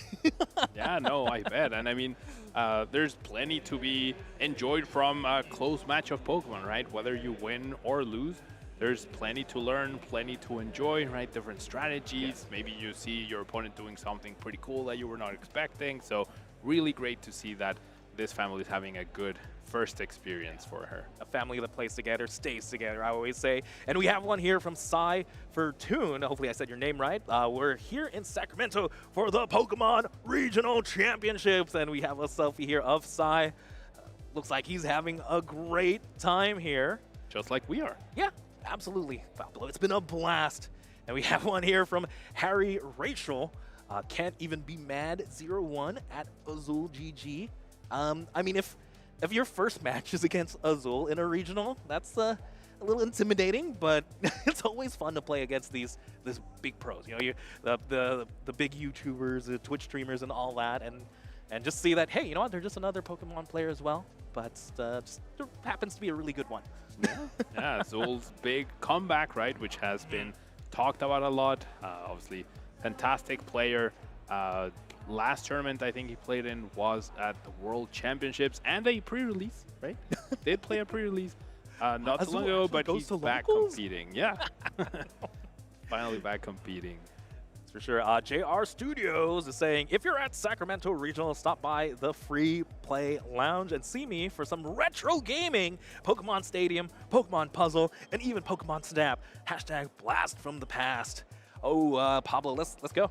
Let's play some retro. I mean, I will. I'm pretty sure I am way too good at Pokemon Puzzle League. Like I've dedicated so many hours to that game. I love it so much, and I'm always hungry for good opponents in that game.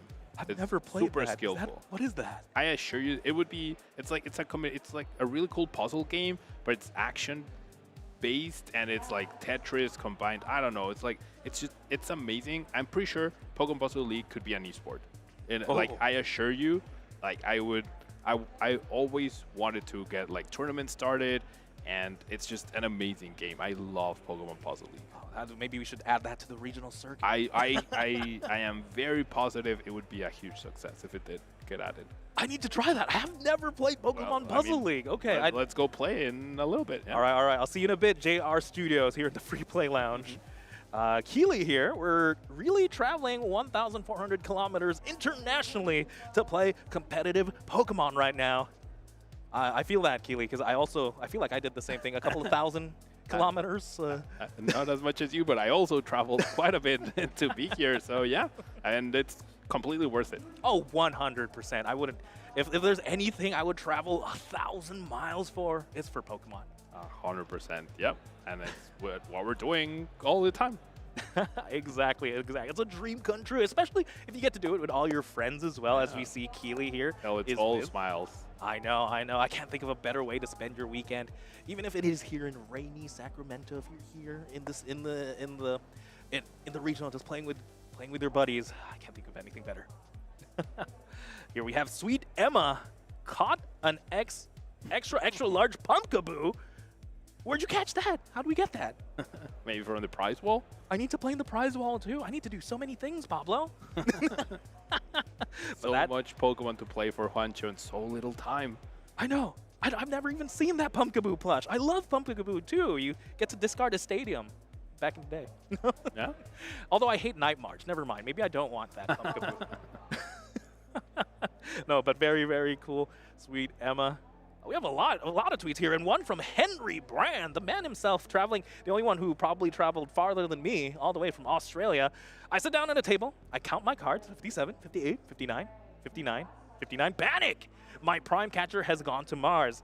I find my prime catcher, no extra sleeves, panic! I re-sleeve like the Flash. Late penalty, I know I have to win 2-0. I win 2-0, Sacramento Regionals. That sounds like such a Henry Brand thing. Yeah, I mean, what a way to start the day, right? Losing a card, panicking, late show to your match. Now you can't go to time, and all of a sudden, you just end up winning anyways. That's the world champion difference, I would say. Henry Brand, how do you not have extra sleeves? Do you need extra sleeves? As a pro player, right, you would expect them to have extra sleeves on them. I know. It's so scary to play in a tournament and not have like the little extra in your deck box just in case you split one. But here we have Henry Brand. He's just confident in himself. Looking super confident that page. Like, yeah, it's just business as usual. Here's this one's a very, very important one. Gaming Gen, shout out to our wonderful professors and staff for this event. We appreciate every single one of you and the energy you bring to our events. Thank you for making this possible. I just want to reiterate this. Again, we can't have these events without these people right now in the picture. So if you're down at home, if you're out there, just give all these people a hand of applause, say thanks to your judge, because we really can't have the regionals without them. Yeah, and I mean, the staff, the production crew, like all of this happens thanks to them, right? We get to do what we do thanks to them, and it's so easy to do it thanks to them. So big shout out to all the staff at the event, working production. Yeah, just Big everyone working right now to make this possible. Just like you, Pablo. Thank you for being here, Pablo. Thank you, Juancho, for being here with me and joining me in this back and forth conversations about Pokemon that we love so much. Absolutely. This was a very, very fast couple of matches we've been able to do, and that was honestly, I really enjoyed reading those tweets. I don't think I've ever read that many. That many, yeah, I know. Back to back, and they were all amazing. So and again, keep them coming. I know. So if you have anything to say about the Pokemon Regional, about Pokemon in general, don't forget to follow us on our X, YouTube, Facebook, or Instagram. You can reach us in all those social media places. Again, use the hashtag Pokemon as well so that we can see them.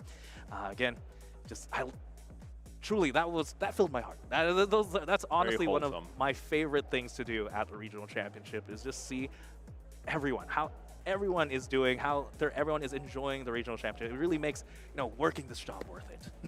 Yeah, for sure. And of course we have the competition, right? But there's more than just the competition, right? And the community, everyone we have here enjoying Pokemon, having a good time, whether it's trading, whether it's at the retro section, whether it's playing at the side events or in the main tournament. We have basically something for everyone. Yeah, exactly. If you're trading, or I even just love going around the vendors, maybe finding a couple of cards I'm missing, buying an extra Pokemon plush, a couple of pins. But of course, you know what?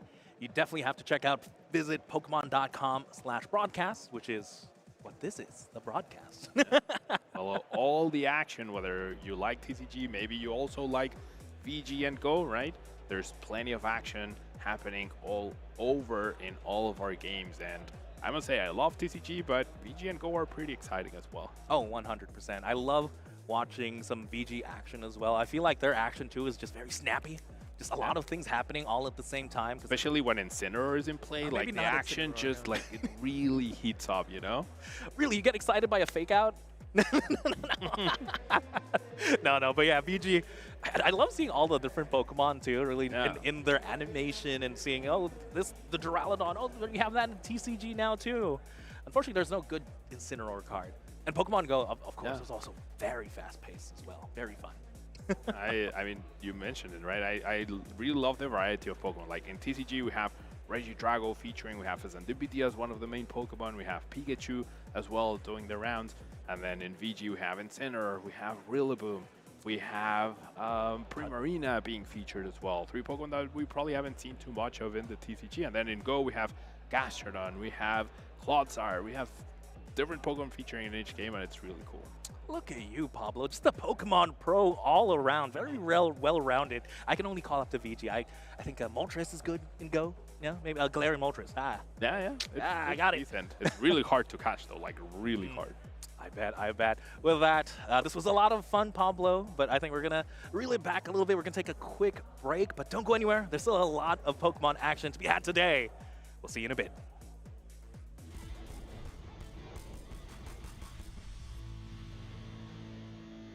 Hey everyone, Skarzig here, out on the floor of the Sacramento Regional Championships, and I'm joined by my friend Seth, who you might know as SP Crashworks, a famous Pokemon fan artist. Yeah. How are you doing, my friend? I'm doing all right, thank you. It's nice to be here for the first time.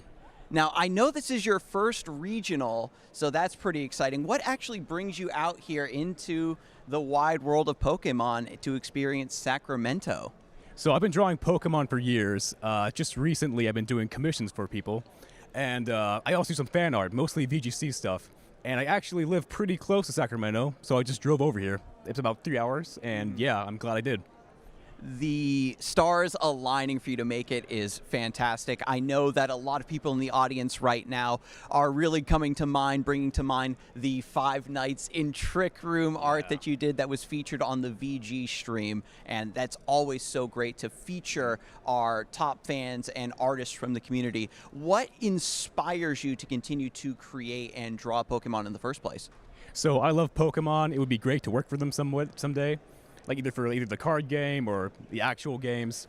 But I guess mainly I just love Pokemon so much, and I love putting them in certain scenarios that also relate to the VGC, because there isn't that much VGC artwork out there. But I'm kind of known for that, and I want to make more of it. I have a lot of fun doing it. Yeah, being able to combine your love of Pokemon and sort of internet humor is a great combination I know a lot of our fans appreciate.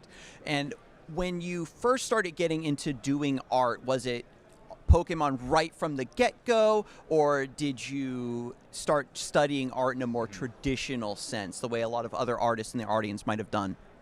So it was mainly just Pokemon from the get-go. When I was way younger, that's all I would draw. Superhero stuff also, but Pokemon is what I mainly drew because I love the characters so much. I love the anime. I love the art of the card game. I didn't really play that much, but everything about the artwork, how the characters looked, they moved, I loved it so much. And I was studied, in college for art. That's what pretty much drove me to do it, and I've enjoyed everything so far. I'm glad that, your love of Pokemon has just continued to drive your journey as an artist. It's something that I personally appreciate, certainly. And if there were some other artists right now in the audience that kind of wanted to get into drawing Pokemon or get into maybe making fancy digital art the way you do in commissions, what advice would you have for them? So references help a lot.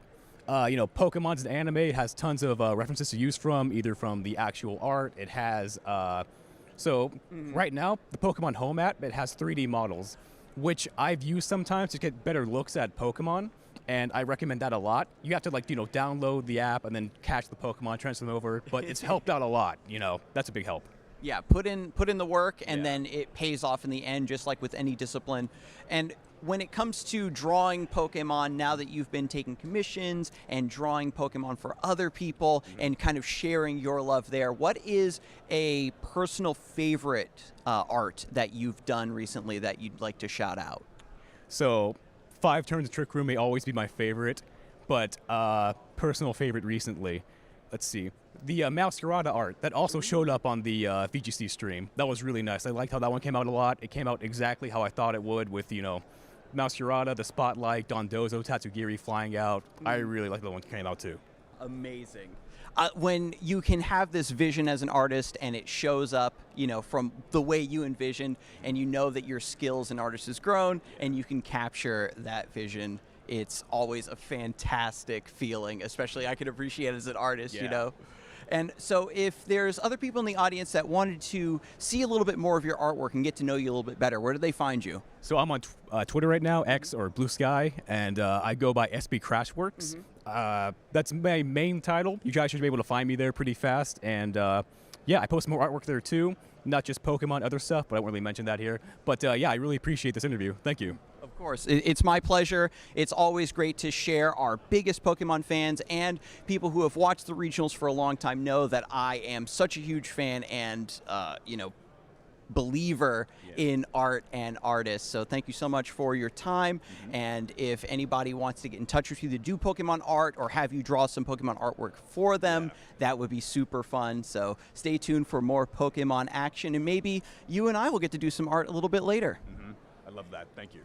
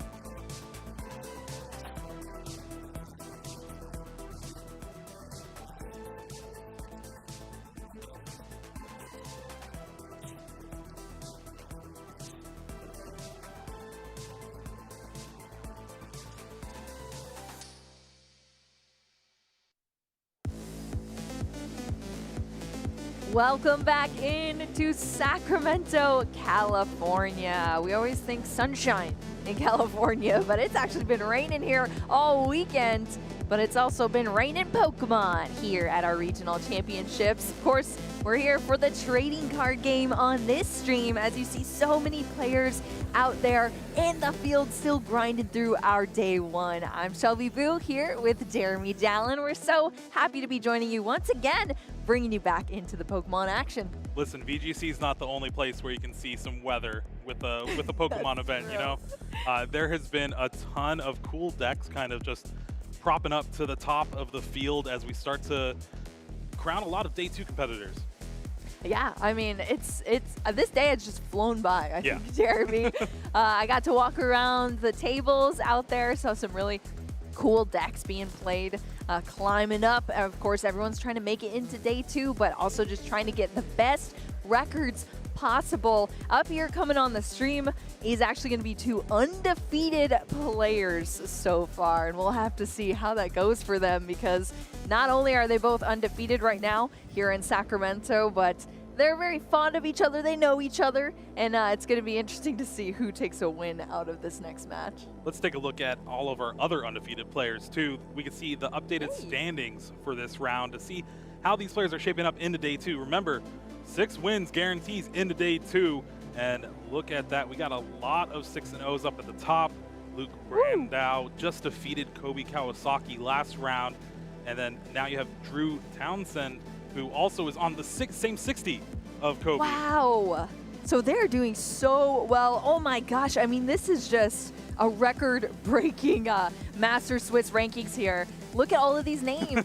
John Ang there sitting at number regional 3. Champion, regional champion, exactly. world champion, regional champion. Yeah, it's so crazy. So many names. Oh, sitting at number 14, a name we're definitely familiar with, was just casting LAIC and is now here on our map at Sacramento at a 501 record with Ethan. Of course, Azul Garcia Griego. I think a lot of people are championing behind Azul for this event because he hasn't even been to the other events this season so far. Event of the season for Azul. Going to be great to see. Starting off 501.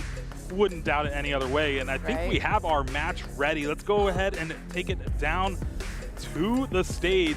It is an Australian battle from down under. Brett Tonneson and Henry Brand. Who will be the Australian to come out on top? This is a star-studded matchup here. Of course, Brent Tonneson fresh off a 2nd place at our Latin America International Championships with the same 60 list in this Reggie Drago V-Star. And he's going to have to face up against Henry Brand, who, of course, is Jeremy. A world champion. Yes, a world champion. He's bringing Terrapagos EX here to our table. So this is going to be an epic battle of the Australians and the decks here. A couple of Pokemon for both of our players. More than a couple. That's actually a lot of Pokemon in the prizes for Henry. Honestly, Brett not too much, but that Cleffa maybe. Yeah, we got the Cleffa, the Dragapult, and one of those Reggie Drago V-Star. Well, one of the Dragapult as well. But yeah, Henry is lacking quite a bit there in one of those turtles, the Terrapagos, that Fan Rotom. Oh my gosh, this is actually all Pokemon. All one Pokemon in a Briar. That's pretty brutal there for Henry, especially playing a deck where you want to get a ton of these Pokemon out nice and early and start off strong with this deck. Well, we have the fist bump here.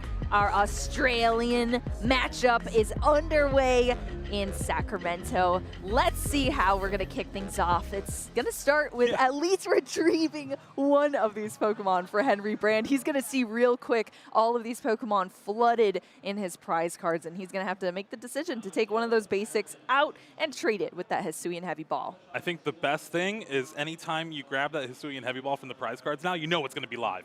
Yes, that's actually so true. You instantly get a Pokemon back. Very nice. Well, Henry is quickly going to retrieve that Terrapagos EX here with that Hisuian Heavy Ball and get going with the rest of this turn here. We see an Ultra Ball that's going to discard some cards here for Henry to start searching the deck. Let's talk about this matchup. This is a matchup we are familiar with seeing, Jeremy. What does Henry need to do here on this initial turn to face off against the incredibly scary Reggie Drago deck? Well, you're going to do the same thing you're going to want to do in every first turn going forward. It's get that Fan Rotom, use its ability to search out your Noctowl lines, even cards like that Boufflant, and the Boufflant is going to be one of the biggest cards in this matchup, with its ability being able to reduce 60 damage if you have another Boufflant in play, that curly wall, you know? Building up that kind of protection against a big Giratina V-Star attack from the Regidrago V-Star. And honestly, with Brent not having the new Alolan Executor EX in the deck, you can't really get past that without doing a little bit of prep. Yeah, exactly. We were just hearing Grant Manley talk about that, how the Alolan Executor helps so much in that matchup to take out those Boufflant and kind of make the matchup a little easier here. But no, Brent is playing the same 60 list as we saw him piloting at LAIC. So Henry Brand starting things off with tons of Pokemon on the field. We see, of course, that Terapagos that came out, Pidgey, Hoot Hoot. We got the Rotom that retrieved a bunch of Pokemon for Henry, which is great, and the Boufflant still in the active position. Brent Tonneson, on the other hand, also starting off strong, getting some energy out of this Earthen Vessel, discarding a Canceling Cologne here, and getting things started with the energy cycle that we see so familiar in Regidrago V-Star. Those energies really power this deck in more ways than one. Oh yeah, I mean, you need energy to attack with, and honestly, with this Regidrago deck, you also just get to draw cards with the energy with this Teal Dance. Let's go. We're dancing, Jeremy. Is it a good dance, though? What do we see here? It looks like just a grass energy for Brent Tonneson off that Teal Dance ability on that Teal Mask. Ogerpon, of course, the attachment for turn, that fire energy that's needed on that Regidrago V. We already see our first energy switch activating as well, taking that grass energy off the Ogerpon straight onto that Regidrago V. And we have a Hoot Hoot of our own, as we're calling the turkeys here this weekend. This is not a very good hand from Brent at all. No real kind of aggressive start here. Would have really loved to go first in this matchup, obviously, but Henry deciding that off a flip. And no supporter, has to rely on maybe a top deck Noctowl or something. Oh, no. Just not really much. You got the Prime Catcher and Energy, and Henry starting off the turn with a Noctowl of his own. Oh, yeah. Grab that Terra with the Hisuian Heavy Ball on that turn one, so already having access to Jewel Seeker, which is just such a powerful ability. Inteleon version 2. Exactly. It allows you, once you evolve it, if you have that Terra Pokemon in play, you get to search out trainer cards. Pretty much a trainer card is anything except a Pokemon. So that could be yes, or an energy, that's true. You know, your stadiums, your supporters, your items, your tools, they're all under the category of trainers. So Henry is really running away here. Going to grab a Professor's Research as well as that rare candy. So I'm hoping that we're going to see the evolution there into our Pidgeot EX for Henry. Yeah, did discard Featherball and Pidgeot EX, but already has the other one in hand. Just how you draw it up here. We got to get a gobble gobble, right? We see that Terapagos EX, second one to hit that field here for Henry. Straight into a fresh 7 cards off this Professor's Research.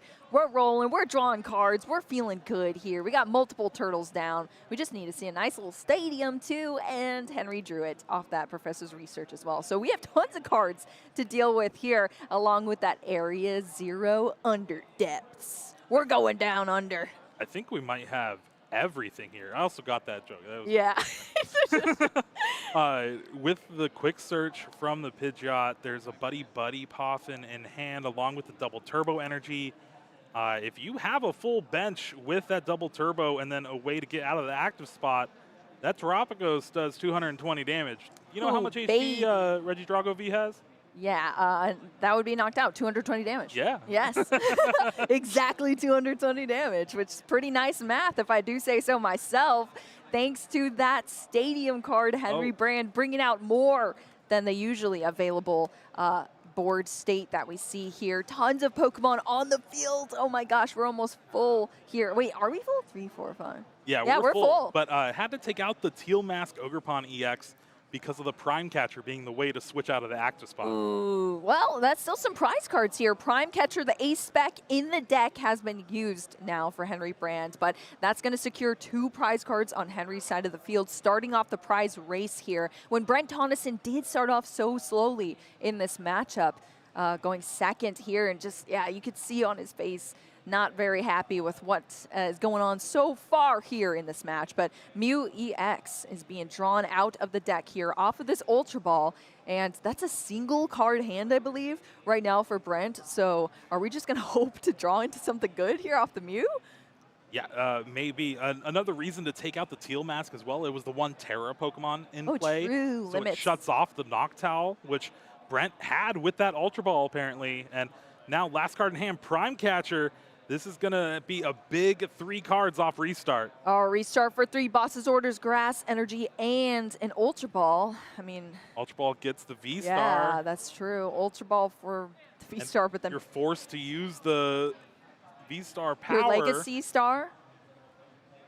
Not yeah. where you want to be, but you got to do something to stay yeah, in the game. you need cards at this point in time. Brent Tonneson has restarted, got the Ultra Ball, had to discard the other 2 cards off the restart here. Does get the Regidrago V-Star. That is going to unlock that Legacy Star V-Star power that we're so familiar with. Discarding the top 7 cards here. Then you get to retrieve 2 cards out of the discard pile into your hand after that. And look at that. That's a pretty easy grab. Yes, that's an easy grab indeed. That's going to line us up with 7 more cards here for Brent. So he's back in the game, of course, using that Nest Ball first and foremost before drawing into those cards. So we're going to have a ton of draw support now that the Pheasantipity EX also joined in the bench after that knockout. Yeah, just the cool draw 10 cards, you know, not bad. Yeah, this is why you should play Pokemon TCG. You draw cards, it's fun. Drawing cards is fun. It's is. one of my favorite things to do. Yes, absolutely.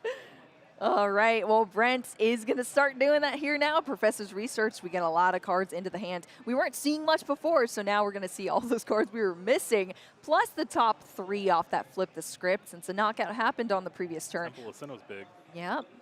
Temple of Sinnoh, that shuts down those special energies on the field. So Brent definitely eyeing that up for sure. But we have tons of cards to deal with here. So going to start with, this is where sequencing comes into play as well. The Ultra Ball, of course, sequencing is a little bit easier when you're playing Regidrago because you're throwing away Pokemon, you know? That's what you need to do. Get them in the discard pile so you can copy them later on. Of course, we do have the Ogerpon that was drawn for the cards as well. So we're going to have that Terra-type Pokemon back down. That's going to unlock the Noctowl and the Jewel Seeker. So things are going a little bit smoother here for Brent. Yeah, even discarding a lot of the normal attackers from the Legacy Star. You got the Dragapult EX and the Giratina, I believe, in the discard already off that ability. Well, well, well. The attackers are in the discard pile. We have the energy now on that Regidrago V-Star. The Teal Mask Ogerpon EX. Number 2 is on the bench here now for Brent. And as you can see, that Regidrago V-Star is able to attack now with the Apex Dragon. Copying that move here. And now we're over on Henry Brand's side of the field. Yeah, you got to keep up in the prize race. Take 2 prize cards off that Phantom Dive, taking the knockout on that Hoot Hoot in the active. And then the bench Duskull, which would help Henry Brand a lot with the prize trading here as well. Being able to take down a Regidrago V-Star in 1 hit. Yep. I mean, as you said, Jeremy, really the prize race is on. We saw Henry take the first 2. Brent Tonneson now matching those 2 very pivotal ones. Henry Brand's going to have to respond just as heavily, and we see that Pheasantipity EX. That's a quite good to have on your response here, drawing some additional cards here as well. Of course, that Pidgeot EX, free retreat. It's a floater. You can toss it up in the active and retreat into anything you want down the line. Flip the script. 3 cards here for Henry. I'm pretty sure Pidgeot's a flyer, but... True. It's floating. It's flying. All right. All right, Henry here. Searching out with that Pidgeot EX, using its quick search ability to draw out any card. Now, we see that Night Stretcher is the pick here. Whoa, Thornton action coming into play. You see it on the screen here. Now you're seeing it in play. Switching out that Fan Rotom that had so much utility on the first turn now is going to be a Duskull that can turn into a Dusclops, or even better, a Dusknoir, the second evolution here. It's getting popped off here to put these damage counters onto this Regidrago V-Star. And that is what this Dusknoir does so well. Yeah, I mean, that's what this deck does so well. When you have access to your, basically almost your entire deck, you have quick search, and then on top of that with the Flip the Script, you're going to have pretty much everything you need. And we saw there, Henry had the Thornton Rare Candy Dusknoir play. So takes the brutal. big knockout on that Regidrago V-Star. And now Brent is left with a board of a lot of nothing. You can draw some cards. You can get some energy attached, but we're going to have to rely on this Radiant Charizard to try to close out the game. Yeah, bada bing, bada boo. Henry Brand down a couple prize cards once again here. Of course, Brent Tonneson gets to take one off that Dusknoir as well, but that's A-okay. Henry Brand still leading in the prize race. And as you said, Jeremy, where do you go from here for Brent Tonneson? You're kind of put even more on the back foot here. The Radiant Charizard is on the field. We're seeing the Ultra Ball as well to bring out another Regidrago V for Brent. And this is where the Bouffalantes come in handy for Henry in this matchup. This Radiant Charizard is not going to be able to take a knockout on this Tropico CX. That Curly Wall is going to prevent that Curly damage. Wall strong. Just enough to be able to have it stick around. So Brent is going to be forced to use a boss's orders here. Maybe the Prime Catcher if we didn't see it. I think we already did. No, that was the other way around. Yes, yeah, that was the other way around. Henry played that Prime Catcher nice and early here, but Brent, similar to Henry's side of the field, also has that Noctowl. Of course, the Terra Pokemon in play in the Ogre Pond. So Noctowl going to search out that Earthen Vessel here for Brent. Yeah, this is going to be the big swing turn for Brent here. Is going to try to find everything he needs. Does have access to a lot of it, though. I was going to say, what do we see in the hands here? And it's a lot. We have the Temple of Sinnoh coming down as our stadium of choice here, shutting down the special energy. Of course, Brent, he's playing all basic, so it's shutting down that double turbo on the other side of the field for Henry. So that is in play. We got Fire Energy over there. What's going on? Deciding to discard for the stadium bump. Discards that Bouffalant, so there's no Curly Wall active now. So Brent commits the energy to the Radiant Charizard. Now he's going to be able to take a knockout on the active along with the Iono to put Henry to 2. Oh my gosh, yeah, that stadium was the only thing holding up that 8 Pokemon board for Henry Brand, well, up to 8. So now removing that Bouffalant that goes well together with the other one to unlock the Curly Wall. It's gone here, and Brent made that decision to bring out that Radiant Charizard.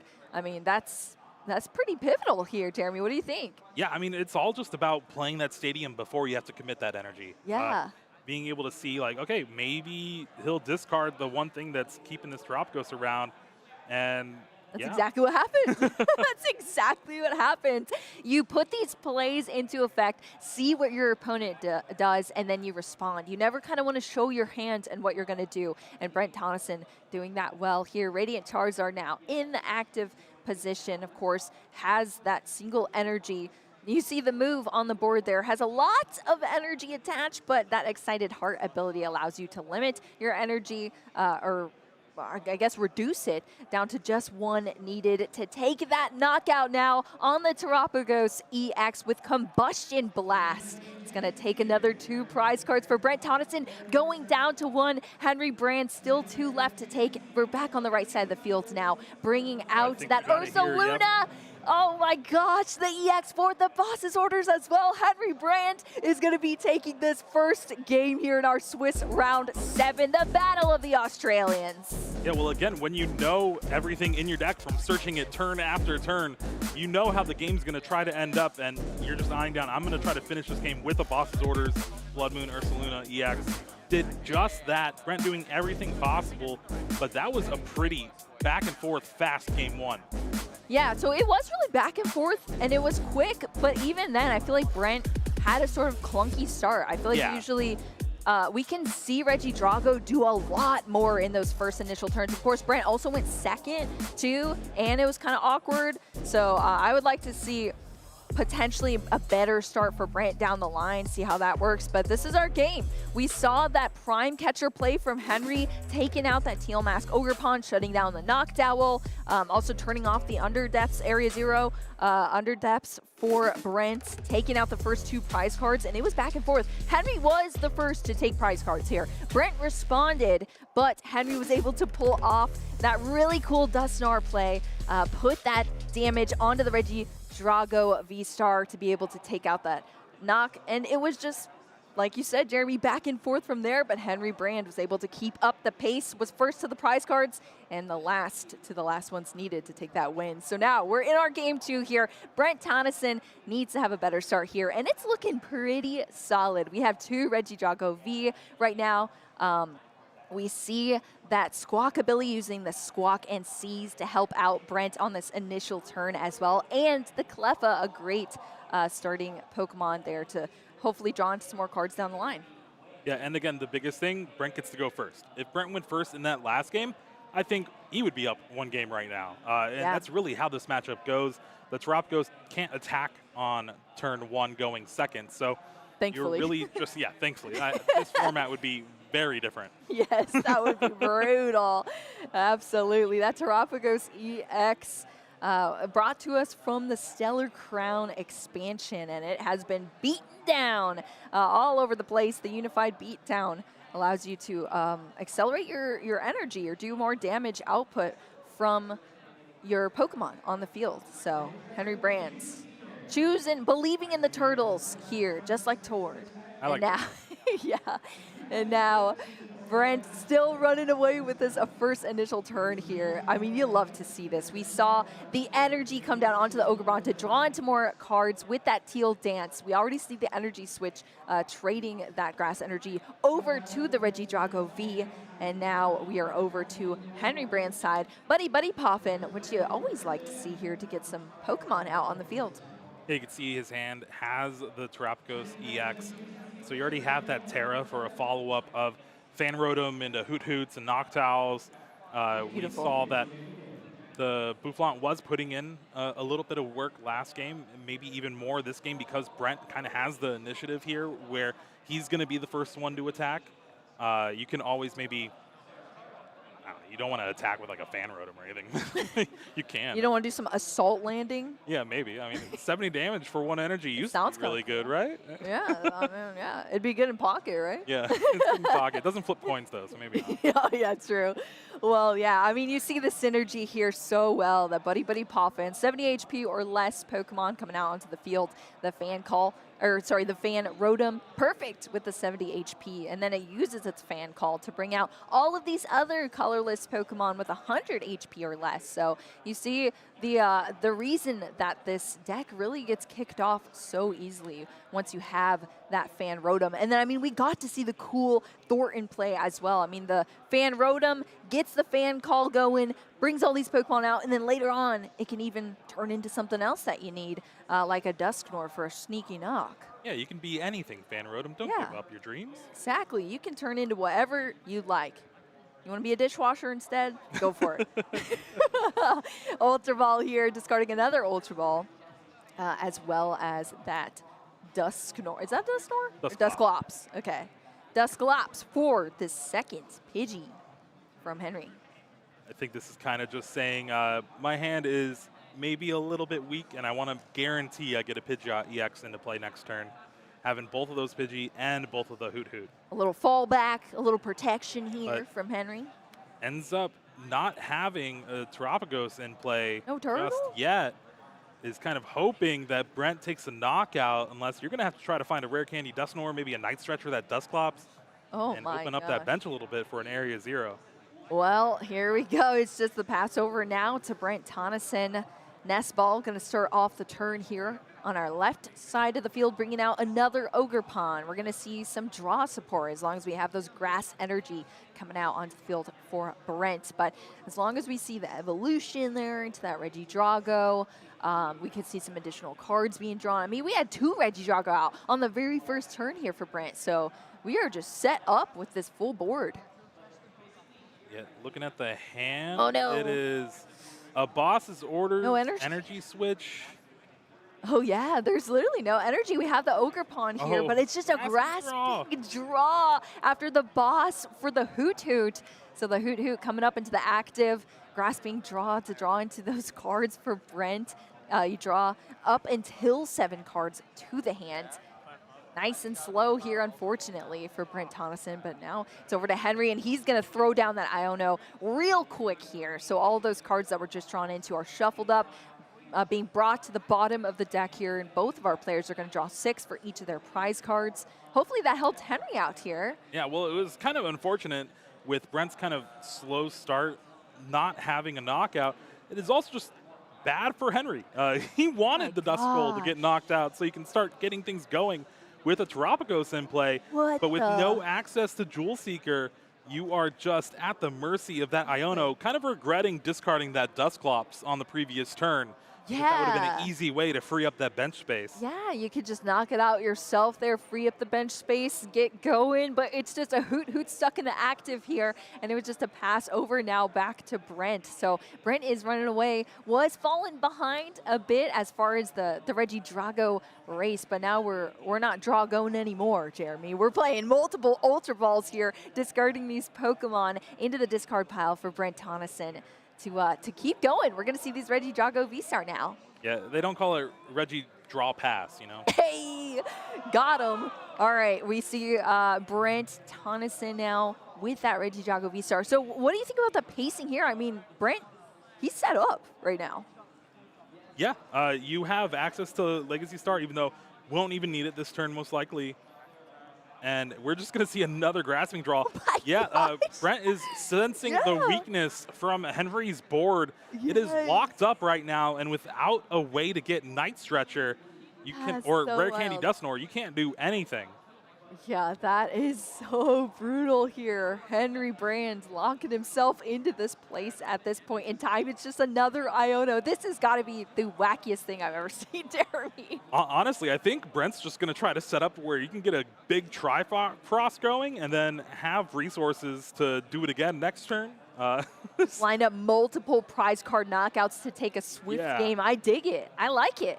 From Brent Tonneson, if we're able to see that, I mean, there's so many Pokemon that have been hitting the discard pile here. The possibilities are endless now for Brent Tonneson, and he's just continuing to establish things for all of these weird turns that keep passing over back to him. Henry Brand on the other side is going to have the Feather Ball to search for this Pokemon. No retreat cost, going to get it out there. And we do see the rare candy here now for Henry to be able to evolve into this Pidgeot EX. Yeah, but what are you going to quick search for? You don't have a Terra Pokemon in play. You can't play the Noctowl. You can quick search for the rare candy. If you have an Ultra Ball, you can go ahead and grab a Dusknoir, but then you have no hand.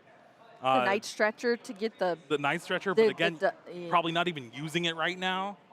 So I think this is just a quick search for something for next turn and then pass, which is not what you want to see.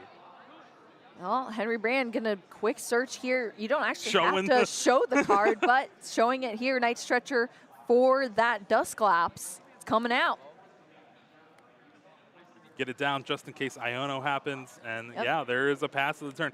This has been the weirdest start to a Reggie Drago V-Star versus Terapagos EX game I've seen in a while. What are we watching here? It's happening live for you all on the stream right now. It's back over to Brent Tonneson in the battle of the Australians here. We're going to see that energy switch. This is our second one we've seen so far in the matchup here, and that's going to put another grass energy onto that Reggie Drago V-Star. We saw the manual attachment there onto that second Reggie Drago. I mean, we are stacked right now with energy.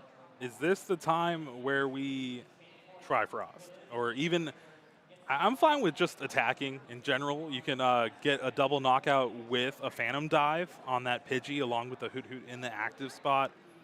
And just taking prizes seems like good. Let's get this game started, you know? Exactly. We're choosing what to knock out here. We're starting the train of double knockouts. We see that Hoot Hoot in the active go down, as well as the Pidgey being knocked out from Brent Tonneson's side. So first in the race of the prize cards, as we saw, that went to Henry in the last match. Now it's going to Brent Tonneson. So Henry Brand does have some freed up space here now on the bench. We'll see if the hand is going to help out here coming up. And it looks like we have a lot of cards to mess with. It's just so scary when you're just starting to get your deck going and you're staring down pretty much two fully powered established Reggies. The Reggie Drago. proving to us why it's the year of the dragon. I mean, this deck just keeps winning and it doesn't stop. Surging Sparks, we're hoping would help that out a little bit more, bring some new archetypes into the format, but still we see here Henry Brand trying to hold on in this matchup against that powerful deck in the Regidrago, discarding the Prime Catcher as well as the Hoot Hoot to the Ultra Ball. Brutal when you have to discard your own pink ace spec from your deck. But now we finally see a turtle. Finally.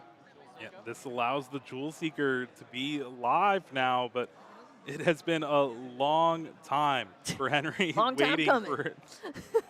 Exactly, that Terrapagos.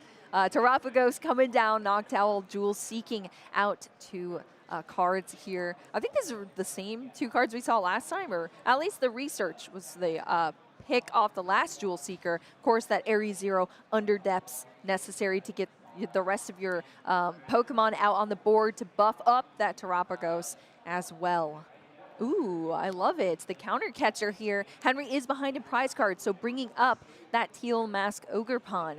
As we saw in the previous game, Henry knocking that Teal Mask Ogerpon out. Now we see it once again, but this time the counter catcher being the card. Professor's Research drawing these 7 cards to the hand now for Henry Brand. No energy in the hand for Henry here. So you kind of are forced into quick searching for that double turbo energy. That means, is there enough Pokemon to really fill up the bench, take the knockout? There should be. Nest Ball for Pheasantipity. You can draw some cards there. True. There's a Night Stretcher in hand along with a Bouffalant. Should be able to actually take the knockout here. But again, you're not doing anything about those Regidrago V-Stars.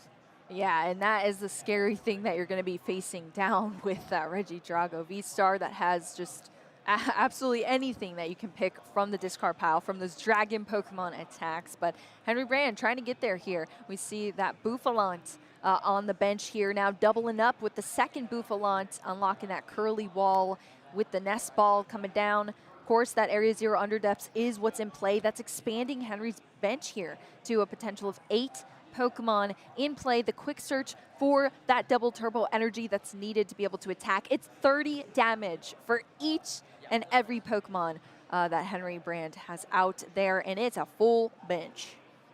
Yeah, and with the double turbo energy, that means 220 damage with that unified beat down. Jeremy's doing math. Let's go. Yeah, pretty good. Yeah, pretty good indeed. That's a knockout here on that Teal Mask Ogerpon.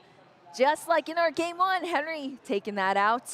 2 easy prize cards there, but Brent Tonneson was the first of the prize cards. And like we've been talking about, just fully established board here. He's going to use this Nest Ball to bring out that Pheasantipity EX, drawing us some more cards. Not that Brent really needed it, to be honest, but you can always use more cards here.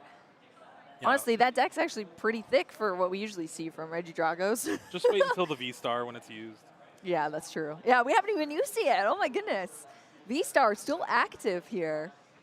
So right now, Brent is hoping to find either the boss's orders or Prime Catcher, maybe take out that Pidgeot EX. It is already has the Prime Catcher in hand. Ooh. So with a Giratina's Lost Impact can take the knockout on that Pidgeot EX. Remember, Bouffalant's Curly Wall only affects basic colorless Pokemon. Yeah, good shout. And right now, wouldn't be able to take a knockout on the active Terrapagos EX. Good shout indeed. We're going to see. Could also Kyurem. Oh yeah, that's true. Ultra Ball going to search out that Kyurem from the deck here. Now for Brent. Let's have another way to discard it. And we do from that Ultra Ball, discarding the Kyurem, as well as an Iono there for Brent Tonneson. Going to bring out that Mew EX. Of course, the Area Zero Underdepths is also unlocked here for Brent Tonneson because of that Teal Mask Ogerpon, a Terra Pokemon. So we're seeing full benches on both sides here, at least up to 8 Pokemon on both the benches. We love to see it. Not only are you drawing cards in the Pokemon TCG, but you can play all the Pokemon as well. It's very nice. I want them to reprint Colress, the original one. Yeah? So you can just draw 16. Oh my gosh. Draw a card for each bench Pokemon. That'd be so crazy. Oh goodness. No, can we please not have that? Please? No. Well, we see the grass energy going onto the Cleffa that's inactive right now, followed up with the Iono. as well. So both our players are currently tied at 4 prize cards each, so we're going to see 4 cards for both of them. But of course, as we've seen from Brent, he's got a lot of draw support. But I mean, so does Henry as well in that Pheasantipity. So we have some recovery here. And now Brent didn't go for the Prime Catcher play. So yeah, we're going to see a Trifrost from Kiram. Going to knock out the Dusclops, the Noctowl, and the Hoot Hoot maybe? Or just play some damage on the Tropgos. I guess the 1 prize card doesn't really matter. Well, there we go. The epic move. You love to see it. Multi-prize card knockouts with that Trifrost. 110 damage to 3 different Pokemon there from your opponent. And that's how you do it when you're a Regidrago V-Star deck here. Brent Tonneson now down to just 2 prize cards left to take. And Henry still stuck at 4 here. So just dodged not being able to knock that Terapagos out. And Kiram's going to do some business here in this matchup. Now, Henry still has a lot of play for the deck. Has the Hoot Hoot on the bench, can evolve into the Noctowl that was just drawn. The Quick Search, you have pretty much everything available. Can we cobble together a Dusknoir play to maybe do something? But no, like it.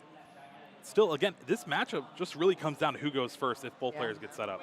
Yeah, who goes first, who's first to take a knock, and who can keep up the pace from there. And honestly, both of these decks usually function pretty well. So, yeah, we're just seeing the back and forth here. But Brent was the first to go, and now is potentially going to be the first to take the last prize cards needed to take a win. That would mean we're going to a game 3 between these players. But Henry Brand's going to do absolutely everything first to hopefully close this game out, or at least make it as close as possible. Terapagos EX joining the bench here for Henry Brand.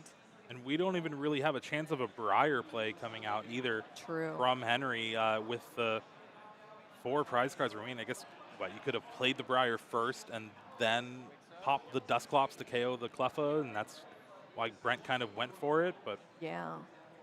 Oof. You hate to see it, Jeremy, but that's how things shake out sometimes. Yeah, don't believe, no, we did flip the script already. Yeah. Yeah, okay. Flip the script has already happened over on Henry's side. We're looking at the deck right now. This is the Quick Search right now. Okay. Blood Moon is a good attacker, but again, Henry's just going to need a Gust 2 times in a row to really finish this game off. I think Blood Moon will take a hit more than this Tropgos in the active spot, but you're going to need to commit an energy to it. Yeah, I mean, he's playing it down. Blood Moon, Ursaluna EX coming down. This is what closed out the game in our game 1 here for Henry. Oh, yeah, the Penny. Coming into play to scoop up this Terapagos.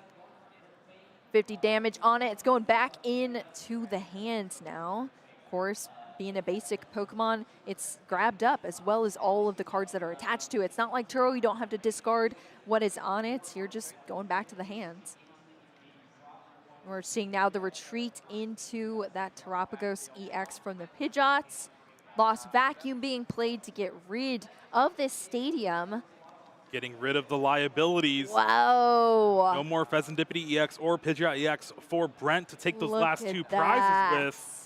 Yeah, no easy way out here, says Henry Brandt. Getting those Pokemon off the field after eliminating his own Area 0 Underdepths to protect so that Brent has no way around this Terapagos anymore. And that's it, Jeremy. No, I'm pretty sure Henry's just like, oh, you still have Legacy Star available? Let's go to game 3. Oh my gosh. Honestly, that's valid, because where are we at in the time as well between these players? Yeah, it's, I think, hovering around 20 minutes, maybe a little under. Yeah, and it looks like Henry scooped up that game. All right. Well, Henry says, your board state's too strong. You still have the Legacy V-Star. And honestly, I point this out every time I either watch the stream or we're casting as well. The Regidrago players that are able to keep their Legacy V-Star until the very end of the game, that is how you line up everything needed to close out a game. And that is what Brent would have had to be able to do. And so Henry's going to save this time needed going into this game 3 so that we can hopefully get a nice conclusion here between one of our players. Yeah, and again, I think Henry was thinking this game might take 10 more minutes to finish, but Brent still is in a very good position for it. Henry went through a lot of resources, and the fact that Henry gets to open up game 3 going first. Yeah, that's also true. plays a big role into it. Good point. Very good point. Choosing whether you want to go first or second. We have been outlining endlessly how important that is of a decision, and we are underway in this very last game between both of our star-studded Australian players here. Oh no, look at those prize cards. Wow, that is a bummer. Double Turbo Energy ×2 there, as well as your evolution Pokemon with that Dusknoir and the Noctowl. A couple of Ball Search cards as well, but Henry Brand still going to be kicking things off, getting that consistent fan Rotom, fan call, bringing out the Hoot Hoots. We got a party here, and the turtle. Party, but the Dusknoir is not invited. The one of in the list. Oh no. At the top of the prizes too, so I don't think we're going to be seeing that this game. Oh, that's pretty awkward there, unfortunately. If only Hisuian Heavy Ball grabbed evolutions as well, but it's only basic Pokemon.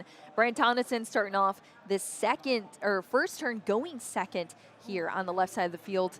Grass Energy immediately Teal dancing on that Teal Mask Ogre Pond, drawing into an additional card. Nest Ball gonna get out a Pokemon as well here for Brent. Let's take a look at these prize cards. A lot of Pokemon for Brent as well in that Noctowl, one of the Regidrago V-Star, Radiant Charizard up there at the top. That is a Pokemon that Brent has relied on and a lot of players rely on to be able to close some games out in the later games, as well as 2 Professors Research. That could be awkward too. Yeah, just good cards in the prize cards for Brent. We don't play bad cards, right? That is true. I guess maybe the bad card could be Canceling Clone if you really think about it. Oh yeah, that's true. Yeah, that is true, Jeremy. Well, we have the Earthen Vessel as well, getting one of those attackers in the Giratina V-Star into the discard pile. It's what this deck is all about, Regidrago V-Star. It has been copying Dragon attacks since it came back into play. I mean, it feels like just not too long ago when we were saying, oh, Regidrago's being played again? Whoa, that's pretty cool. Yeah, it was NAIC 2024, got top 16 before Kyurem came out. And then everyone's like, oh, Kyurem's coming out. This deck's going to be the best deck. Yes, it's busted, absolutely busted. And you see why. I mean, all of these cards work together here. We see the Squawk and Seize from that Squawkabilly EX as well for Brent Tonneson. I mean, the legacy of V-Star power ability is just absolutely bonkers. It's one of the reasons this deck is so good. Not to mention, you just have a myriad of attackers as well that you can utilize. I mean, you can really just like pre-plan all of your matchups and what you want to do because you have so many different outs to different strategies. Yeah, well, Regidrago V-Star has been a card for a while, right? Yeah. It's been out for forever, it seems like. And it's one of those game design cards where it's maybe not good now, but eventually it will be, just because any Dragon Pokemon that gets printed could be thrown in this deck. Mm-hmm. Yeah, it's back in action here. So, it's a world of EXs, but the V-Star Pokemon are proving why they're still so strong here before they're gone from us after rotation. But Henry Brand now over on our right side of the field after that incredible setup here. I mean, we've seen this consistently every single game from Brent, with the energy switch of the grass energy, the attachment of that fire energy, getting everything lined up here, the double Regidrago V as well, Pheasantipity for the future, just in case something happens here on Henry's turn, which, of course, is being started out with the Noctowl. That Terrapagos is already in play, so we see the Jewel Seeker to get even more cards out and combo things together for Henry Brand. I just love watching this deck work. It is so fun to see. You just have access to everything in your deck in combination of Jewel Seeker, Quick Search, even later turns with Pheasantipity, double Jewel Seeker now with Noctowl. It is crazy to see, and you have that Feather Ball to even find that Pidgeot EX with the rare candy. Oh my gosh, and the Professor's Research on top of it. This is going to be a pretty great turn. And meanwhile, Brent did just motivate last turn, but that is where Brent wants to be. 2 energies on a Regidrago V. Yeah. I mean, that's pretty solid there off that motivate. Yeah, Squawkabilly X doesn't just Squawk and sees it can motivate too, motivate the troops there for Brent Tonneson. But yeah, Henry Brand, I mean, world masterclass here really from Henry Brand, from a world champion. You can't line it up any better than this. I mean, this is how this deck goes in Terrapagos EX here. We see the expansion of these benches now for both of our players, bringing us up to 8 Pokemon as the max potential now. We see one of those Bouffalants out here. Now for Henry, of course, the Professor's Research also drawing into a bunch of cards for Henry Brand on this turn too. I mean, it's just following the usual path we've been seeing from Henry so far, and it has been quite smooth. Double Turbo Energy being accelerated onto that Terrapagos. Now we see the Duskull come out onto the field as well, and that's it. That's all you need here. Unified beat down on that Squawkabilly. That's 2 prize cards here. Henry Brand first to the prize race. Is it going to go as we saw before, Jeremy? That's the question. It might, but there is no real follow-up Pokemon other than the Pidgeot EX on the bench. I think Brent sees an opportunity here. Brought up the Teal Mask Ogerpon EX. That kind of guarantees that Brent's going to be playing a Prime Catcher this turn. So being able to use the Regidrago V-Star with Prime Catcher, bring up that Pidgeot EX, knock it out with a Lost Impact could be a pretty good way to follow up that knockout on the Squawkabilly. Yeah, and look at this, drawing so many cards here, the Teal Mask Ogerpon. We're seeing 2 of them, Teal dancing around on this field for Brent Tonneson, as well as the Flip the Script for 3 additional cards too. So Brent has a lot of cards in the hand here right now. Oh, he's gonna switch out this stadium. That's limiting these benches now. So Henry Brand's gonna have to discard down back to 5, our normal bench size here in the Pokemon TCG. So deciding to take that Noctowl as well as the Fan Rotom off the field here. And that Jamming Tower, no tool cards in play from either of our players. But now that has bumped the Underdepths. Here it is, the Ace Spec, the Prime Catcher, one of the best Ace Specs that we see in the game right now being utilized. Pidgeot EX in the active position as well as that Regidrago V-Star. And we're seeing the knockout here. Of course, has to Lost Zone 2 of these energy because he's copying Giratina V-Star, Lost Impact, 280 damage. And those energy into the Lost Zone. But that's a knockout here. Brent Tonneson to the races as well on these prize cards. Both of our players are tied up now, but Henry Brand just with the Terrapagos EX in the active. Yeah, you're basically hoping for Henry not to have a good follow-up turn. Now, Pheasantipede EX is going to be a great card to try to represent that yet again, but the one way for Terrapagos EX to really take a knockout on a Regidrago V-Star is through something like a Rare Candy Dusknoir. Henry doesn't have access to that. Is going to have to try to maybe just find Prime Catcher or Boss's Orders to be able to take a knockout on one of the EX Pokemon on the bench.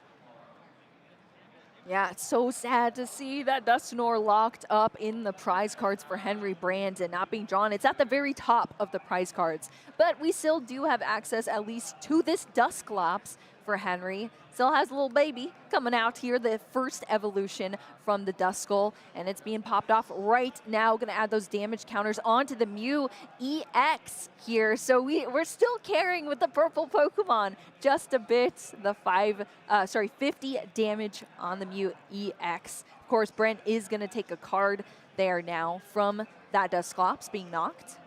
Yeah, and then of course it goes really well in combination with the Iono that Henry just played. So it forces Brent to draw 1 less card with that knockout, and with the extra damage on the Mew EX, a Unified Beatdown is enough to take the knockout, keep up in the prize race.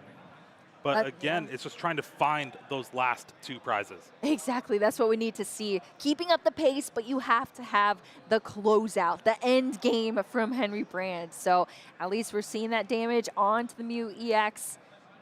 Henry just contemplating the rest of what's going to happen here, but rotating those cards.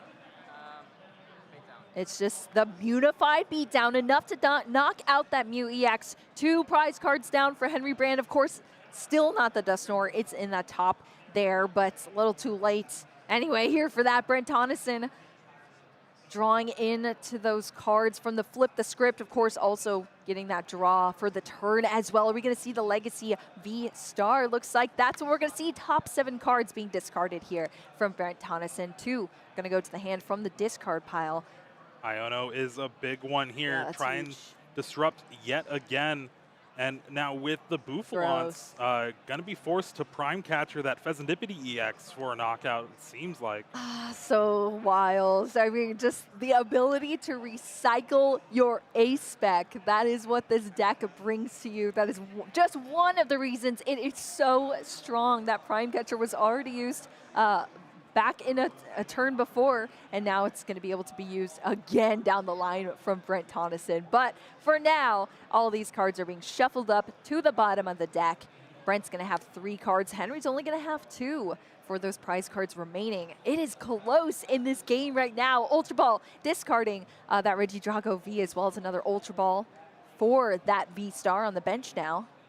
Yeah, and Brent not using the Prime Catcher before the Iono, I think he's going to be fine just settling for some Phantom damage? Dive here.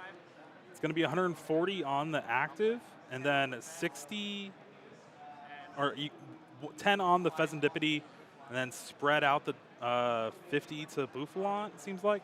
Yeah, it looks like that's what was selected here. Of course, those Bouffalants working together. They're on the opposite sides of the field here, but they're working together as one to limit the basic colorless Pokemon by 60 damage. So it is going to limit that damage output from Brent Tonneson, but still gets the spread damage there onto the bench as well.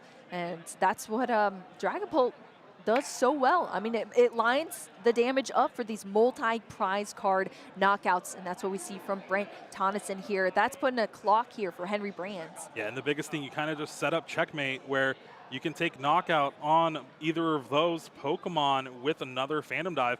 And the biggest thing, you didn't take a knockout last turn, so Henry cannot use Flip the Script to get out of this Iono. Yeah, that's huge. That is so huge. I mean, Flip the Script has saved so many times our players here, but it's just a pass after the Bouffalants in the active position, and Brent Tonneson going into the Cleffa. Yeah, Brent's like, I have enough resources. I can retreat my 3 energy Regidrago V-Star, build up another one, and eventually win by that. I value these 7 brand new cards. That is beautiful. Temple of Sinnoh coming down into play here as well. Even more limit on Henry Brand's side, asking for more because of that shutting off those special energy here. Brent Tonneson also going to use the Super Rod. We're seeing that grass energy come back into the deck. And now I think Brent's going to wait 1 more turn, and then if he has Prime Catcher energy, wins the game. Oh my gosh, yeah. Put Henry Brand on the clock here. We see the energy. Prime Catcher was a draw for the turn. And there you have it. Brent Tonneson winning in the Australian beatdown here. Oh my gosh, Brent Tonneson taking it out here. 3 games between these players, but Brent was able to close it out here with the second use of the Prime Catcher. I mean, just line things up perfectly there for Brent Tonneson. He did that so well. I mean, it just felt like he knew what turns to hold in all of these matchups and what turns to make those pivotal moves and really turn the pace of the game. Yeah, you don't need to be attacking every turn. No. You can sit back and maybe draw some cards and eventually find what you need, and just great use of resources from Brent there in that match. Henry really trying to dig out of that very fast couple of turns, but that Pidgeot EX going down from the Giratina V-Star was hurting. Yeah, I mean, it was a great performance from both of our players. Let's take a look back. This was our first game between our players. We saw the pressure being put on from Brent. All those Pokemon in the discard pile. Regidrago V-Star in the active, taking these knockouts. But Henry was able to keep up the pace with the prize cards. Of course, the Dusknoir damaging that Regidrago V-Star, allowing Henry to unify, beat down, knock it out for an additional 2 prize cards to Brent's 3.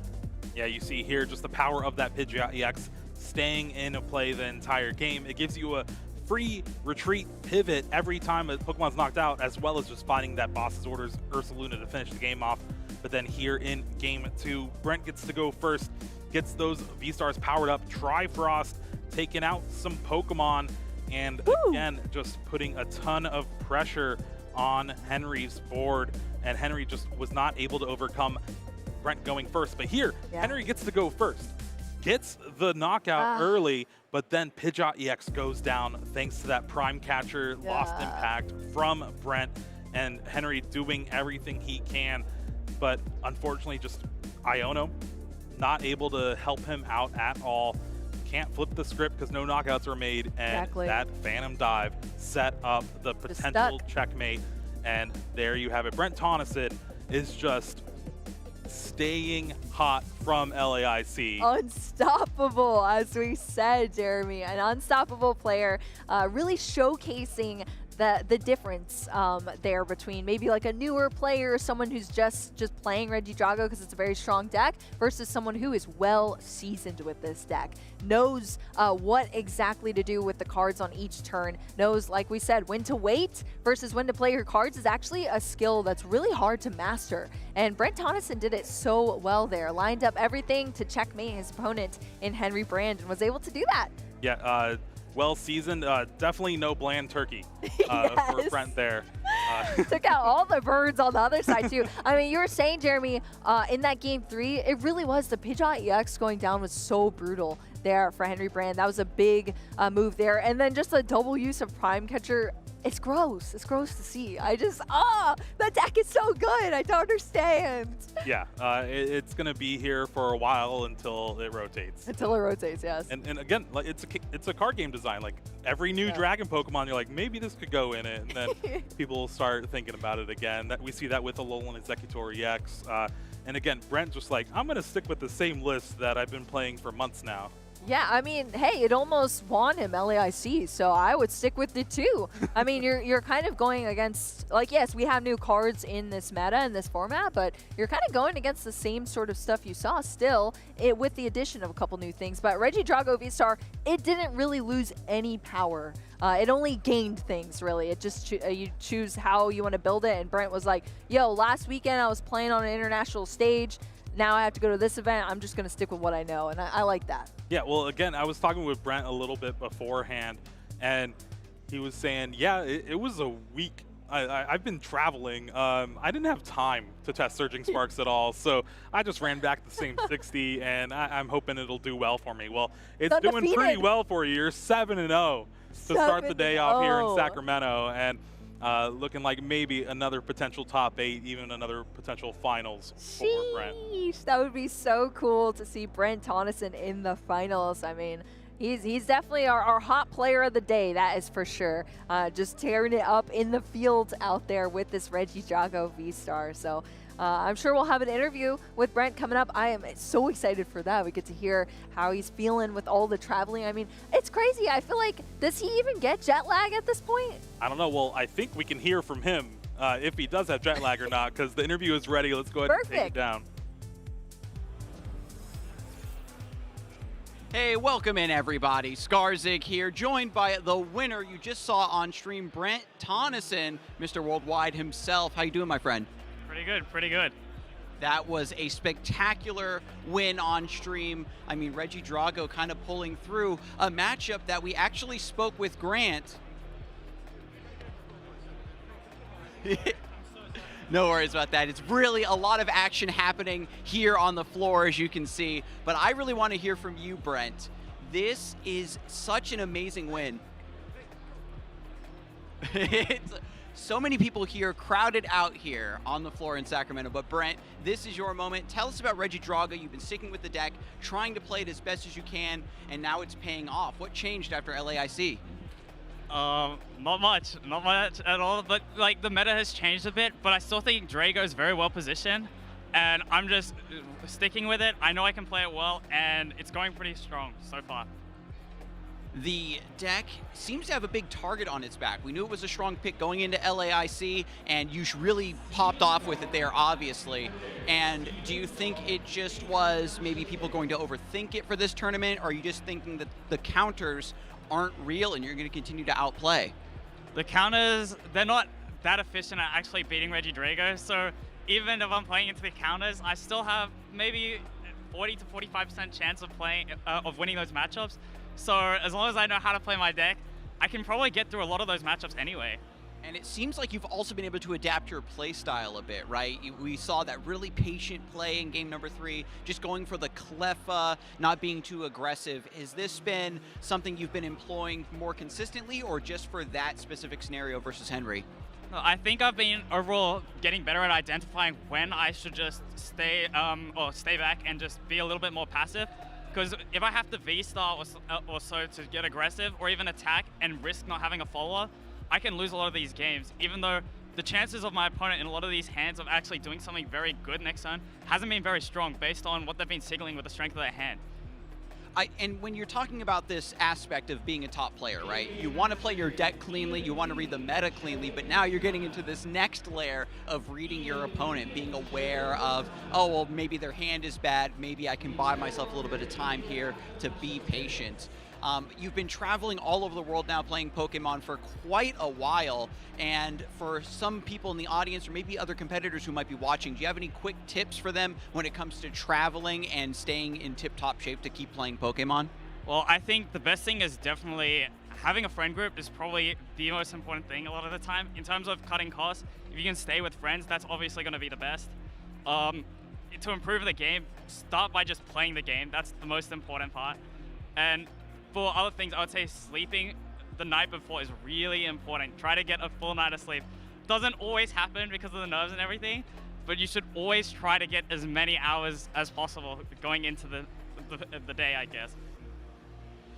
Get your rest. I mean, that's great advice no matter what you're doing, but for Pokemon competition, it is so important to be at as much sleep, as well rested as you can be, and then now it's going to pay off. When it comes to playing this tournament now, you are, what is it, 7-0? Yeah, 7-0.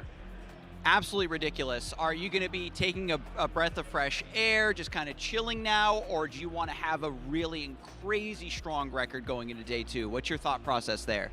I really do want the 8-0. I've never gone XO in day 1 of a tournament before, so it'd be really nice to do that. Okay.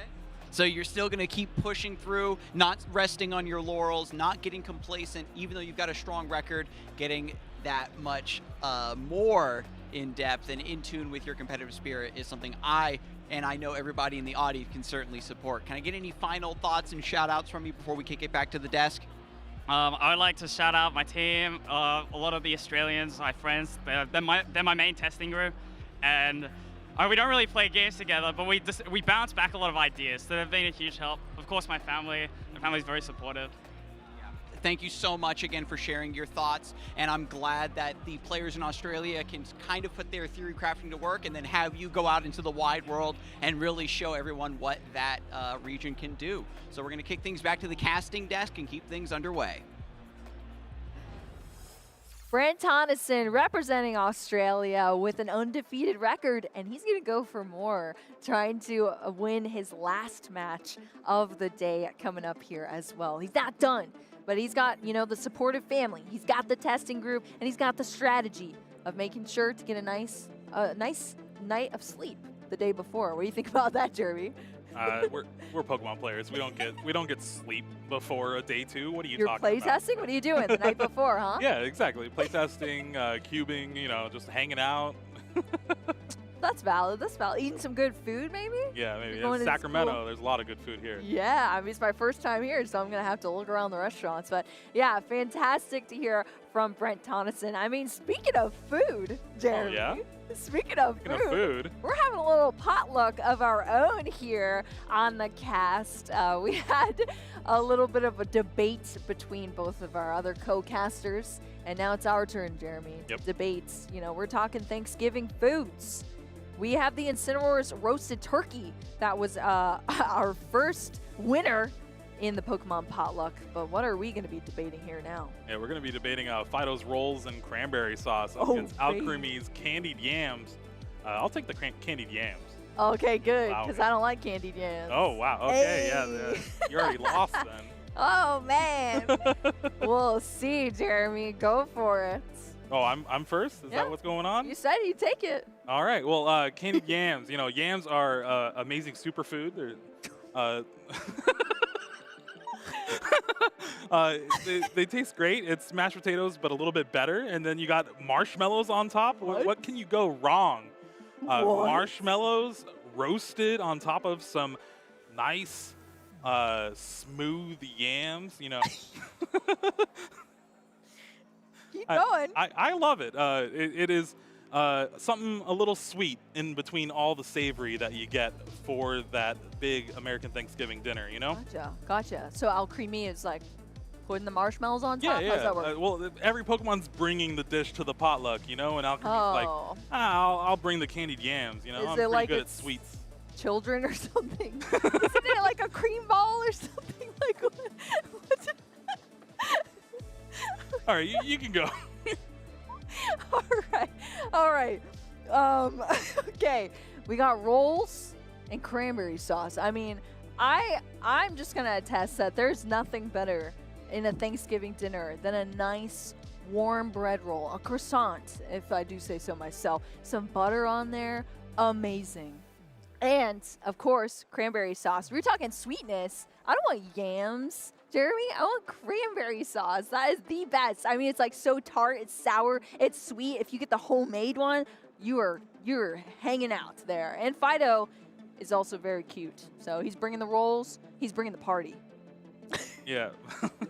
I don't know. He's also bringing his children. Is it bad that sometimes I kind of prefer the can of cranberry sauce just comes out in the can shape? It's like the tube. Yeah. No, I like that one too, actually. I also, hey, you're helping me out, Jeremy, here. No, the can is good. The homemade version is good. Way better than some yams. Come on, we don't like vegetables here on the stream. That's a vegetable, right? All right, come on, close enough. It's a starch. Yo, you compared it to mashed potatoes. Mashed potatoes is way better than yams. They're both good. They're both better than some rolls and cranberry. Oh my gosh, get out of here. What Thanksgiving did you not eat a roll? A bread roll? None, but Exactly. What Thanksgiving have I not had candied yams? Vote for the bread rolls. Everybody likes bread rolls. No, I already got enough rolls. I need some candied yams in my life, all right? Well, what are you going to be eating at your Thanksgiving dinner tables? Let us know. Make sure to vote. You want some yams? Al Creamy's yams? Yeah. Or do you want some amazing buttered bread rolls? Oh, my mouth's watering already. And cranberry sauce. That's what I'd be voting for. But hey, maybe you're gluten-free. I'm relying on all you gluten-free folks out there, you know? It's a hard matchup for me, I must say. Yeah, it is. I was surprised when you took that one. I was like, all right, I guess. I mean, everybody likes bread. Shout out to my partner. Candied yams are their favorite. Oh, that's cute. Okay, that made it way cuter then.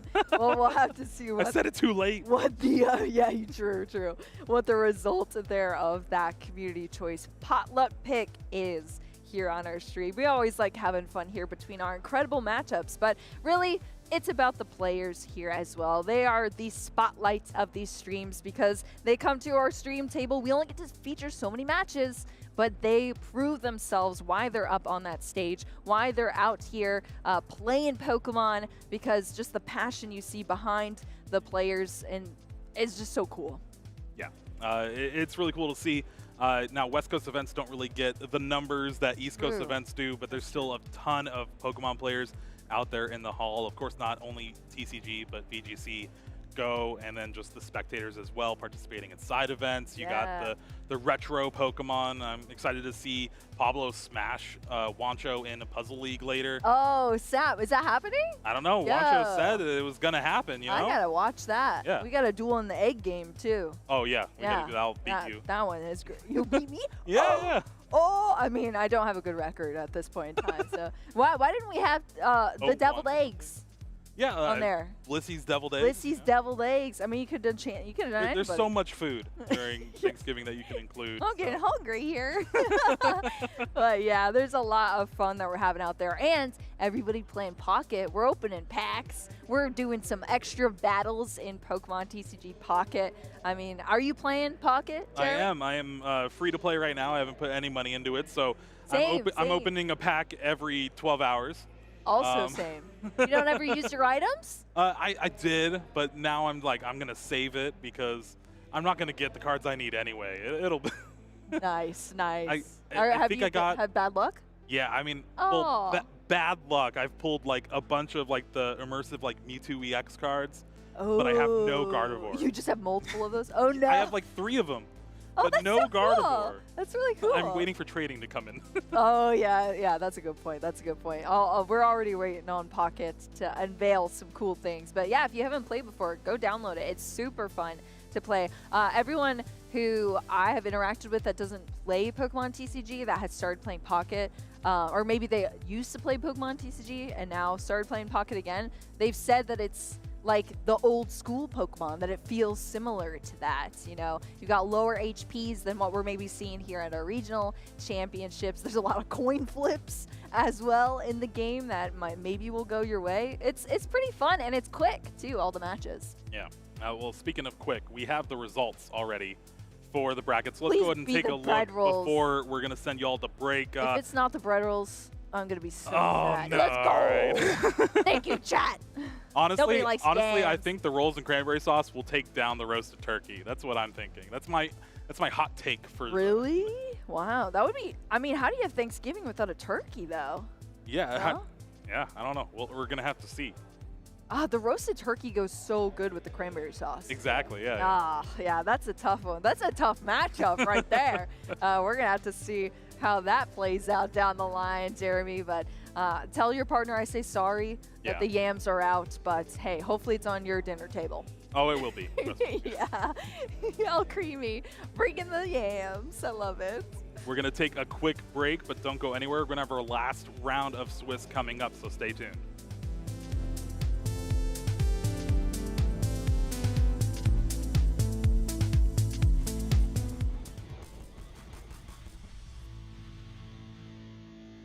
Hey Pokemon fans, Adam Watson here, aka Skarzig. We've still got a little bit of a break before we get back to our Pokemon action, of course, but I am joined in the lounge by another special artist friend of mine, Seth, who you may know again as SP Crashworks. How you doing? I'm doing all right, thank you. I'm so happy that you could join me because we are going to be sketching some Pokemon for you today. This is a rare opportunity for me not only to have another artist here in the lounge with me, but to put a little bit more time and effort into what are normally pretty quick whiteboard drawings. So, I know, Seth, that you told me earlier your favorite Pokemon was Rillaboom. Yes. And that is going to be the Pokemon that I'm drawing today. And do you want to know what Pokemon you're going to be drawing for our folks at home? Which Pokemon is that? That's going to be my favorite, Cubone. Oh, Cubone. I like Cubone a lot, too. So we're going to get down to work, and I'll make sure to kind of keep you updated about my progress, chat. And in the meantime, we can kind of just talk about, you know, what it's like to be an artist and how much we kind of love this work. So we dug into it a little bit earlier, Seth, but when it comes to your process as an artist, like let's say you were going to draw a fancy new Pokemon artwork to show off for the VG stream, where would you start? So I like making my artwork look like the anime, so I like looking at references. The anime, it has a lot of references for the Pokemon, different poses, and for anyone looking for more than just that, Pokemon Home allows you, if you have the captured Pokemon, the data, after you transfer it over, you can look at the 3D models, and you can spin them around, you can have them do the different attacks, and that's another great way of learning how to draw a Pokemon. Wow, that sounds really useful, honestly, because when you are, especially when you're first getting into art, you need to be able to translate what you see into what you're trying to capture, what you're trying to draw. And that's a kind of a great way is to get the just 3D models about the Pokemon from the video games. And after you've settled on the Pokemon you want to draw, you've got your references, and you kind of get down to business. Do you just work purely digitally? So what I start off is I draw it on paper. It's just hard for me personally to start off drawing on my tablet. So I draw it on paper, I scan it, and then I transfer it over to my Photoshop file, and then I start drawing over that.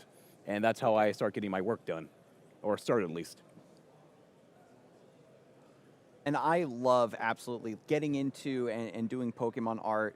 It's something that has grown alongside me, you know, being on the broadcasts like this and sharing my passion with the audience at home. And I really hope that you know, as we continue to make art, that someone in the audience will take inspiration from us and our processes and, you know, make that plunge. Yeah, so I don't really play VGC that much, but I love watching videos from content creators about it. I love watching, you know, theory crafting or, you know, basically what's the best Pokemon right now. Right now it's Sneasler. Rillaboom, second best right now. Okay, Rillaboom's still going strong. Oh yeah, him and Incineroar, all those guys. But what I like most is I don't see a lot of VGC artwork. That's why I like creating it myself. There are other artists out there, but it just seems like a really fun thing to do. I love Pokemon battling, and you know VGC is competitive battling, so yeah. And that's, I think, just a major part of being an artist is wanting to make something that doesn't exist yet, right? Yeah. Being, you know, people always say be the change you want to see, but sometimes you have to be the artist that you want to see. You have to make the art that you want to see, so. Yeah, I understand it's hard. You know, sometimes you get some mean criticism, but you have to keep moving forward. You have to keep improving. Practice always helps a lot. YouTube videos about tutorials, those help too. Also, just asking for advice about how someone drew something, that's always a great way to not only learn more, but make a new friend possibly. Oh, that's very true. There's so many free resources online, like just to get in and draw.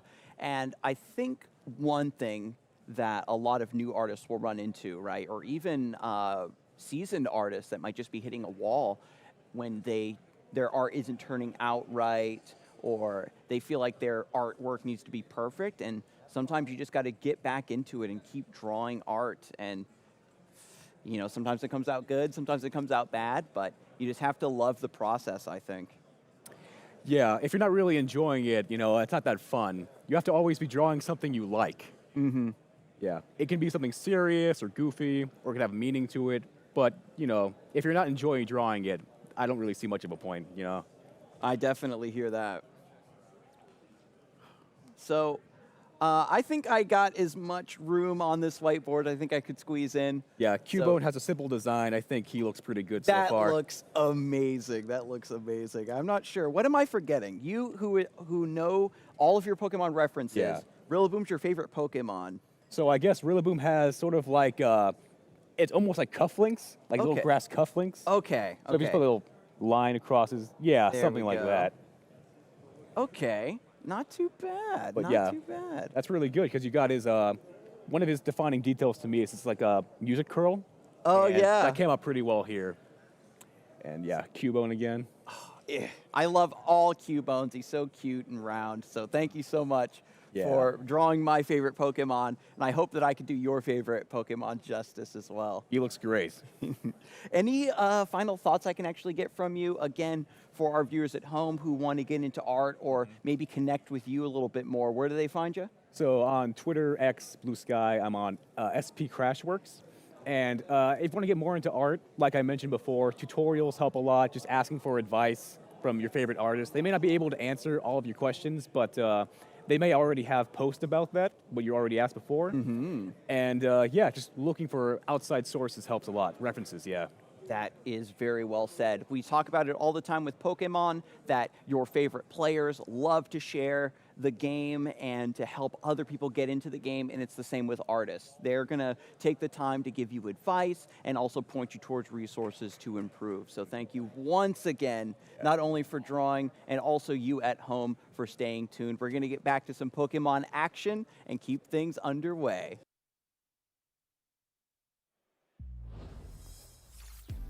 Wow, look at that! That SP is so Crashworks. good. Yeah, those are so good. I can't believe that at the first Pokemon Regional I attended, I got to draw on the live stream. This made the trip worth it. Good luck to the competitors in Sacramento. Hashtag play Pokemon. That is so great. SP Crashworks, thank you so much for coming on to our stream. It's some wise words, some incredible comments, and some incredible artwork. I mean, look at this. Look at that. That is beautiful. Insane. even with all the coaching from both of them, I would not be able to get this close to any of these. Absolutely not. I can barely draw a ditto, I'll Yeah. tell you what, Jeremy. Yeah, look, Skarzig capturing the little curl. I love it. The Cubone with the shading and everything. I cannot believe it. Yeah. So pretty. That is awesome. We've got Inception of Inception of Inception there with the drawings. Fantastic. We love to see it.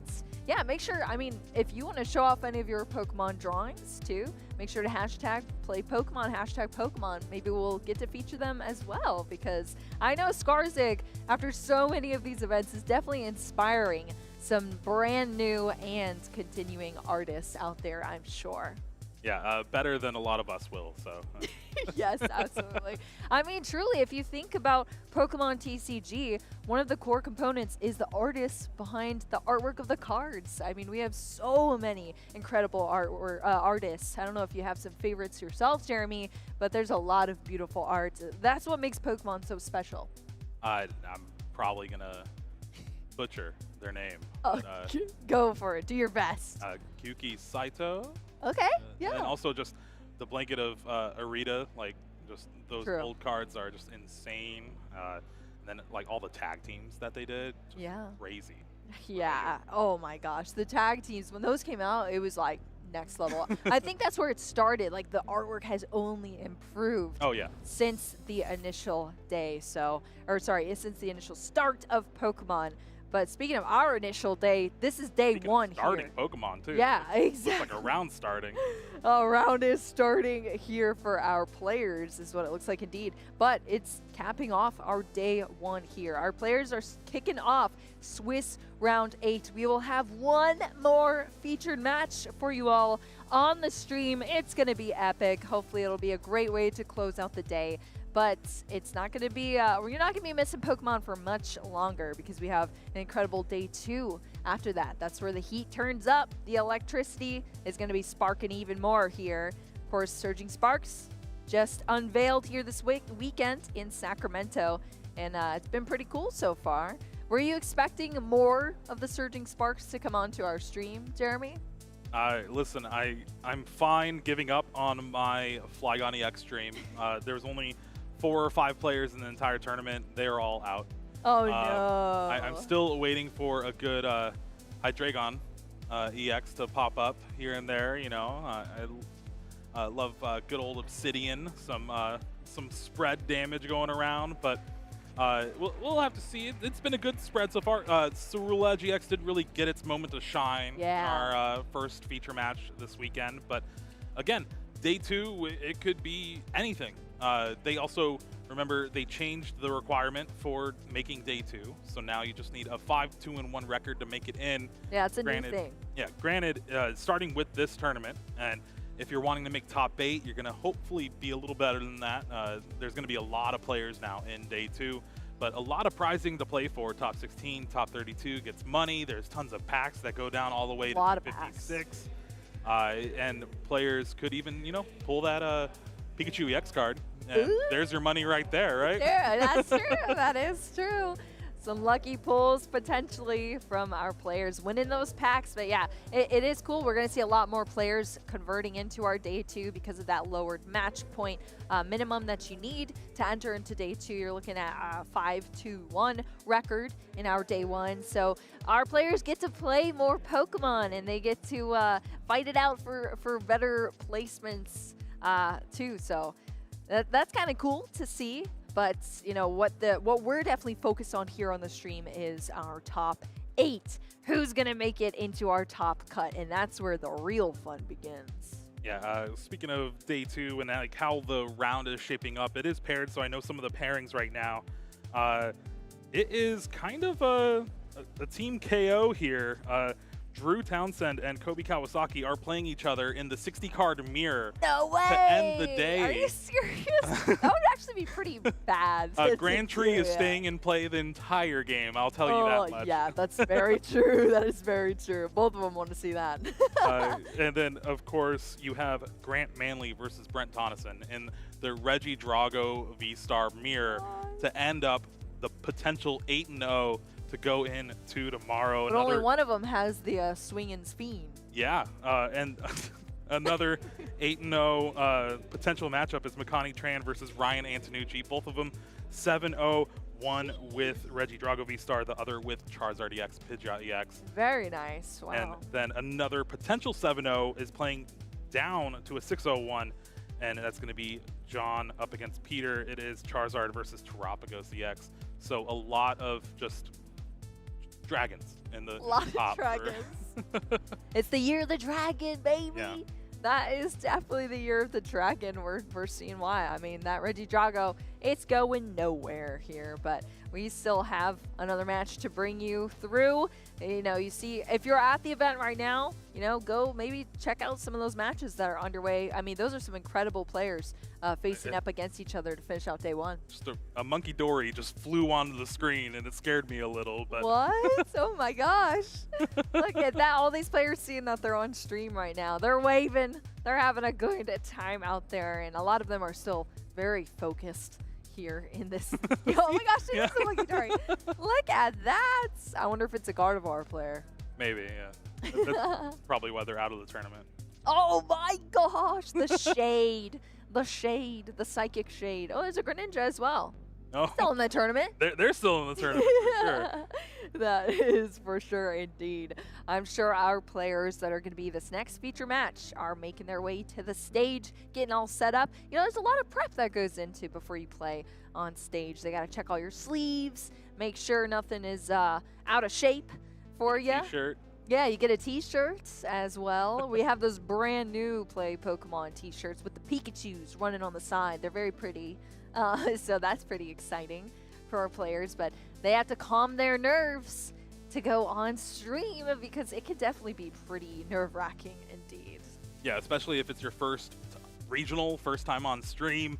It is a lot for some of these players. I know that white noise would be something that I would not be able to handle too much. It has messed with me in the past for sure. Oh yeah, I would not be able to focus with white noise in my ear. That is definite. But all right, well, we see our players out there in the field playing, but we have one more match to showcase here on our stream. Let's jump into it. Finishing off our day one here in Sacramento, California. Let's check out our players and what they're going to be bringing to our stage here. Yeah, it is going to be Landon Katler on the left, regional champion in his own right, opting to play that Miraidon EX deck with that Iron Hands, maybe a Pikachu's in there, you know, up against Cole Miskey, and it is Cole's first regional playing Raging Bolt EX, Ogerpon EX at 6-0-1 record, it seems like. 6-1-0, I think, for both of these players at a 6-1-0 record here in Sacramento, California. Well, I'll tell you what, Sacramento was the place where our previous regional champion, it was their first regional as well as our second place. So Cole Miskey on his way potentially to more success here in Sacramento. We'll have to see if the luck is on his side here in this matchup. We've got some big basics here, Jeremy. What a way to end the day, but from none other than big basic Pokemon Miraidon EX, a familiar face, but back on the scene now with some new inclusions from Surging Sparks, and it's bringing the electric vibes here to the stream. Raging Bolt, of course, off of a regional win being piloted by Caleb Gedimer, now in the hands of Cole Miskey here, a player at their first regional event, bringing Raging Bolt. Are we going to see the Raging Bolt come on top from this Miraidon EX? I guess we'll have to see what happens here. Jeremy, if you had to put your bets on one of these decks, what would you say? It's actually pretty interesting because both of these decks hit hard and fast, right? 2 prize knockout, 2 prize knockout, 2 prize knockout. Yeah. The thing is, though, the way Landon has built this Miraidon list, there's no Zapdos in it to be able to boost your base lightning Pokemon damage. So it's going to be kind of hard to reach that 240 number that Raging Bolt EX has for its HP. And you're not going to get those big one-hit knockouts like you're normally used to outside of something like no energy for the Pikachu EX. So it's going to be pretty hard to deal with, even without the inclusion of Bravery Charm on Cole's side of the board. So I think this matchup usually should go to Raging Bolt. Now, granted, that's not discounting the 4 bosses orders in Landon's deck, being able to just bring up those steel masks every time and take a knockout. That's where he really wants to try to focus. Yeah, that's Miraidon picks and chooses what they're knocking out. That is for sure. We'll see if Landon's able to do that in this matchup. But as you said, Jeremy, it's going to be fast. It's going to be quick, hopefully, from both of these players, because we've got some action here. I love us ending the day with an explosive matchup like this between these quick decks. Just going to have to see which one is able to prevail here between our players in Swiss Round 8. Of course, they have to draw into a basic Pokemon and get their prize card set up. Now, granted, I did just overlook the entire new thing for the deck, which is the Area 0 with the Raikou to be able to take those big numbers based on the bench Pokemon. So I think you can get up to, what, 280? Maybe even more, like, pretty easily. Granted, it's going to have to rely on Cole having a big bench as well. Maybe you get your full bench out. But again, if you're trying to get bench Pokemon, Miraidon EX is pretty good at that. Yeah, I mean, Cole Miskey, first regional, we'll have to see if maybe he's played against the Miraidon in the field so far, but honestly, there's not that many of them out there, so this could be the first Miraidon match here for Cole, but obviously has taken enough wins against the other archetypes so far in the formats here. Landon on the other side, favorite Pokemon is Sableye. That's pretty cool. Good Pokemon. That is a good Pokemon. Not playing it here today, though. We're all electric. We're all gas here from Landon. Caitlin. There's a Psychic Pokemon, a Dark Pokemon, a Colorless Pokemon. Water Pokemon. They're supporting the squad, okay?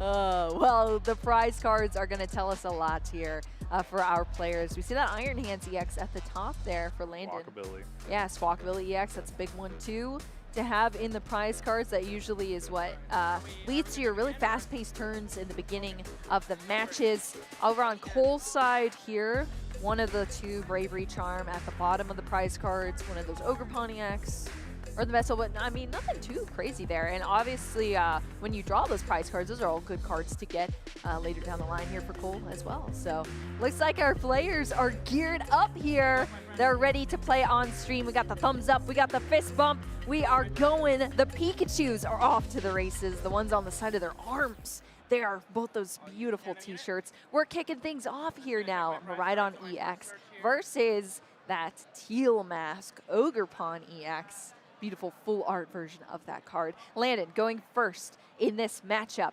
We'll have to see if the Miraidon deck is able to prove why this Miraidon is so quick, so fast, able to line things up here. Tandem unit searching out first and foremost for these lightning Pokemon. Now, Miraidon as a deck did get a few new cards to play with. It's not going to be the most flashy cards if you don't count Pikachu EX. You're not attacking with it, right? It's just a better Lightning Terra Pokemon that you can get. No one wants to play the Mewtwo EX, right? I think the biggest card that it really gets is that Latios EX, being able to give every basic Pokemon free retreat on your side of the board. Huge. As well as that Magneton with that Overvolt Discharge, being able to manipulate the prize trade a little bit, as well as get 3 energy to attach from your discard, I believe. Yeah, right? discard pile. 3 lightning energy, or sorry, I think it's just 3 energy, basic. Yeah, it's just basic energy, but you attach them to your lightning Pokemon. So that's pretty big here in that Magneton. Of course, comes from the Magnemite, which we see being pulled out onto the field already. So the 2 new Pokemon we're talking about are the 2 that come down here for Landon Caitlin to start things off. Of course, another Miraidon is going to allow us to have even more Pokemon on the field now with that tandem unit. So we already have 3. We could get an additional 2 lightning Pokemon here. And those are the new additions for the deck, but they're not really going to change the core strategy. The whole thing is about just thin your deck out as much as possible. Use electric generators to cheat out lightning energy onto your Pokemon. And I think the biggest thing is just Raikou V is able to hit a lot harder with the Lightning Rondo thanks to that Area 0 Underdepths. What's really cool here is that every single Pokemon in this deck is a one-of copy except for the Miraidon EX and the Iron Hands EX. So one of those Iron Hands is in the prize cards. One is on the field now thanks to that tandem unit from the Miraidon EX ability, searching out those lightning Pokemon. We already see the energy going down onto that Raikou V as well for Landon. So we have all the Pokemon established on the bench here for Landon. And now Cole Miskey here, starting off with the tried and true Grass Energy, Teal Dance, additional draw. I love this right now. Cole showing the cards. Earthen Vessel, discarding one of those fighting type energy into the discard pile. So we talked a little bit about Miraidon here. We've seen it set up quite a bit. Let's talk about Raging Bolt. This is also a fast-paced deck here, discarding those energy into the discard pile, but you also want to see it on your field here because that's how you're getting your damage output from the Raging Bolt EX. Of course, that Professor Sada's Vitality as well to accelerate your energy onto the field. I love the play Pokemon energy from Cole. That's so cool. Well, you get it when you go to League, right? Yes. Cole's first regional. How do you get started? You got to go to your local league. Yeah, you got to go to your local league. You can pick some of those cool energies up, and then you can bring them to a regional championship. And looks like Cole has definitely prepared for that here. So very cool to see. Interesting shuffling as well. Yeah, and I think we got to prepare for reality with Cole's hand because it does not look that good from my first glance. Oh no! Seemed like a bunch of energies, a Professor Sada's Vitality, which is usually pretty good, but you can only use that when you have ancient Pokemon, and you got Pokemon in there, but that's from the future. That's the Iron Bundle to try to disrupt a little bit. That's all we have? That's all we have. We're going to attach to the active potentially here to retreat to the Iron Bundle. Yeah, that is not what you want to see. I mean, going second as well for Cole Miskey. Oh, no, and we didn't retreat. You know what deck is pretty good at taking knockouts of around 210 damage? That's Miraidon. Oh, yeah. Literally take your pick as far as your attackers, too. I mean, there's so many ways you can get knockouts with this deck here. Electric Generator being one of the ways to accelerate the lightning energy from Landed's side. But right now, it's just Tandem Unit fail. Of course, we can Tandem Unit because of that Area 0 under depths being activated. Thanks to that Pikachu EX, it is a Terra-type Pokemon. It looks like it's just having a good time. Like it's at a little birthday party over there with its birthday hat on. I mean, that's what Pikachu EX does in this Miraidon deck. Exactly. Just get on the board and be like, all right, I'll let you guys take it from here. Yup, I'll let you take it from here indeed. It unlocks that stadium, allows Landed to play all of these Pokemon that not only add to the damage output from that Raikou V as well, but I mean, it unlocks things like this Luminion V play here to search out this Arven that now can secure you your ace spec in the secret box. You get to discard 3 cards from your hands. Then you search for like almost one of everything. It's an item, it's a tool, it's a supporter, and a stadium card from that secret box as well as the Bravery Charm 2 from Landed. Not only are they on Cole's side, well, not at the moment, but they're in the list somewhere. But they're on Landon's side too, because these basic Pokemon, you know, they like having more HP. Yeah, and this secret box is no secret for this deck. Being able to Arven for this and like a Forest Seal Stone, or you get the Forest Seal Stone off the secret box that we saw here, the Bravery Charms just used to being discarded. You get access to your entire deck for this turn, and you're going to see a ton of energy just fly into play. This Teal Mask Ogerpon EX is going to be knocked out for sure no matter what. That lightning energy was attached last turn, so you're going to be able to search for 4 Seal Stone or a Rescue Board if you want. Electric Generator, already have an Electric Generator in hand. You get a supporter for next turn, and then a replacement Area 0 if you want.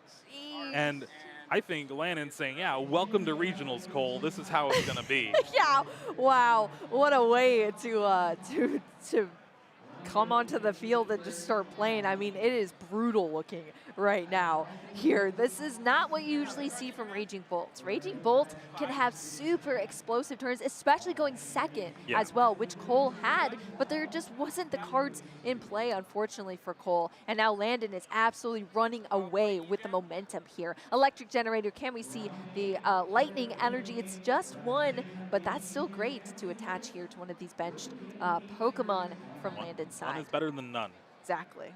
2 is better than 1, though. That is true, yeah.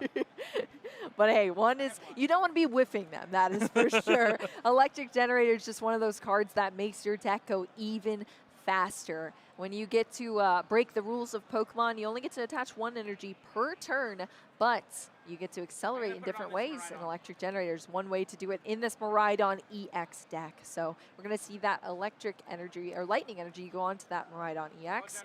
And we still have the attachment for turn, another generator. Okay, whoa, And look at just that. like that, this Miraidon EX can take the knockout. That is brutal here, Miraidon EX. Of course, these energy have to go to the bench here, but yeah, as you saw, Jeremy, that skateboard was searched out as well for Landon.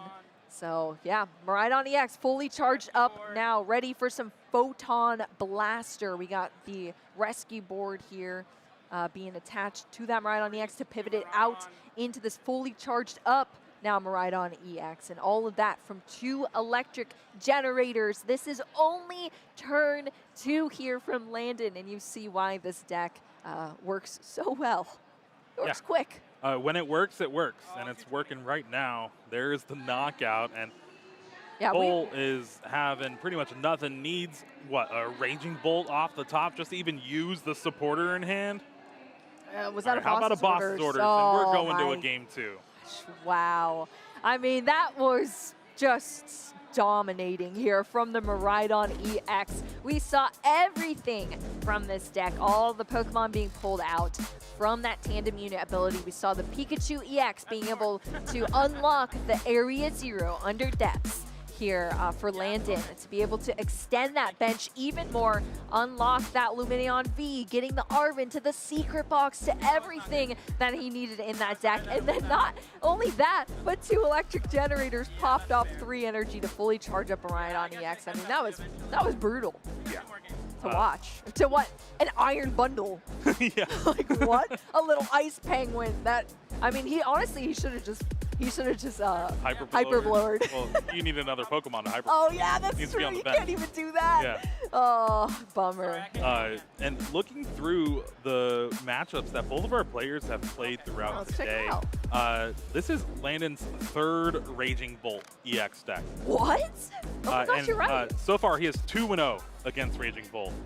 All right, and then Okay, of so- course, Cole's up against the 2nd Miraidon of the day and took down the 1st one. So wow. he knows what's up. They've got records, yeah. Just needs to draw the cards to be able to play the game. Both of them know what's up. Yeah, Yeah. exactly. Both of them know the strats here, but yeah, when you're not drawing any cards you can use, that could lead to your downfall there. So Cole Miskey's just going to take that one on the chin there in that first game. But hey, we still have a game 2 to play out here.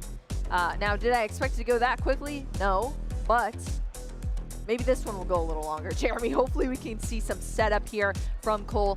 Does get to decide whether to go first or second. So we're going to start off this match here now between our players. Landon is going to be going first, starting off with a Hisuian Heavy Ball.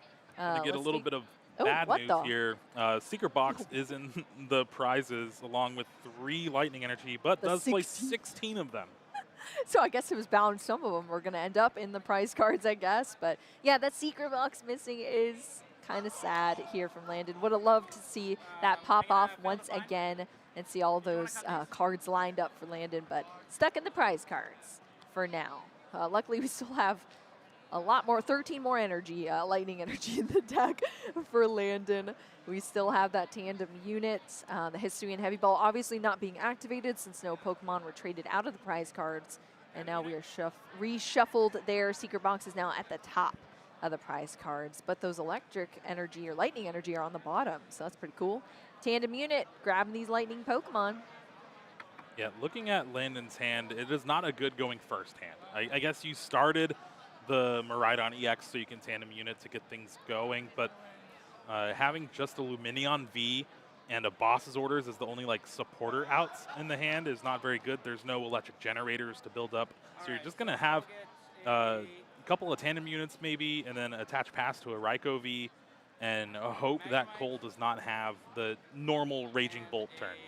Yeah, Raging Bolt, like we said, can absolutely pop off going second in the first turn. For Cole, he has access to the supporter card that can accelerate energy. It's 70 damage for each energy you're able to discard from the Bellowing Thunder Raging Bolt EX. So he could really do some damage here, potentially. If he can actually set up, we'll have to see.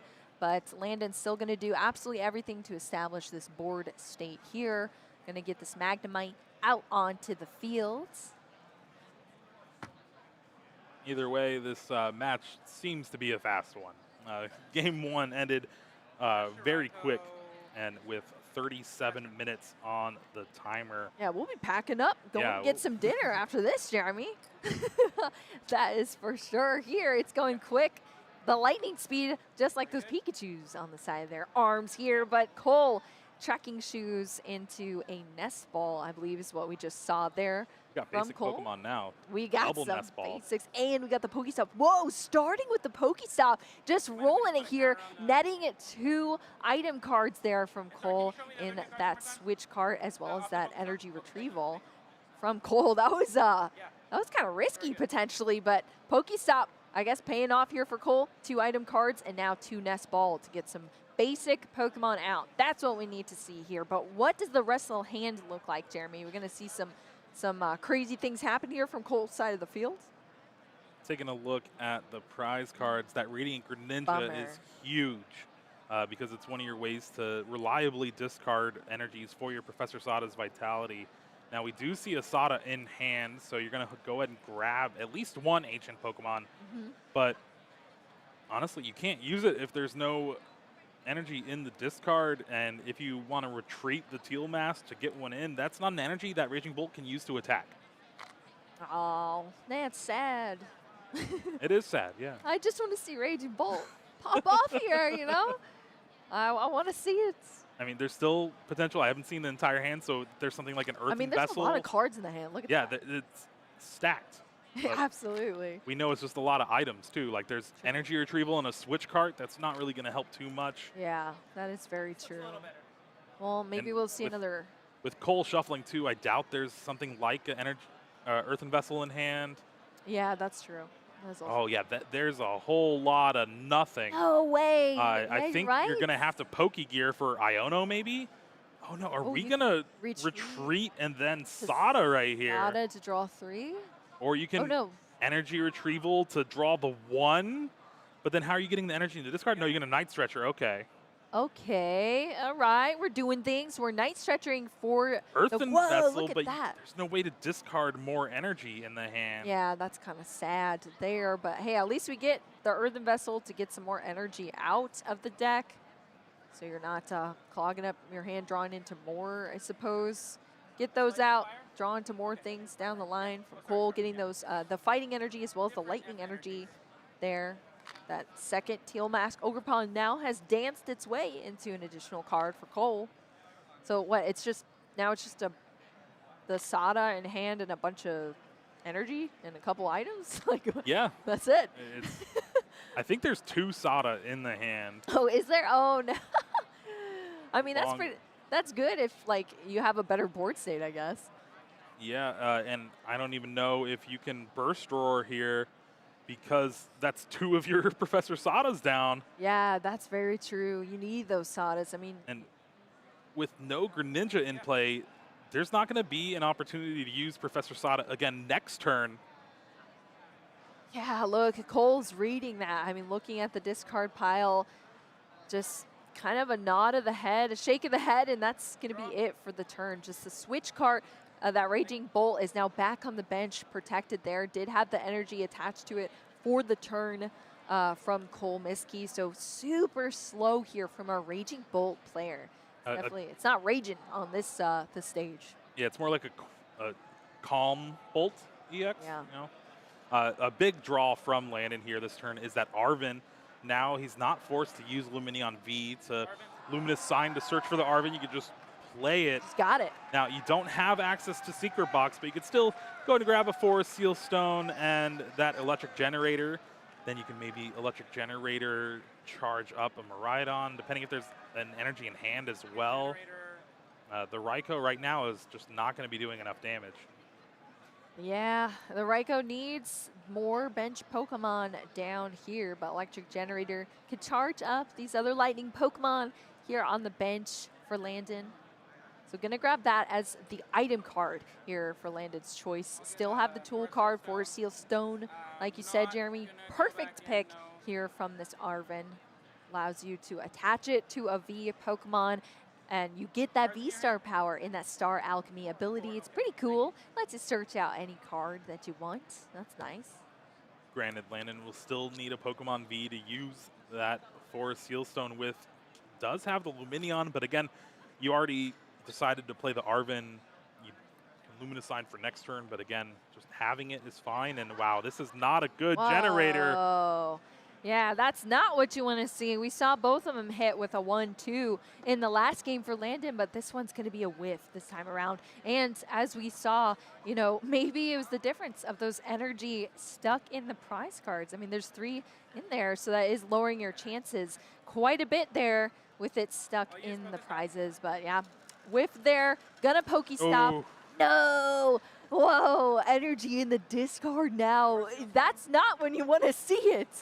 You want to see off the generator, not the Pokestop, and the Bravery Charm, of course, being a tool card, now separate from item cards, also going into the discard pile. So not a single card netted off the Pokestop. Now you have 2 in the discard pile, which, I mean, I guess kind of helps if you get that Magneton out.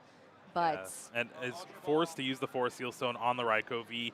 Normally, you'd want something like a Bravery Charm there, just so it forces an extra energy from Cole and that Raging Volt. Now it's just a simple 3 energy knockout, but you have to do it with the way this turn is planned out. Yeah, it's a bit clunky, bit awkward here. I mean, luckily for Landon, Cole is also pretty slow, as we see, but this is, like I was saying, the only utility of having these lightning energy in the discard pile now from the Pokestop. You weren't able to accelerate them off the generator, but now you can accelerate them from the Magneton. This is a brand new card from Surging Sparks that we're seeing that is now on the field. That's stage 1 that is able to accelerate some energy potentially for Landon. Yeah, this is going to charge up that Miraidon EX in the active spot. Did have to discard the energy for turn, but doesn't matter. You get 3 on the active anyway, and a Photon Blaster will be able to take a knockout on the Teal Mask Ogerpon EX in the active and get things going for Landon in this game. Wow, yeah. Look at that. We see it. The Surging Sparks cards here coming into play. Charging up the Miraidon. Cole Miski also getting the prize card since the Magneton did discard as well. Took from the top, too. Did you see that? Into a Pokestop. And speaking of Pokestop, that's what we're seeing right now. Earthen Vessel netted to the hand. Another, Professor Sada's Vitality to the discard pile as well there for Cole. And now that Earthen Vessel getting those energy into the discard. One of the best possible cards that Cole could have found right now, that Earthen Vessel being able to discard the energy like you were saying, but that turns on the Professor Sada's Vitality. Woo. So you can at least start using your cards and playing this game of Pokemon. Yeah, can we finally see an attack here from Cole Miski? That is the question. I think we're going to have the answer to that very soon here, because as we saw those 2 Professor Sada's Vitality in the hand already from Cole, so going to be able to accelerate energy. And not only that, but you also get to draw 3 cards. Absolutely epic utility from this supporter card. It is fantastic. Now, you would love to see maybe another ancient Pokemon on Cole's side of the board, but it doesn't matter right now just because there's only 1 energy in the discard. True. Well, we're going to see the Teal Dance first. Ooh, into the Raging Bolts. Look, he takes a quick look on how much energy is in there. It is just that 1 so far, unless we have another way to discard, but I don't think we do in the hand here. There's just 2 energy in the hand here from Cole, but we do have that Raging Bolt now in the hand. So we're going to see 3 being drawn now, thanks to that Professor Sada's Vitality into another Grass Energy. So we have now 3 energy in the hand here. Raging Bolt EX joining the field. We still have our attachment for yeah, turn you can as well. still attach to the bench. You have the 4 energy in play to knock out the Miraidon EX in your opponent's active spot. And you have another Professor Sada's Vitality to follow up next turn. So this is where you want to be. It's just the fact that Landon took the first 2 prizes. Now you gotta work for this prize race. Yeah, you're on the back foot, so you're gonna have to like throw some disruption over to your opponent, or hope that they aren't drawing what they need Cole grabbing, I believe it was that iron bundle as well as the Briar off of the prize cards from Cole's side too. So down to 3 prize cards left to take. Landon over here on the other side. After that, Miraidon EX has gone down, starting off the turn. Of course, promoting that Mew EX that has that pivot potential into the active, so you can switch into something going forth. Now we're going to see that Pheasantipity going to help out here to draw into 3 additional cards as well. Has there been a card to come out that has affected the way people play Pokemon more than Pheasantipity EX? Honestly, it's hard to say just because so good. It's such a good card for mounting these comebacks where your opponent is like, all right, I'm going to take a knockout, or even just affected the way people played Iono. Flip the script is really just such a good ability. Yeah, I was kind of happy to see the Iono counts go down, just because I feel like it was kind of left up to chance, like what you draw off that, and then it kind of ended in like anticlimactic conclusions to our games. But now Pheasantipity is almost doing the opposite, because it's like, oh, can he get the cards he needs to recover in this turn? And then you get the excitement of drawing those 3 as well. So yeah, I love the card, and not only that, but it has a pretty good move on it too. Like I've seen Cruel Arrow being played quite a bit from some of our decks. Pokestop has already been activated there. Yeah, for nothing. All 3 cards went to the discard. Again. Discard once again. Now we have a full bench here. There's no Area 0 in play as of now. It's just that Pokestop. So Luminian V is going to search us out a supporter card. And that Arvin's going to grab us the generator. This is what Landon needs, and hopefully we can hit it this time. The deck's thin enough now, right? You've only seen 4 energies. There's a lot in the discard. Hey, I never underestimate the whiff, Jeremy. Oh, wow. There's my gosh, 4 there's a energies lot in in hand, hands. too. Oh, wow. Yo, that's Attaching before the generator. Interesting. Yeah, just attaching to the Miraidon EX. Pushing up Oh, there. No, it's just going to be... not even using it. Switch into the Pikachu EX. Pass back over to Cole. So Cole Miskey, like we said, was on the back foot because Landon was first to the prize cards, but Landon has not been able to keep up the pressure in this matchup as far as matching the prize cards here. So Cole actually has a chance here to come back with the Raging Bolt. And as we said before, Jeremy, Professor Sada's Vitality was already in the hand for Cole. Another one going into the discard pile, as well as the Iono and an Energy for Cole off the Pokestop. Yeah, I think this could be a pretty big turn for Cole here.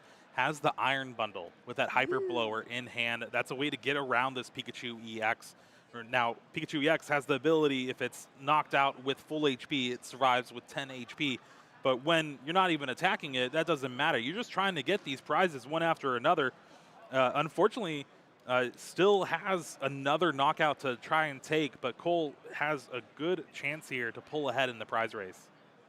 Oh my goodness. I'll go second. Well, oh, yeah, the scoop up. I don't even think did Cole even draw the 3 off the Sada's Vitality? I don't know if we saw it there, but hey, it doesn't matter. Yeah, you already had the Hyper Blower. Exactly. Landon is scooping it up here, and he said he's going to go second, I believe, as well, going into this Game 3. So Cole Miskey is able to pull it out there with Raging Bolt EX and pick up a win so far. We're in a Game 3 between these players. I love to see it go there. We're seeing the fight back here from Cole.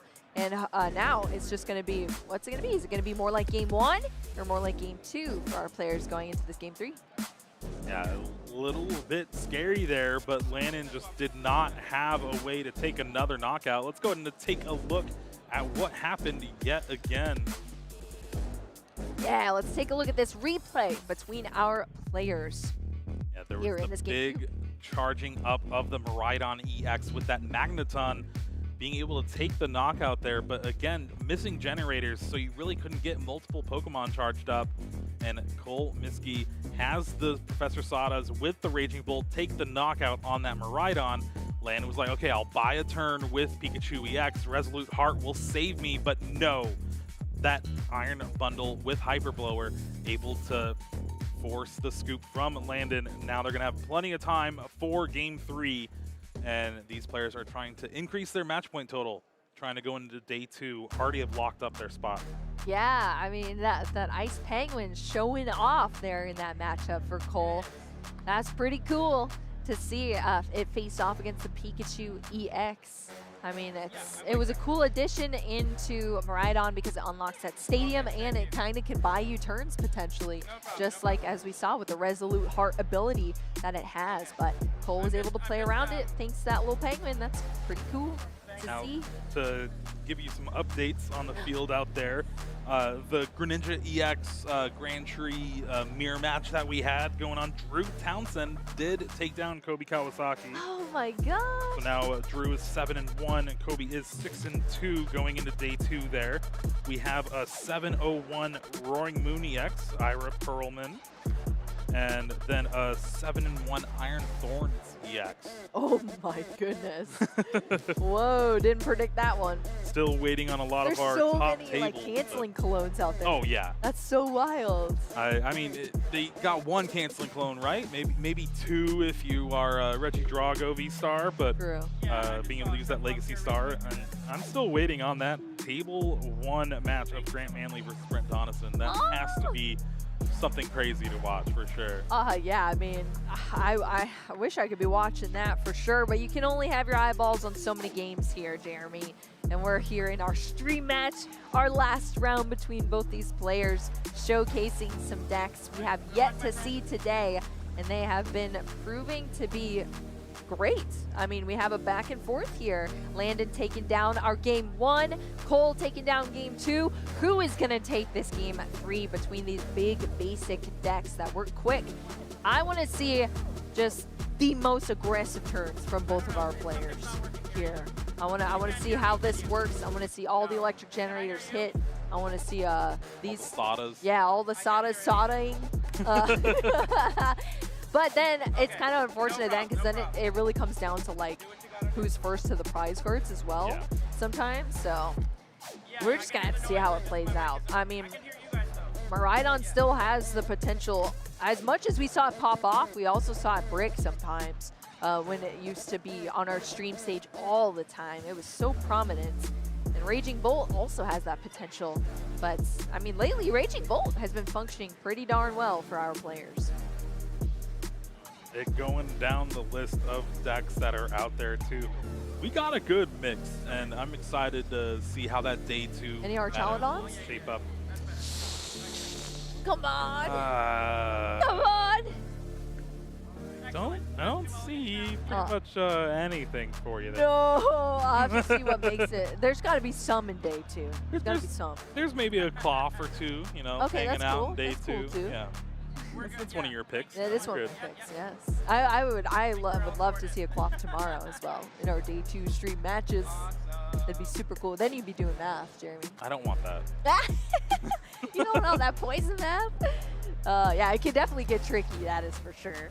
Yeah, you got to add in like the Petrant along with the Radiant Sneasler. You got The Mochi. The Mochis. Like, Yeah. I don't want to deal with that. It's a lot. It's a lot. It's unhinged. Is what it is. Hey, that is fantastic, Jeremy. Well, I mean, both these players look like they're still happy. They're having a good time here on our stream. Yeah, you're in day 2. But yeah, that's true. You've already locked up day 2. Now you're just, having fun, getting to showcase your deck on stream. That's pretty cool to see. And you're already going to be in day 2. So I'm sure they've already had mini celebrations just about that. I mean, it's Cole Miskie's very first regional championship.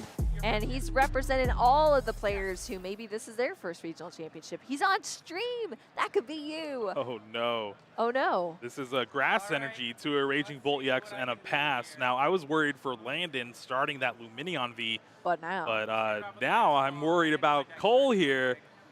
This is going to be a pretty good turn starting off with the Nest Ball. That unlocks the Miraidon EX. Yeah, this might be a fast one again. Yeah, that is what I did not want to see. Just an attach and a pass here from Cole Miskey, and not even the right type of energy you need to attack. But hey, you're still buffing your damage, I suppose.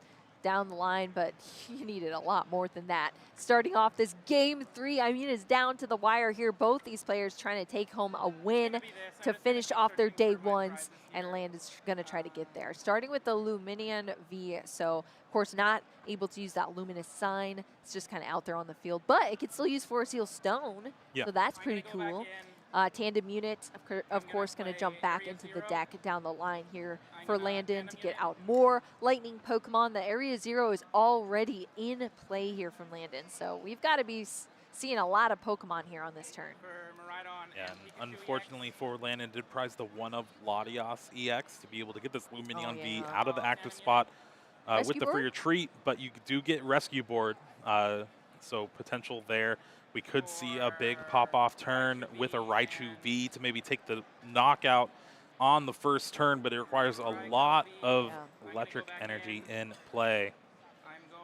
Yeah, you do need a lot there, but this Raichu V is just brutal. I mean, it's been used to finish out so many games with that dynamic spark. I mean, it's doing discarding of the energy of its own, just like the Raging Bolt does, but it's 60 damage per energy. There was like 10 lightning energy just in the deck together.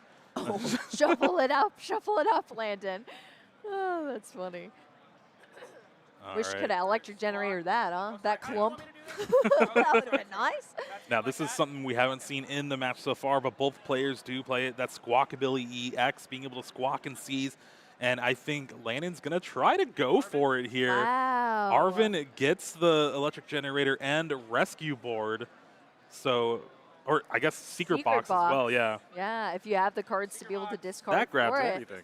Yeah, that grabs whatever you want here. Secret box is the item, and you still get the tool card as well, and that's on top of another tool card that you can get. So you could get both the rescue board and the Forest Seal Stone to get even more stuff. So that is pretty crazy here for Landon. We're just seeing sequencing of the century here. Of course, that board is already expanded thanks to that Area 0 underdepths that's already in play. That's allowing Landon to play all of these combo Pokemon out here. The Squawk and Seize is just pretty wild. Yeah, and Secret Box also thins your deck down 4 cards that aren't lightning energies, so you can potentially hit it with a generator.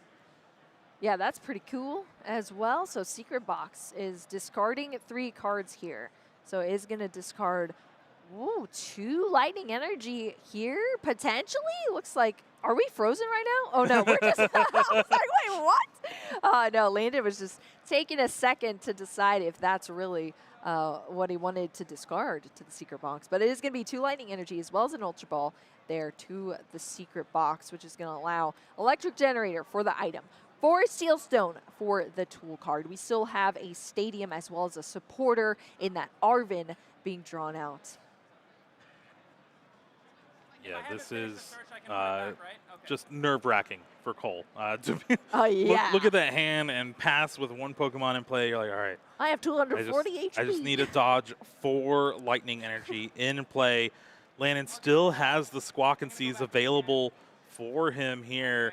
But we're going to start off with the first electric generator. I guess you can also force Seal Stone out another electric generator just because it's 1 less card that isn't a lightning Pokemon. Just try to sequence and thin as much as possible. Yeah, I mean, this really is a lesson in sequencing here. I mean, you got to perfect it if you're Landon. Otherwise, you could not be drawing into the cards that you need or hitting those energy that you need to be able to take this knockout. I mean, the win is potentially there for Landon. We just had to see what else is able to happen with this turn here. There's a lot of cards in the hand.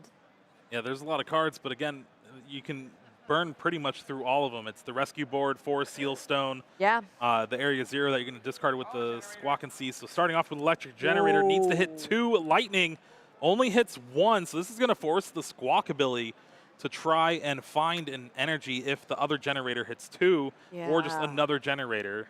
That's awkward. That's awkward, but hey, Electric Generator still at least hitting 1. I mean, even if we don't see the knockout here, I mean, this is just a crazy board state compared to Cole right now. Yeah. It's just like bonkers here. Of course, that Luminion is going to get that rescue board. is going to be able to retreat now. Skateboard out of there. We saw even the restart coming down. I mean, all of the support Pokemon are out here. First. It was the restart now. This Squawk and Seize. No! 3 energy. And no electric generator. Trying to draw into the electric generator first, then you can search out another one. Just give yourself more chances for it. But again, just finding the energies to the hand instead. Sequencing, Jeremy. The sequencing.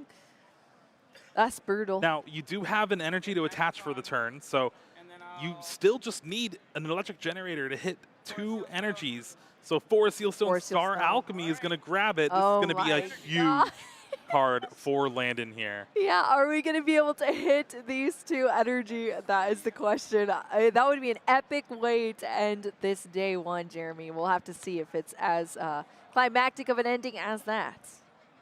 And now Cole is just hoping to not see much of anything off this generator. Flipping it over. Oh, we get the 2! And then there you have it. Return. That's enough energy to be able to take the knockouts here with this Raichu V. We have the skateboard already on that Luminian V. It's able to bring that Raichu up, discard those energy, 60 damage for each one, taking the knockout on that Raging Bolt, and Landon is your winner here in our Game 3 Swiss Round 8. Landon Caitlor now 7-1 going into day 2, hoping to have another regional champion win on his resume. Meanwhile, for the first regional for Cole Miskey, he is still in day 2 at 6-2 for a record, but that has to be heartbreaking loss here. Yeah, heartbreaking, losing on stream, but hey, even getting on stream at your very first regional is such a cool story. I mean, think about if Cole Miskey continues to play the Pokemon trading card game and gets to showcase, hey, I was on stream that one time with my Raging Bolt, and I made it in today too at my very first regional. I mean, the accomplishments are already there for Cole, so huge congratulations for making it into day 2 at his very first regional. Let's take a quick look back at that game here that Landon Caitlor was able to take down. Well, this is actually all of our games. Yeah, all of our games. It was a pretty quick game 1 of Cole not having any type of Pokemon to really play. No Raging Bolt EXs. Has a ton of Professor Sawdust Vitality in hand. Just scoops it up. The game that Cole actually gets to play is the one that he ended up winning here. Yeah. Being able to just overcome the lack of energies from electric generators on Landon's side of the board. Was able to take down the Miraidon EX that was charged up with that Magneton. And Landon forced to kind of sit behind that Pikachu EX, but the lone Iron Bundle from game 1 showed up in game 2, that Hyper Blower, making Landon scoop into game 3. But this was just attached pass, giant board versus little tiny Raging Bolt, and there was multiple electric generators, 2 found off the last one. Exactly what Landon needed to take the knockout with that Dynamic Spark, moving on to 7-1 for day 2. Huge. Taking that win. Huge congratulations there to Landon. Maybe we'll get to hear from him in a winner's interview. We'll have to see. But yeah, I mean, that Raging Bolt, you know, you're saying like little time. I mean, it's 240 HP. That's a lot of HP, but not for a Raichu V, that is for sure. I mean, usually Raichu, we see it pop out kind of later in the game when there's a bunch of energy on board to take huge knockouts, but there, it only needed to take 1, and it was able to secure that knockout there. It got a little spicy there, too. We were like, it was rough going for there a little bit, but when you have your Arven to find Secret Box, and then Squawk and Seize, and then your 4 Sealstone, it's just a lot of kind of fail-safes. It is. And it came down to the last one, but Landon was able to get it done. I mean, yeah, I guess we asked for the climactic ending, and we got it, Jeremy. What a fantastic way to end our day 1 here in Sacramento. It was not a disappointment whatsoever. We saw some incredible gameplay on our stream today. I gotta say, my favorite matchup, I think, was the Battle of the Australians. That was pretty cool to see. And it was so weird. Like, what happened there was so wonky. But to see both those decks kind of showcase their finest skill from those players was pretty awesome. Did you have a favorite part of today, Jeremy? I don't know. What we saw was pretty great, so I can't wait to hear from Landon. I think our interview is ready. Let's go ahead and take it down. Let's see. Hello once again, everyone. Adam Watson here in the lounge with Landon Caitler. Hi, how are you doing? Big winner on the stream with Miraidon. That's right. Tell me about the pick. Well, Magneton is so broken. I think we saw a second game, like I pulled an attack out of nowhere because of Magneton. I mean, sucked to whiff the generator, but Pokestop mills a lot of lightning a lot of the time. So it's just the old Miraidon just had 4 generators, Flappy rotated, and you ran out of steam at the end of most games. You needed Blood Moon to keep up, but now you have Magneton, and you can just get an extra attacker for literal free because you play no other relevant one-prizers. And so, yeah, and when you're using Magneton to set up those attackers, has the Pikachu been incredibly dominant for you, or is it just purely to help with Area Zero? Just for Area Zero. I mean, Pikachu's been great, like in that Raging Bolt matchup. If I go second, I can retreat into it, make them have the bundle like we saw in second game. But it's mostly just for Area Zero. It's the best Lightning one. Mewtwo EX has 2 retreat, and it doesn't have a broken ability, so. And so the way you're talking about the deck, it sounds like you're kind of a long-time Miraidon player. Would that be accurate? Or I have played up the deck Miraidon one time pre-rotation, and it did not go super well. I lost winning in that time. I was on stream, actually, that day, but yeah, both times I've played Miraidon ended up on stream. Kind of funny, I guess. Yeah, so I mean, now finally the deck has a new coat of paint, and you are familiar with the way the deck is supposed to be played. And I think that's something, especially the casters were pointing out, is just the level of thinning and sequencing. Oh, yeah. Going into that final play, you decided to toss the hand away and try to draw into an electrical generator instead of just playing the Arven to get one. What were you thinking in that moment about your odds? I think I played the Arven pre-squawk. I think the Seal Stone is what you're referring to. Okay. Because I held the Seal Stone, because the way I thought about it, you can thin a non-energy card out, play the generator, not draw energy off of Squawk, but I'd rather draw an energy or electric generator off the Squawk ability and then Seal Stone for a second one. So I prized one, but there was 2 in deck, so the odds of me drawing one of them is twice as good if I don't Seal Stone before the Squawk. Yeah, so. that makes sense. That makes sense. Yeah, so just small min-maxing. Yeah, there you thin so really many goes a long cards way. between Secret Box, Arven, a full 8 bench. You can thin 14 cards pretty consistently before your first generator, which I think we saw me do on that game. I thinned a lot, and I still managed to whiff a generator, I think. Or I got 1 off of 1, but. And one other thing I wanted to point out with this Miraidon build, because this is the first time we've seen it on stream. I know Pikachu EX, Area Zero Miraidon is kind of the new exciting thing. Yeah. You also brought the Raichu V. I thought that this was kind of a late game attacker meant for taking these big knockouts. Is it just overlapping with Pikachu too much? What justifies the Raichu still being in this deck? Well, the Raichu you saw, I wouldn't have been able to win that game without it. That game. That's fair. With Magneton, it's just like you always have 6 energy at the end of the game if you need it, because you have 4 generator.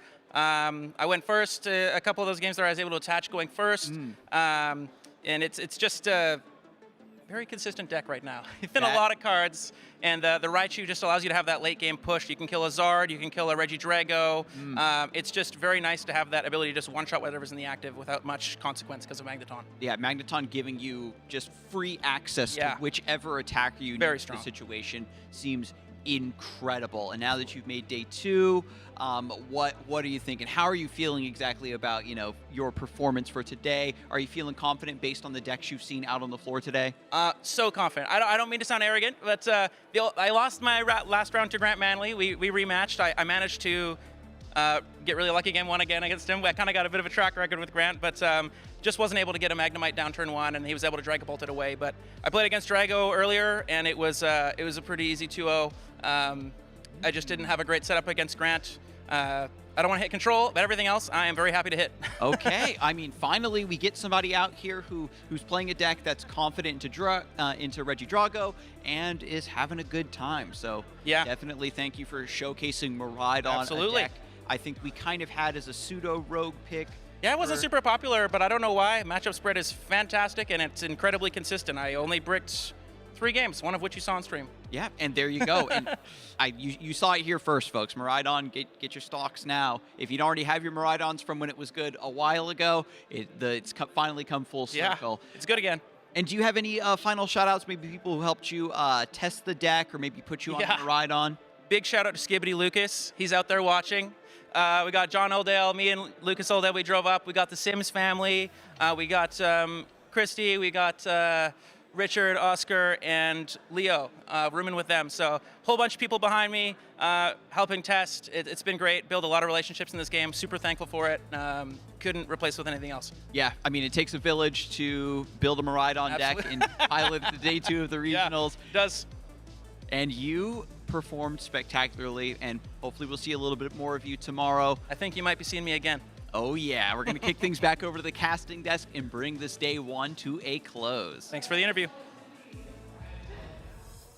Landon Caitlor there. That is not arrogance. That's just confidence there. Believing in the Maridon, bringing it here and into day 2. Very cool interview there. Yeah, honestly, with the confidence of Landon and the confidence of Grant, we might have a Oh, rematch no, in the you're right. finals. You know, Yeah, Grant said he's winning the event, so.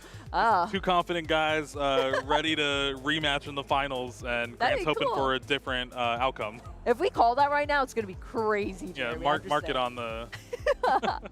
Well, it has been a fantastic day 1. I couldn't have asked for a better way to end our stream matches, but we still have to kind of bring a conclusion here to some more things on our docket, Jeremy. Yeah.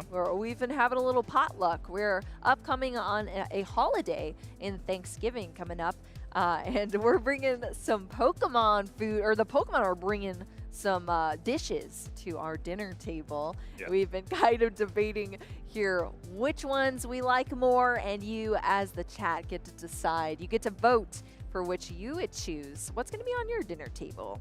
We have, so far, Incineroar's Roasted Turkey. It's going to be up against Fido's Rolls and Cranberry. And now, Jeremy, we have Vespiquin's Honey Baked Ham versus Pumpkaboo's Pumpkin Pie. Oh, man. I know which one I want. All right, you say it. You go first, right? Well, I have to choose Pumpkaboo because it's that makes sense, Pumpkaboo, yeah. all right? But also, pumpkin pie happens to be one of my favorite pies. So I will take the pumpkin pie. Do you want me to start? Or you want, Of course, yeah. You, want some You honey baked forced me ham? to start last time, so. Some honey baked ham action. Okay, well, the best part of Thanksgiving or just eating any of your dinners is dessert. I mean, sometimes I even start with desserts. Sometimes I even eat pumpkin pie in the morning as well. It is sweet. It's super yummy. It's just very smooth, and then you get the crust on it as well, and it's crispy. The cute little Pumpkaboo is bringing it to the party too. I mean, it's it's bringing its own pumpkins. It has it's put its own pumpkins into the pumpkin pie just for you at your dinner. I mean, come on. You can't pass up on the pumpkin pie that the Pumpkaboo just made for you. I think I can. Go for it, Jeremy. Your honey baked ham. So, you know, you like to start off with something sweet. Well, you know, it has a nice crust and is very sweet. It is that honey baked ham. Just sitting in the oven. Vespiquin's pouring the honey over it as it's cooking, getting a nice crust on it. Yeah, I mean, you never basted a honey baked ham like you baste a turkey? And speaking of, it's no contest. I think honey baked ham is better than most people's turkeys out there. Listen. So if that's the case, honey baked ham is just better than everything else. The bees, you know? the bees sting me. They're not very nice. Yeah, but they have honey. And honey is sweet. They don't and voluntarily delicious. give it to you, okay? Yeah, they're bringing it to the party, boo. Listen, most of the time that honey baked ham is going to be picked through. There's a lot of pumpkin pie left over, but there's not usually a lot of honey baked ham. No way. You have to You're make eating multiple it in the pies. morning. You have to make multiple pies, though. I have multiple pies I'm bringing, okay? Just make one big pie. I mean, maybe. I don't know how many pumpkins we putting in there. That's what I'm asking. The double XL Pumpkaboo from earlier on the stream, you know? It's supplying all the pies. The double XL Pumpkaboo. I don't know. That gets a little weird there when you think about it. But I don't know. You'll have to choose. Do you want honey baked ham, or are you vegetarian, you know? You can eat pumpkin pie if you're vegetarian. So that's still on the docket. And with the whipped cream, oh my gosh, how do you pass that up? Put the all creamy on there. Yeah, well, Jump onto the pie. we're going to have to wait on the results, but I don't think y'all will. We're going to go ahead and toss it down to the lounge to close out the show, so don't go anywhere. Welcome back into the lounge, everyone. Adam Watson, once again, bringing it all home with Pablo Meza and Juancho Saldana.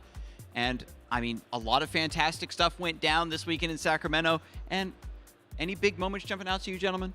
I mean, I love seeing Topaz Bolt make a splash. We didn't have Pikachu win that round, but I feel like there's still more to be seen from Pikachu itself.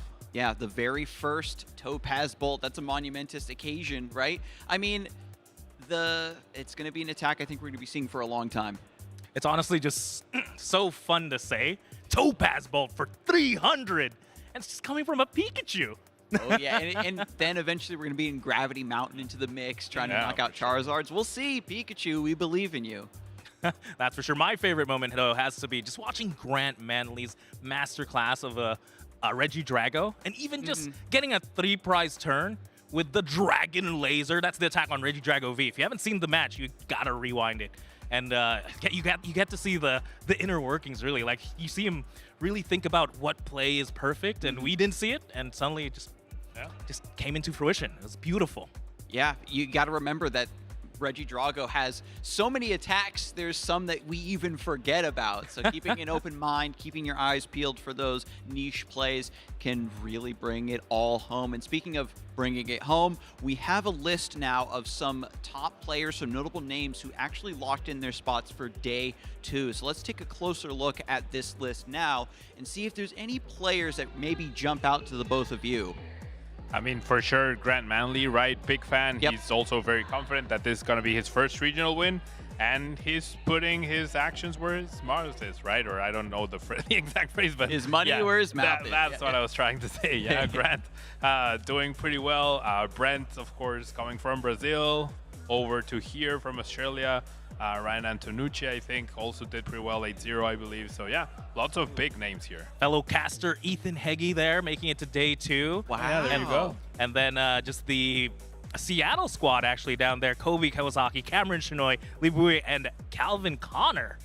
Again, they all go to the same local. Yeah, I mean, I think we've seen it from a lot of interviews, a lot of players, the group that they study with, that they build decks with. It really helps out, especially at the dawn of a new format. If you have a lot of minds at work studying the new formats, what decks are going to be good, then it really pays off, making this day 2 qualification running into hopefully top 8 and beyond. It's going to be whoever can take down Grant Manley, right? Yeah, it seems like it. And I don't want to jinx him, but he's always had some pretty unlucky moments against Azul, and we see Azul did make day 2 in his comeback, so hopefully Grant is able to beat him this time around. Now Grant's calling it. Apparently, this is his tournament. He's owned it already. A big thing that we've seen from tournaments in general, I think, is that the players that are running hot, it seems like nothing can stop them. No bad luck, no bad matchups. They seem to just be the chosen ones. And maybe Grant Manley is going to be channeling a bit of that protagonist energy, that plot armor that we love to see at our regionals. And I know Azul Garcia Griego is a player that we've kind of been waiting to break back into these competitive events. He's been biding his time, waiting for the new format, waiting for perhaps a nearby home soil regional before he maybe heads over to Europe and gets a couple wins for the boys, right? That's as the old meme goes. No, that's for sure. It's also great to see like the Australians doing well. Oh, and Brent sure. Tonneson, Henry Rand, they both made it in. Yep. And hopefully they don't have to fight each other again.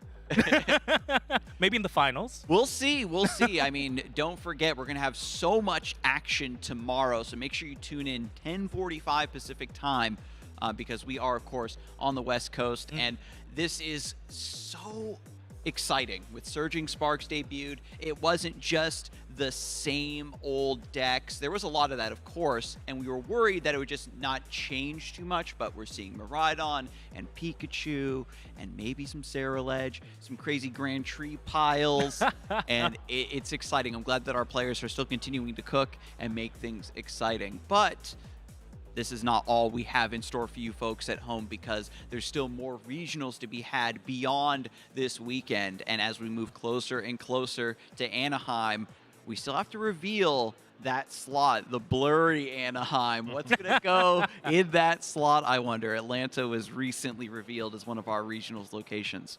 I know, I went straight to that slot as well. I was hoping maybe they did the sneaky reveal, just like what we did this morning.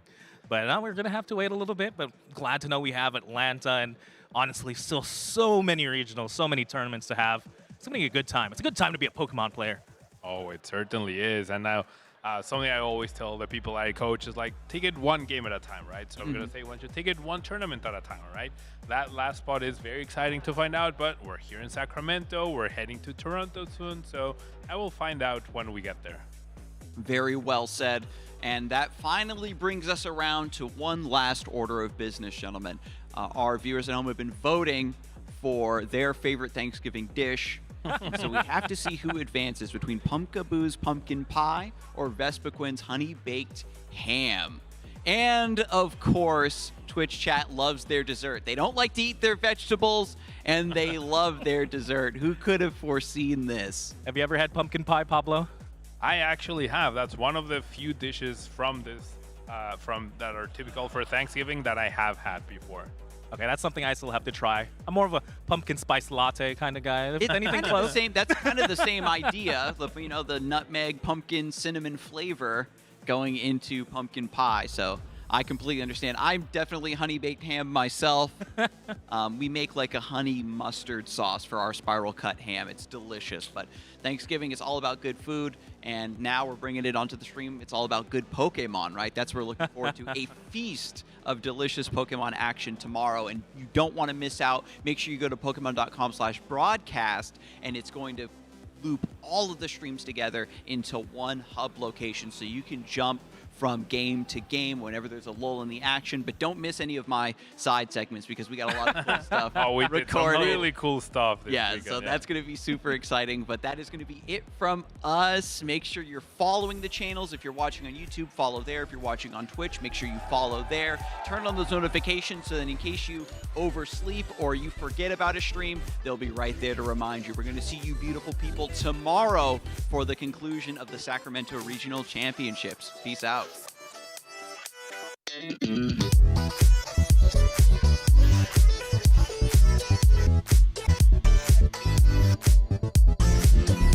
Welcome to the Sacramento Regional Championships broadcast. Oh no, the bride that was play! it. Oh my gosh, how did we miss that, Jeremy? Okay, see Pink celebrating. Oh, there it is!